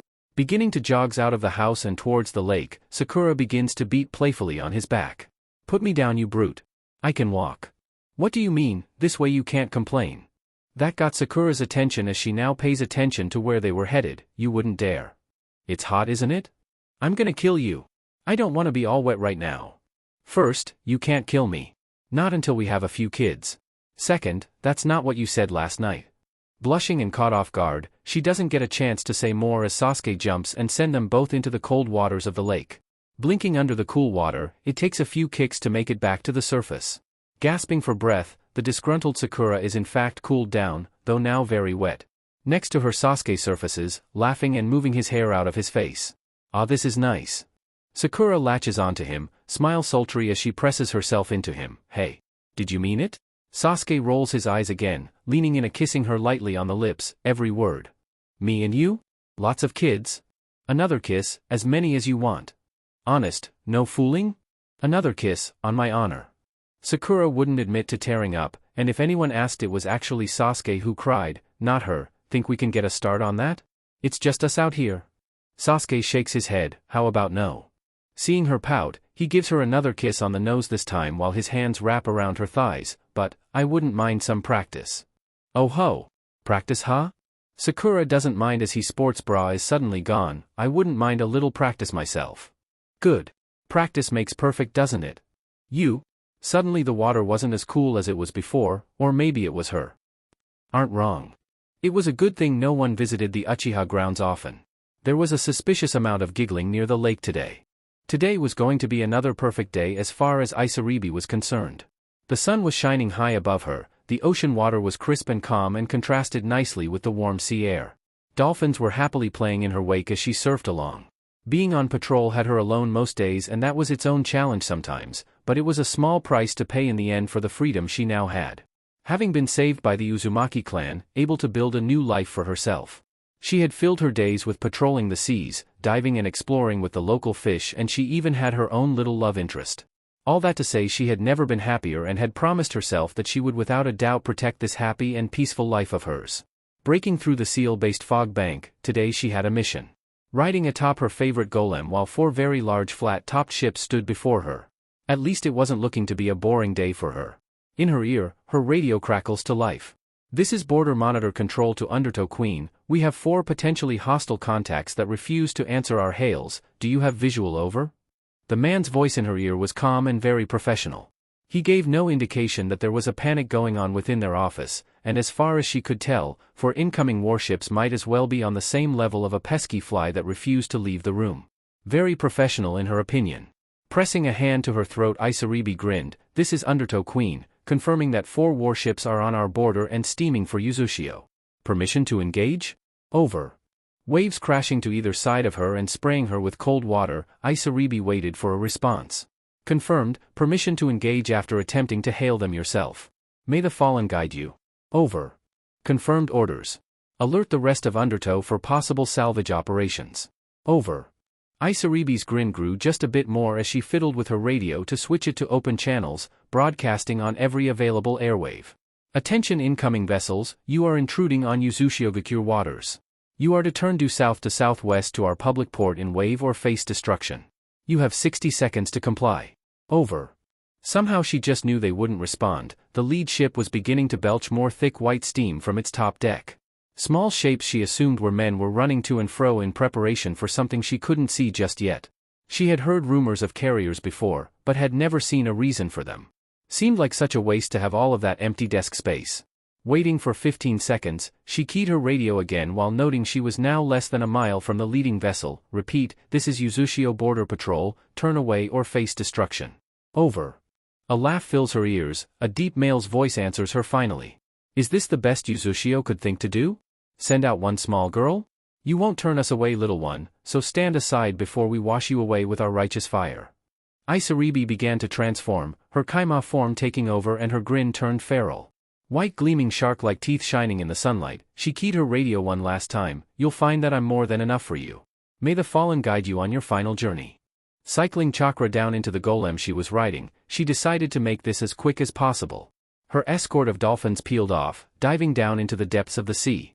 Inside the lead carrier, the fleet captain calls to the crew, ignore the woman and continue on. We're nearly within range, prepare all flight ninja for launch. His deck crew rushing to complete his orders, he turns as one of the helmsmen looks back towards him. Sir, she's picking up speed. Who cares? Our full complement of bombing ninja will be lifting off within minutes. What is she going to do? Throw some exploding notes at us? Turning to consult the area map with his second in command, he misses the room going deathly quiet behind him. He leans close to his second, a younger man with pale blonde hair kept short. He was a recent graduate from the Naval Academy and was being groomed to be his own successor one day. Still a long way off, but this mission would be a good easy way to get his feet wet. The island is reportedly only home to one major city. This should be quick and we can steam home without any worries from their allies. His second, however, had been curious and had turned back to the front wall of windows. All movement on the command deck had ceased, and for good reason he now saw. His right hand came up to grip his commanding officer by his arm. Sir. Irritated at being interrupted again, the captain turned with fury in his eyes. What? Is this your first time seeing a woman at sea? Is she stark naked or dash? Turning to see just what the commotion was about, he was not prepared for the dragon's head that had risen from the water. On its head standing proudly, the woman had locked her gaze onto them, the lead ship. Again, their speakers came to life. You should have turned away. May the fallen have mercy on you, for I shall not. Her voice is calm, almost mournful, and light begins to gather along the sides of the great dragon's neck, building up and gather towards the mouth as the deep bass-filled thrum fills the air. As the dragon's mouth opens, blue and white light gathers and pulses like a heartbeat. The captain sighs and looks to his crew, all of which couldn't believe the literal monster from myth that now faced them, dwarfing their ship easily.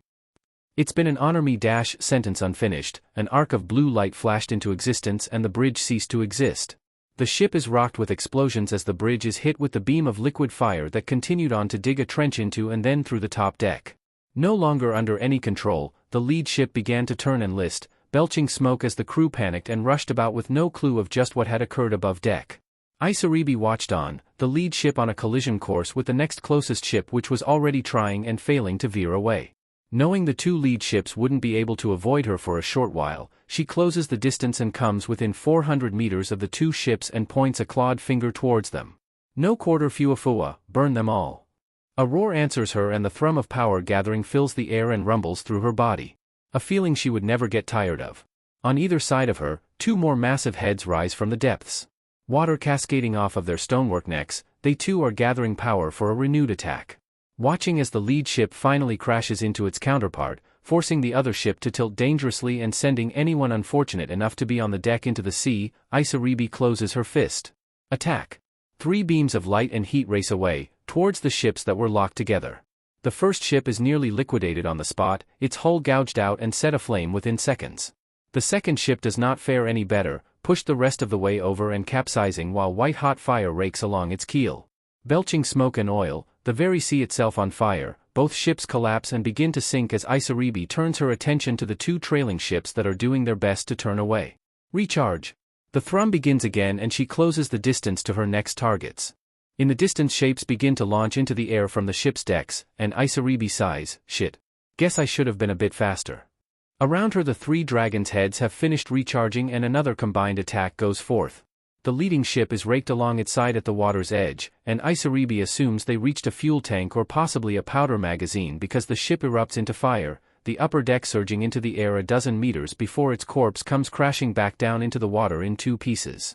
Sinking rapidly and surrounded by fire, the next ship has its deck and control tower melted down into slag by the 3rd head. All doors and access ports sealed by molten metal, this ship as well begins to veer off out of control while listing heavily to one side. It'd only be a matter of time before it sank below of the waves. Looking up as the enemy ninja begin to head her way, Isaribi gave thanks that Karen and Anoka had thought ahead and used chakra storage batteries from Spring to power the golem and not regulated the whole thing to her own chakra. She certainly wouldn't have been able to keep this up. Now however, as she can hear screaming men and calls for vengeance, she stomps a foot down once and the twin tails of the great beast rise from the water to answer her call. Caught by surprise, the tails begin swatting the men into the waters below. Broken bodies sailing through the air, while it gives her time to finish a short chain of hand seals to finish off some stragglers trying to escape. Chest expanding, Isaribi takes aim, Swaytun, water bullets. The rest of the ninja are put down quickly. Taking in the scene around her, 3 sinking wrecks and a 4th just now capsizing and on fire, the leader of the Undertow squad nods once resolutely as the ocean burns around her. A hand comes up to her radio as she keys it back to Uzushio channels, Undertow Queen to control. All enemies eliminated. Clean up and salvage requested. Over. The response is near instant, understood Undertow Queen. Undertow salvage squads are on the way. Over. Kaima form fading away as the 2 heads she wasn't riding came close to nudge her gently, she caresses them softly with a smile, thanks control. I'm heading back, over and out. Sitting down as Fuafua turned back to Uzushio and swam by the sinking wrecks, she considered things quietly. She didn't want to have to kill, but she does want to protect this life. Not just her own, but of every citizen of Uzushio. None of them needed to live a life like she did, no more needed to suffer the whims of corrupt nations. No. She'd fight to keep her home free. Looking up, as the companion heads returned under the water and the main head returned to skimming just under the surface, Isaribi smiled and leaned back on her hands to enjoy the heat of the sun on her skin. It was going to be another perfect day. She'd make sure of it.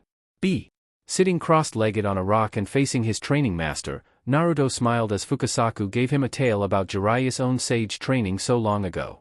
Though, Fukasaku laughs as Naruto seems to have no problem holding his own sage mode near perfectly now, eyes rimmed with orange and pupils like those of a frog's, though still in the Rinnegan.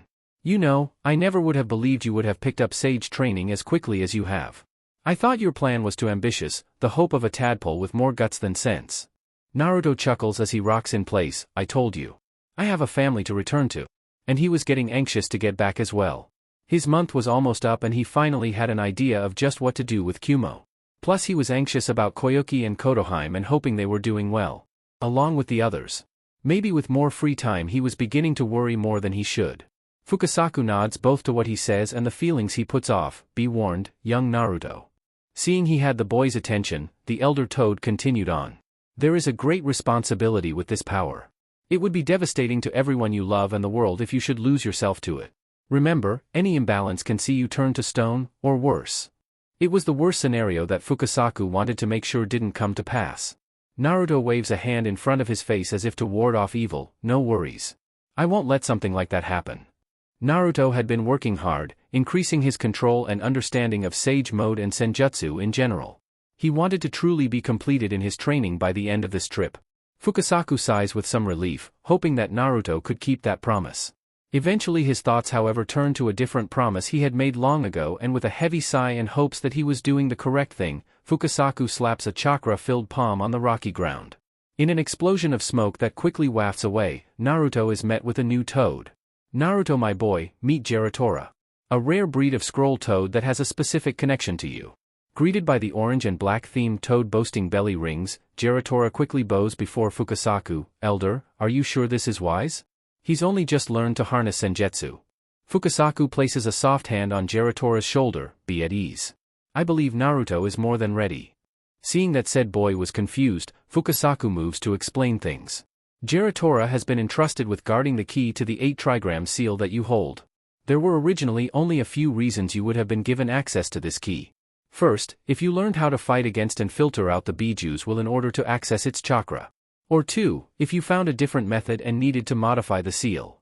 There was a pause as Fukasaku motioned to Naruto while said boy grinned in his own lackadaisical way. Since you have, in your own way, found a third option and befriended the Biju, I've decided it was time to give you the key.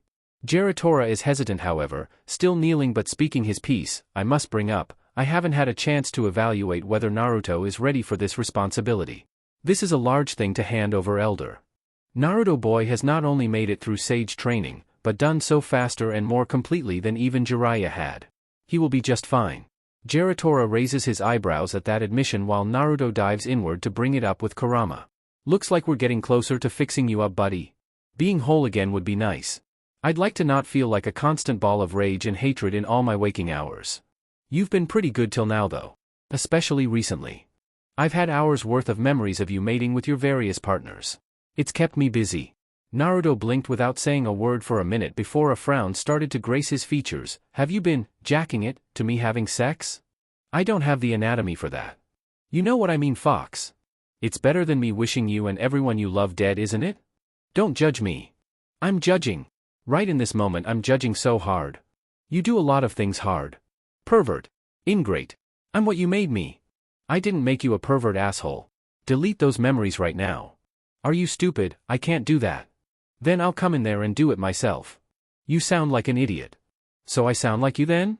Monkey. Bastard. Fukasaku clapped his hands in front of Naruto to regain his attention. Tadpole, we're not done here. Coming back to his senses, Naruto sighed and vowed to smack Kurama around later. Sorry, got distracted. I'm assuming with this key I'll be able to complete Kurama then.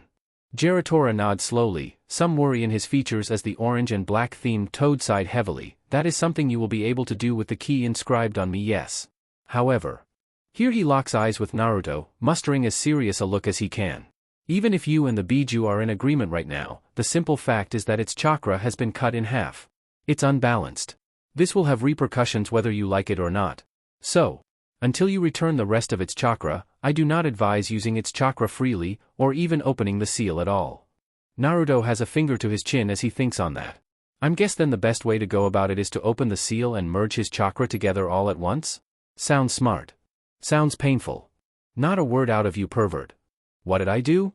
Enough. That's not an answer at all. Naruto sighed and ticked off with his fingers. So use the key, fix the seal, fix our chakra. All in that order and most likely all at once. Fukasaku is the first to pick up on his wording. What do you mean your chakra? Shrugging and mentally making plans which included using the Shinigami mask, Naruto answered the elder. Well, we're both imbalanced right now. Sage training will fix me eventually, while the seal and key will fix Kurama. Best to get it all over with at once, I think. Understanding better now, Fukasaku turns to Giratora. Satisfied? Giratora sighed but nodded again. Yes. He is determined and has shown he has the strength of character to follow through with his plans. I submit to him. What Naruto thought were 3 belly bands actually expanded. Giratora growing in height before unwinding and showing off a scroll that was the key to his seal for Kurama. Near a corner was a place that Fukasaku motioned for Naruto to sign his name in blood. Much as you signed the Toad contract, you must make a contract with Giratora in order to access the key. Fascinated but nodding, Naruto bites his thumb to draw blood before doing just that, signing his name before Giratora rolls back up and collapses back down into his normal form. That it? Giratora grins. Not quite. Open wide. Naruto is more than a little confused. As his mouth opened, Giratora jumped and immediately began to scurry down Naruto's throat. What the hell? Mwahahaha, you've gotta eat a toad. Fuck you, Kurama. This sucks. Payback. Taste frog legs. Fukasaku could see that Giratora would need some help, and with a healthy kick Naruto was forced to swallow the other toad. Giratora now resides within you, and you now have full access to your seal to modify as you will. Sick to his stomach and fighting now whether to heave or spew his lunch. Naruto nodded and gave Fukasaku a thumbs up. Yay! Within moments and mentally overwhelmed, Naruto was knocked out. Fukasaku sat, watching over the slumped body of the child of prophecy. This is the moment. Will you be who we need? A savior? Or an engine of destruction? Bowing his head in silent prayer, Fukasaku waited to see just who would wake up before him. Inside his mind, Naruto grunted as he was already in front of Kurama's cage. Well, that's new. Kurama nods, massive body laying down and relaxed. Is this it, Naruto? Guess so. Walking forward towards the mental manifestation of the seal, Naruto looked Kurama in the eye. You ready for this? Have been, for a long time. Sure, I still have to share a body with you, but at least I won't be stuffed in here. Most importantly, I'll be whole again.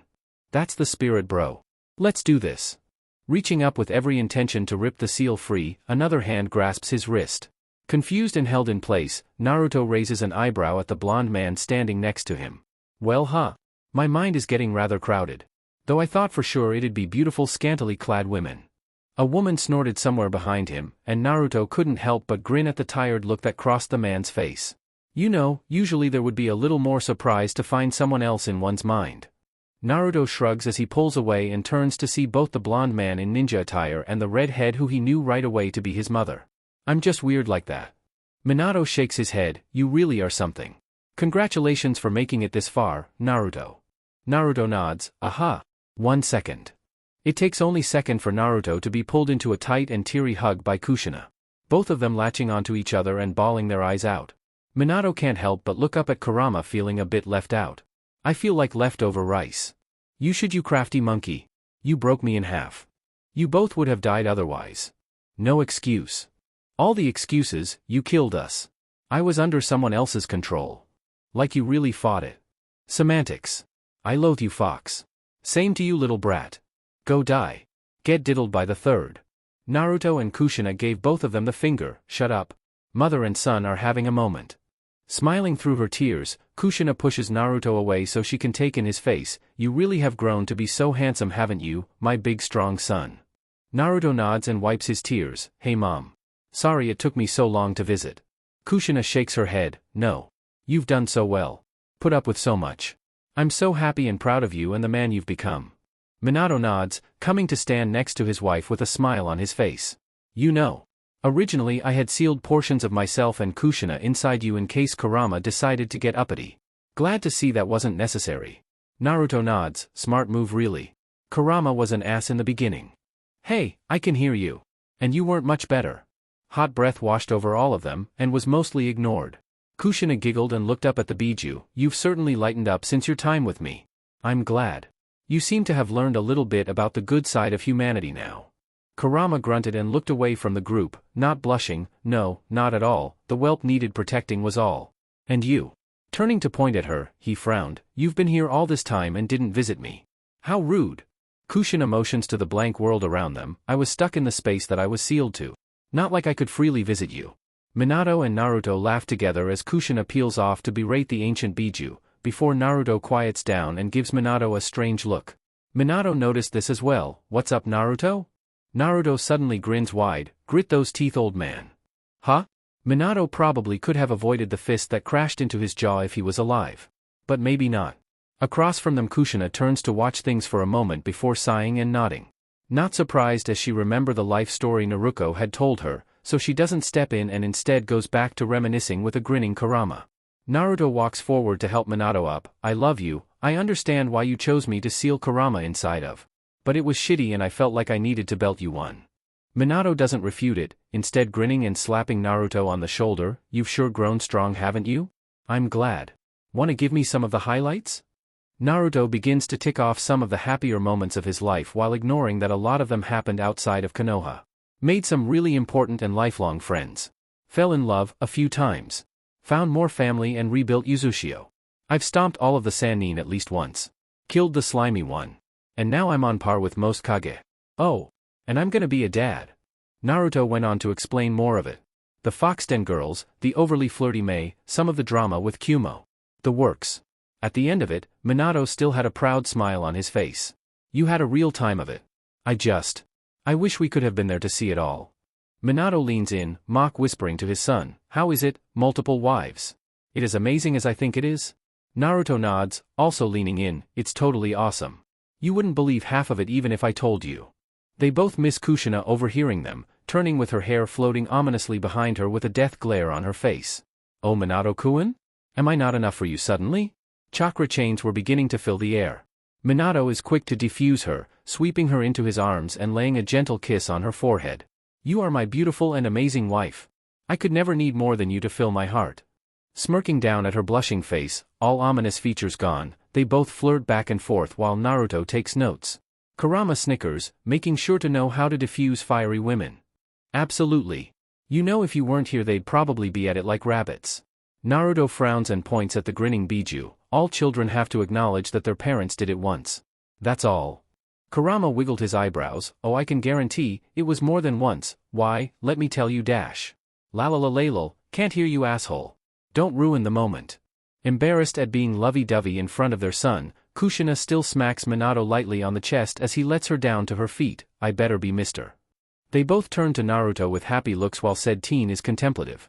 Musuko? Fiddling with his hands, Naruto tries to maintain eye contact with them both.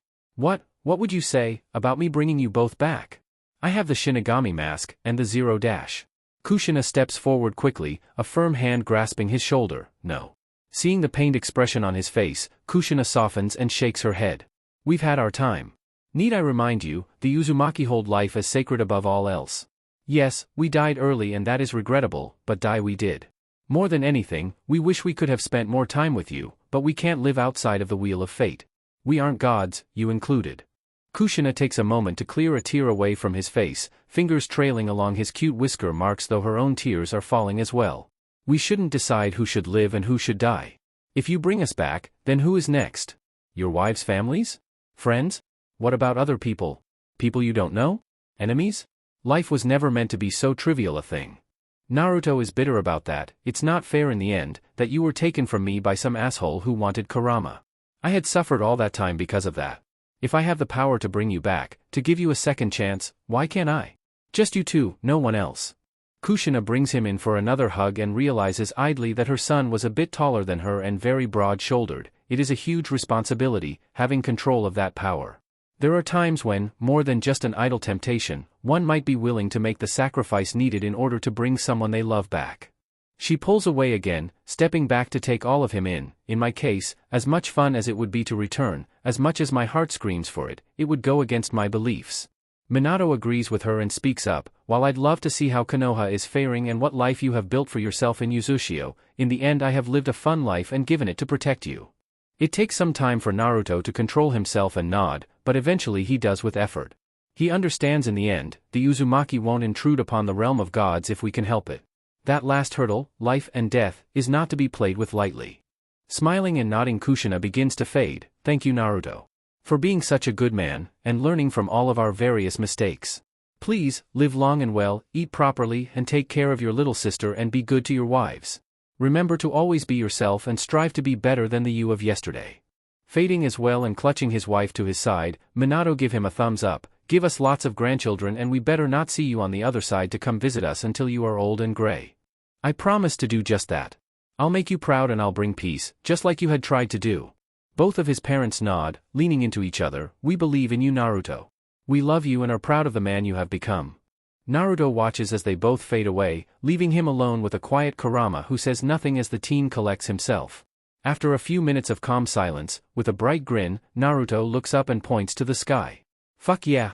Not only do my parents love me and are proud of me, but they agreed with everything I had been doing up till now. Heh, Dad's even a little jealous of me.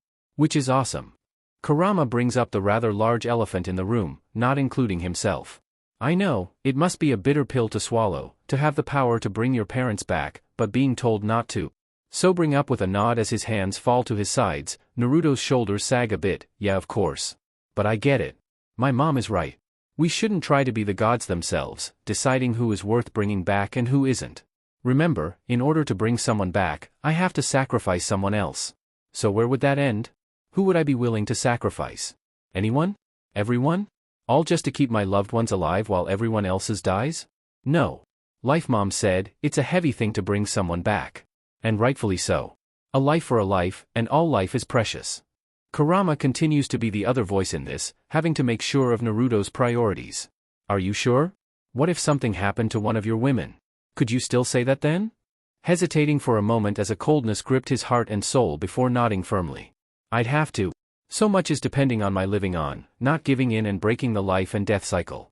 Plus, the girls wouldn't be able to stand me if I sacrificed someone else just for them. They'd hate it and me for that. Not that he knew how he would act in his grief if something like that happened. But here and now he could resolve to stay on the correct path. He wasn't a false god. He wasn't pain. Shaking himself and reminding himself again what he was really doing here. Naruto strode forward and grabbed the paper seal on Kurama's cage. Don't worry, Kurama. I'll remain myself. So don't you go changing on me either. Kurama nods. You keep your word, I'll keep mine. Great. Then hold on to your butt, this might hurt a little. And the seal was torn away. B. Lunch having come and gone and still over the day, Tayuya is nursing a headache while behind her En and Gosu watch on as the tall yet slender Kion gives her a report about the Land of Sky incursion. All of the carriers had been sunk and already the Zosensho clan was asking for salvage rights to the wrecks. More, the populace had somehow been informed of what had happened and calls for retribution were already coming up the pipeline. Sure, Yuzu had stopped them in their tracks, but how dare they attack in the first place? That was going to be a nightmare in and of itself. Kion looks up from her clipboard. The Zosensho are being very adamant about the carriers, saying they have an idea in mind. Tayuya waves a hand and nods. Okay. Give them the go-ahead. Take what they want. They were to be their nation's shipbuilders after all. Let them have at it. Kion nods, going back to her report as she makes a note. There were barely half a dozen survivors and we've already set about interrogating them. They all however keep alluding to one thing. Some great fortress that is coming to cleanse the world of our filth. More accurately, in their words, Uzushio would be properly wiped off the map like it should have been last time. Tayuya grunts and rests a cheek in a hand as she thinks about that one. So Land of Sky must have been involved with the destruction of Uzushio previously. Which also meant that someone else had to be involved as well now. Land of Sky was pretty far away, so someone local must have passed along the information that Uzushio was back. With the way things had been going lately, Kumo was the likely suspect. Okay, I'll deal with the rest. You can go, Kion. Thanks. Watching the tall woman bow before turning and leaving, Tayuya is left to consider things. So the Land of Sky wanted to pick a fight, did they? Okay, she could deal with that, or rather, depending on when Naruto returned, she could hold things together until he did. Her intercom chimes and she presses the button to answer. What's up, Mihoshi? The blonde partner to Kion was manning the secretary desk while the more capable Kion was running the ninja floor. I've just gotten word from the border monitoring group. 2 Akatsuki members have been sighted and are headed our way. Still outside of wave at the moment. Tayuya is almost instantly set on edge. Any descriptions? One has a large 3-bladed scythe and silver hair while the other has deep brown skin and a mask covering his face. Ah, the pair that fought against Fu and Naruto then. Perfect. She had some anger to work out on the pair and she was sure Fu and Naruto would just love a rematch. Thanks, Mihoshi. Relay to the border group that I'll be putting together a team and handling them personally. As you wish, Lady Uzumaki. Mihoshi's cheery voice answered her, and Tayuya leaned back as En and Gosu fretted behind her. And is the one to start up first? Shouldn't some of us deal with the intruders first? We shouldn't put you at risk, especially with Dash. Tayuya held up a hand. This is Akatsuki we're talking about. S-rank criminals that are a step above most if not all other ninja not at Kage level. You'd be lucky to spit on these guys before they kill you. No. You guys have your job, I have mine. Of course, Naruto was more suited for this, but he entrusted Uzushio to her, and she would make sure the city still stood when he returned. I have a plan. No Uzumaki battles without one. En exchanges a look with Gosu who sighs and leans forward. Are you sure, Lady Tayuya? Again, your condition is Dash. My condition is none of your business. Tayuya slapped a hand on Naruto's desk, rattling it and the room in her irritation. So she had been a little moody lately. Nothing major. Outside of Naruto and Fu, I'm probably the strongest ninja we have available at the moment. Worst case scenario, we cripple one or both of them, and evacuate everyone to the city to lock down and shelter in place. En and Gosu finally lean back, both nodding. As you wish, Lady Uzumaki. Tayuya nods, keying up her radio as she forms a vague plan in her mind. Miss Seven and Hellspawn, come to the Kage's office. I've got some news for you. Mentally she wonders at the timing of it all. First the Land of Sky gives them problems, and now Akatsuki? What was next? One of the major villages decided to give them issues as well. She knocked on wood because that was exactly what would happen. Returning to paperwork as she waited, she considered the other situation she was in. Naruto better hurry up and return. She had been waiting to update him and had vowed not to tell anyone else besides him first. She'd not dare, just in case she jinxed that too. The office doors open, a refreshed and bubbly Fu and a quiet Naruto walking in and standing before Tayuya on the other side of her desk. Naruto is the one to grin and salute her. You called? Tayuya nods. Akatsuki has been sighted headed this way. You up for a rematch? Naruto's grin turns feral as even Fu clenches a fist and nods. So they're on their way, are they? Yup, and our job is to stop them before they reach Uzushio. Fu turns to Naruto with a grin of her own. Your chakra is pretty much full since we've just been lazing around. There's no better time than now.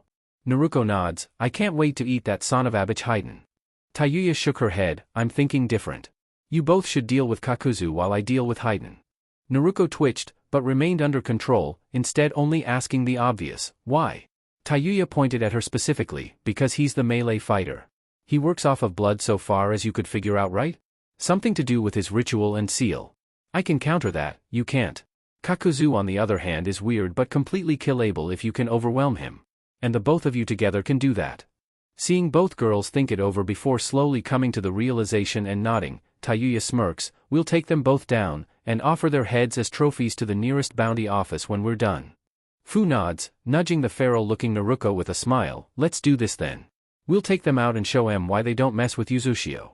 Naruto nods. Make sure to shove a kunai where the sun don't shine for me, would ya? Haiden's a bastard and deserves it. Tayuya nods, standing and unsealing her kanabo. Don't you worry, I've got an idea for that asshole. Just you wait and see. She had been working previously with Naruto and eventually Karen on some enhancements for her weapon. Guess today was the test drive.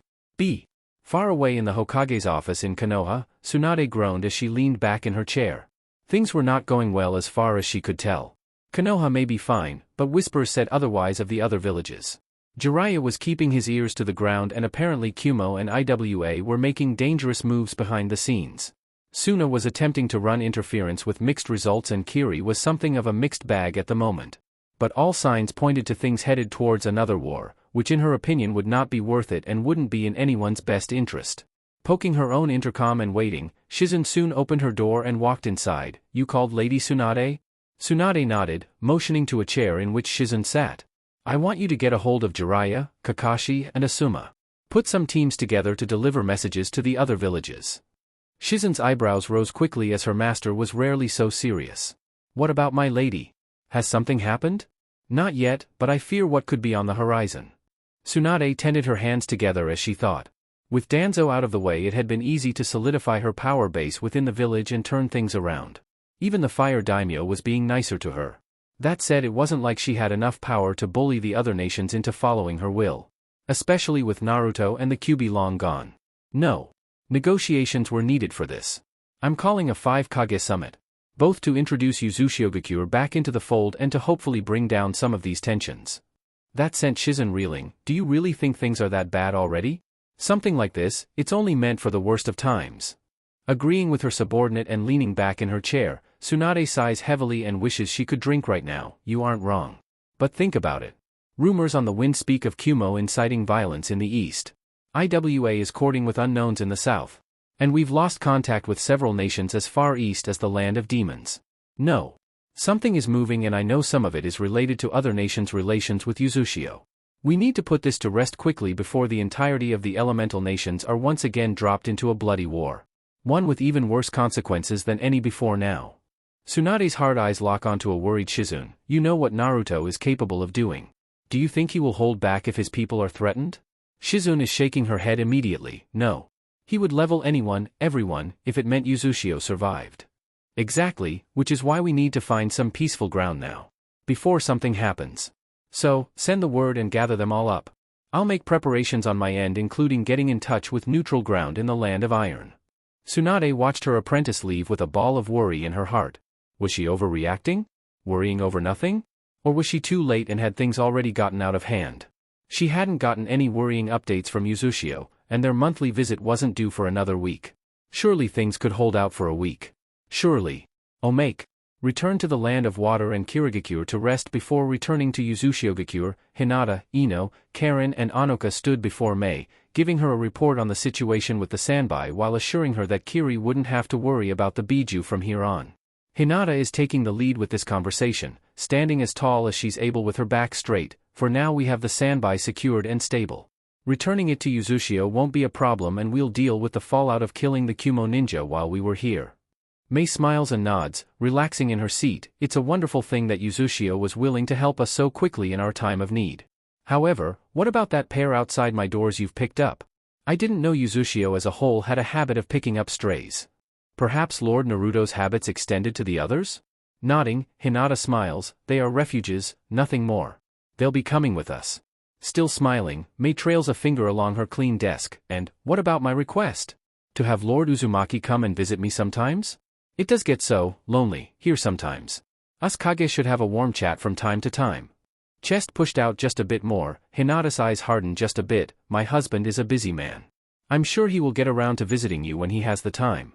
Adjusting herself and jacket loosening a bit, Mei's smile becomes more of a smirk. Sometimes a man needs to be let off his leash a bit. Surely you don't wish to domesticate him completely. Oh, so the little girl wanted to bite back, did she? Hinata's own jacket slipped a bit, orange tube top suddenly straining. There is no leash on dear husband. He can do as he pleases. Which he does, regularly and completely. Look now, sultry and eyes hooded, Mei's smirk increases. You have a lot of trust in Lord Naruto. Of course, we never have to worry about his attention wandering after all. Shrugging, Mei still trails a finger along her desk as behind her Ao and Chojuro both look ready to run for the hills. It never hurts to try new things. More cleavage on display than before, Mei knew she didn't lose out on the physical side of things. Behind Hinata and whispering to Karen, Ino can't help but sweat a bit as she wished they could leave already. Guess the big titty squad are gonna come to blows any second now. Karen nods, leaning in and whispering as well, maybe they could do their chest measuring contest somewhere else? Somewhere not around a sealed-away chakra monster from ancient legend. Anoka leans in and grins, should I throw in my own lot in this? Ino and Karen both pinch her. Ow. Ino points a finger at her, stay out of it if you know what's good for you. Hinata is openly glaring at the Mizukage now, listen here you dirty so. Mei is already beginning to stand, say that again you deceitful heifer. Ino and Karen both high-five each other, modest girls for the win. Karen nods, you said it. Outside of the office and unknowing of the impending danger, Yukimaru sways back and forth on the bench where he and Guren had been placed. Can you believe it, Guren? A new city where we can be at peace and not be forced to fight anymore. Guren gives him a tired sigh but nods all the same. It's amazing to think about, but don't get ahead of yourself. You never know what's going to happen until you get there. Yukimaru ignores her, going on and on about his plans and wanting to join a school and make tons of friends. Guren, however, is focused on the office, feeling for sure that something important was going on inside. Hinata has a leg up and a foot on Mei's desk, pointing a middle finger at the Kage. Why don't you chase someone else's husband, you Christmas cake? Mei was up and in Hinata's face as well, chest pushing against the younger girls. I'll melt your face off, you snobby Hyuga. Ino and Karen stared to drag Anoka away, best not to get involved. Karen nods, yup, best to leave this one alone. Anoka is smiling however, chakra chain and sealed scroll still held tightly to her back. We're gaining a new sister, aren't we? Ino and Karen look to the now dirty fighting pair rolling around on the floor, watched by a fretting but unsure Ao and Chojuro, probably. There went Hinata's jacket, soon followed by Mei's. Karen nods, definitely. Hopefully Naruto didn't mind.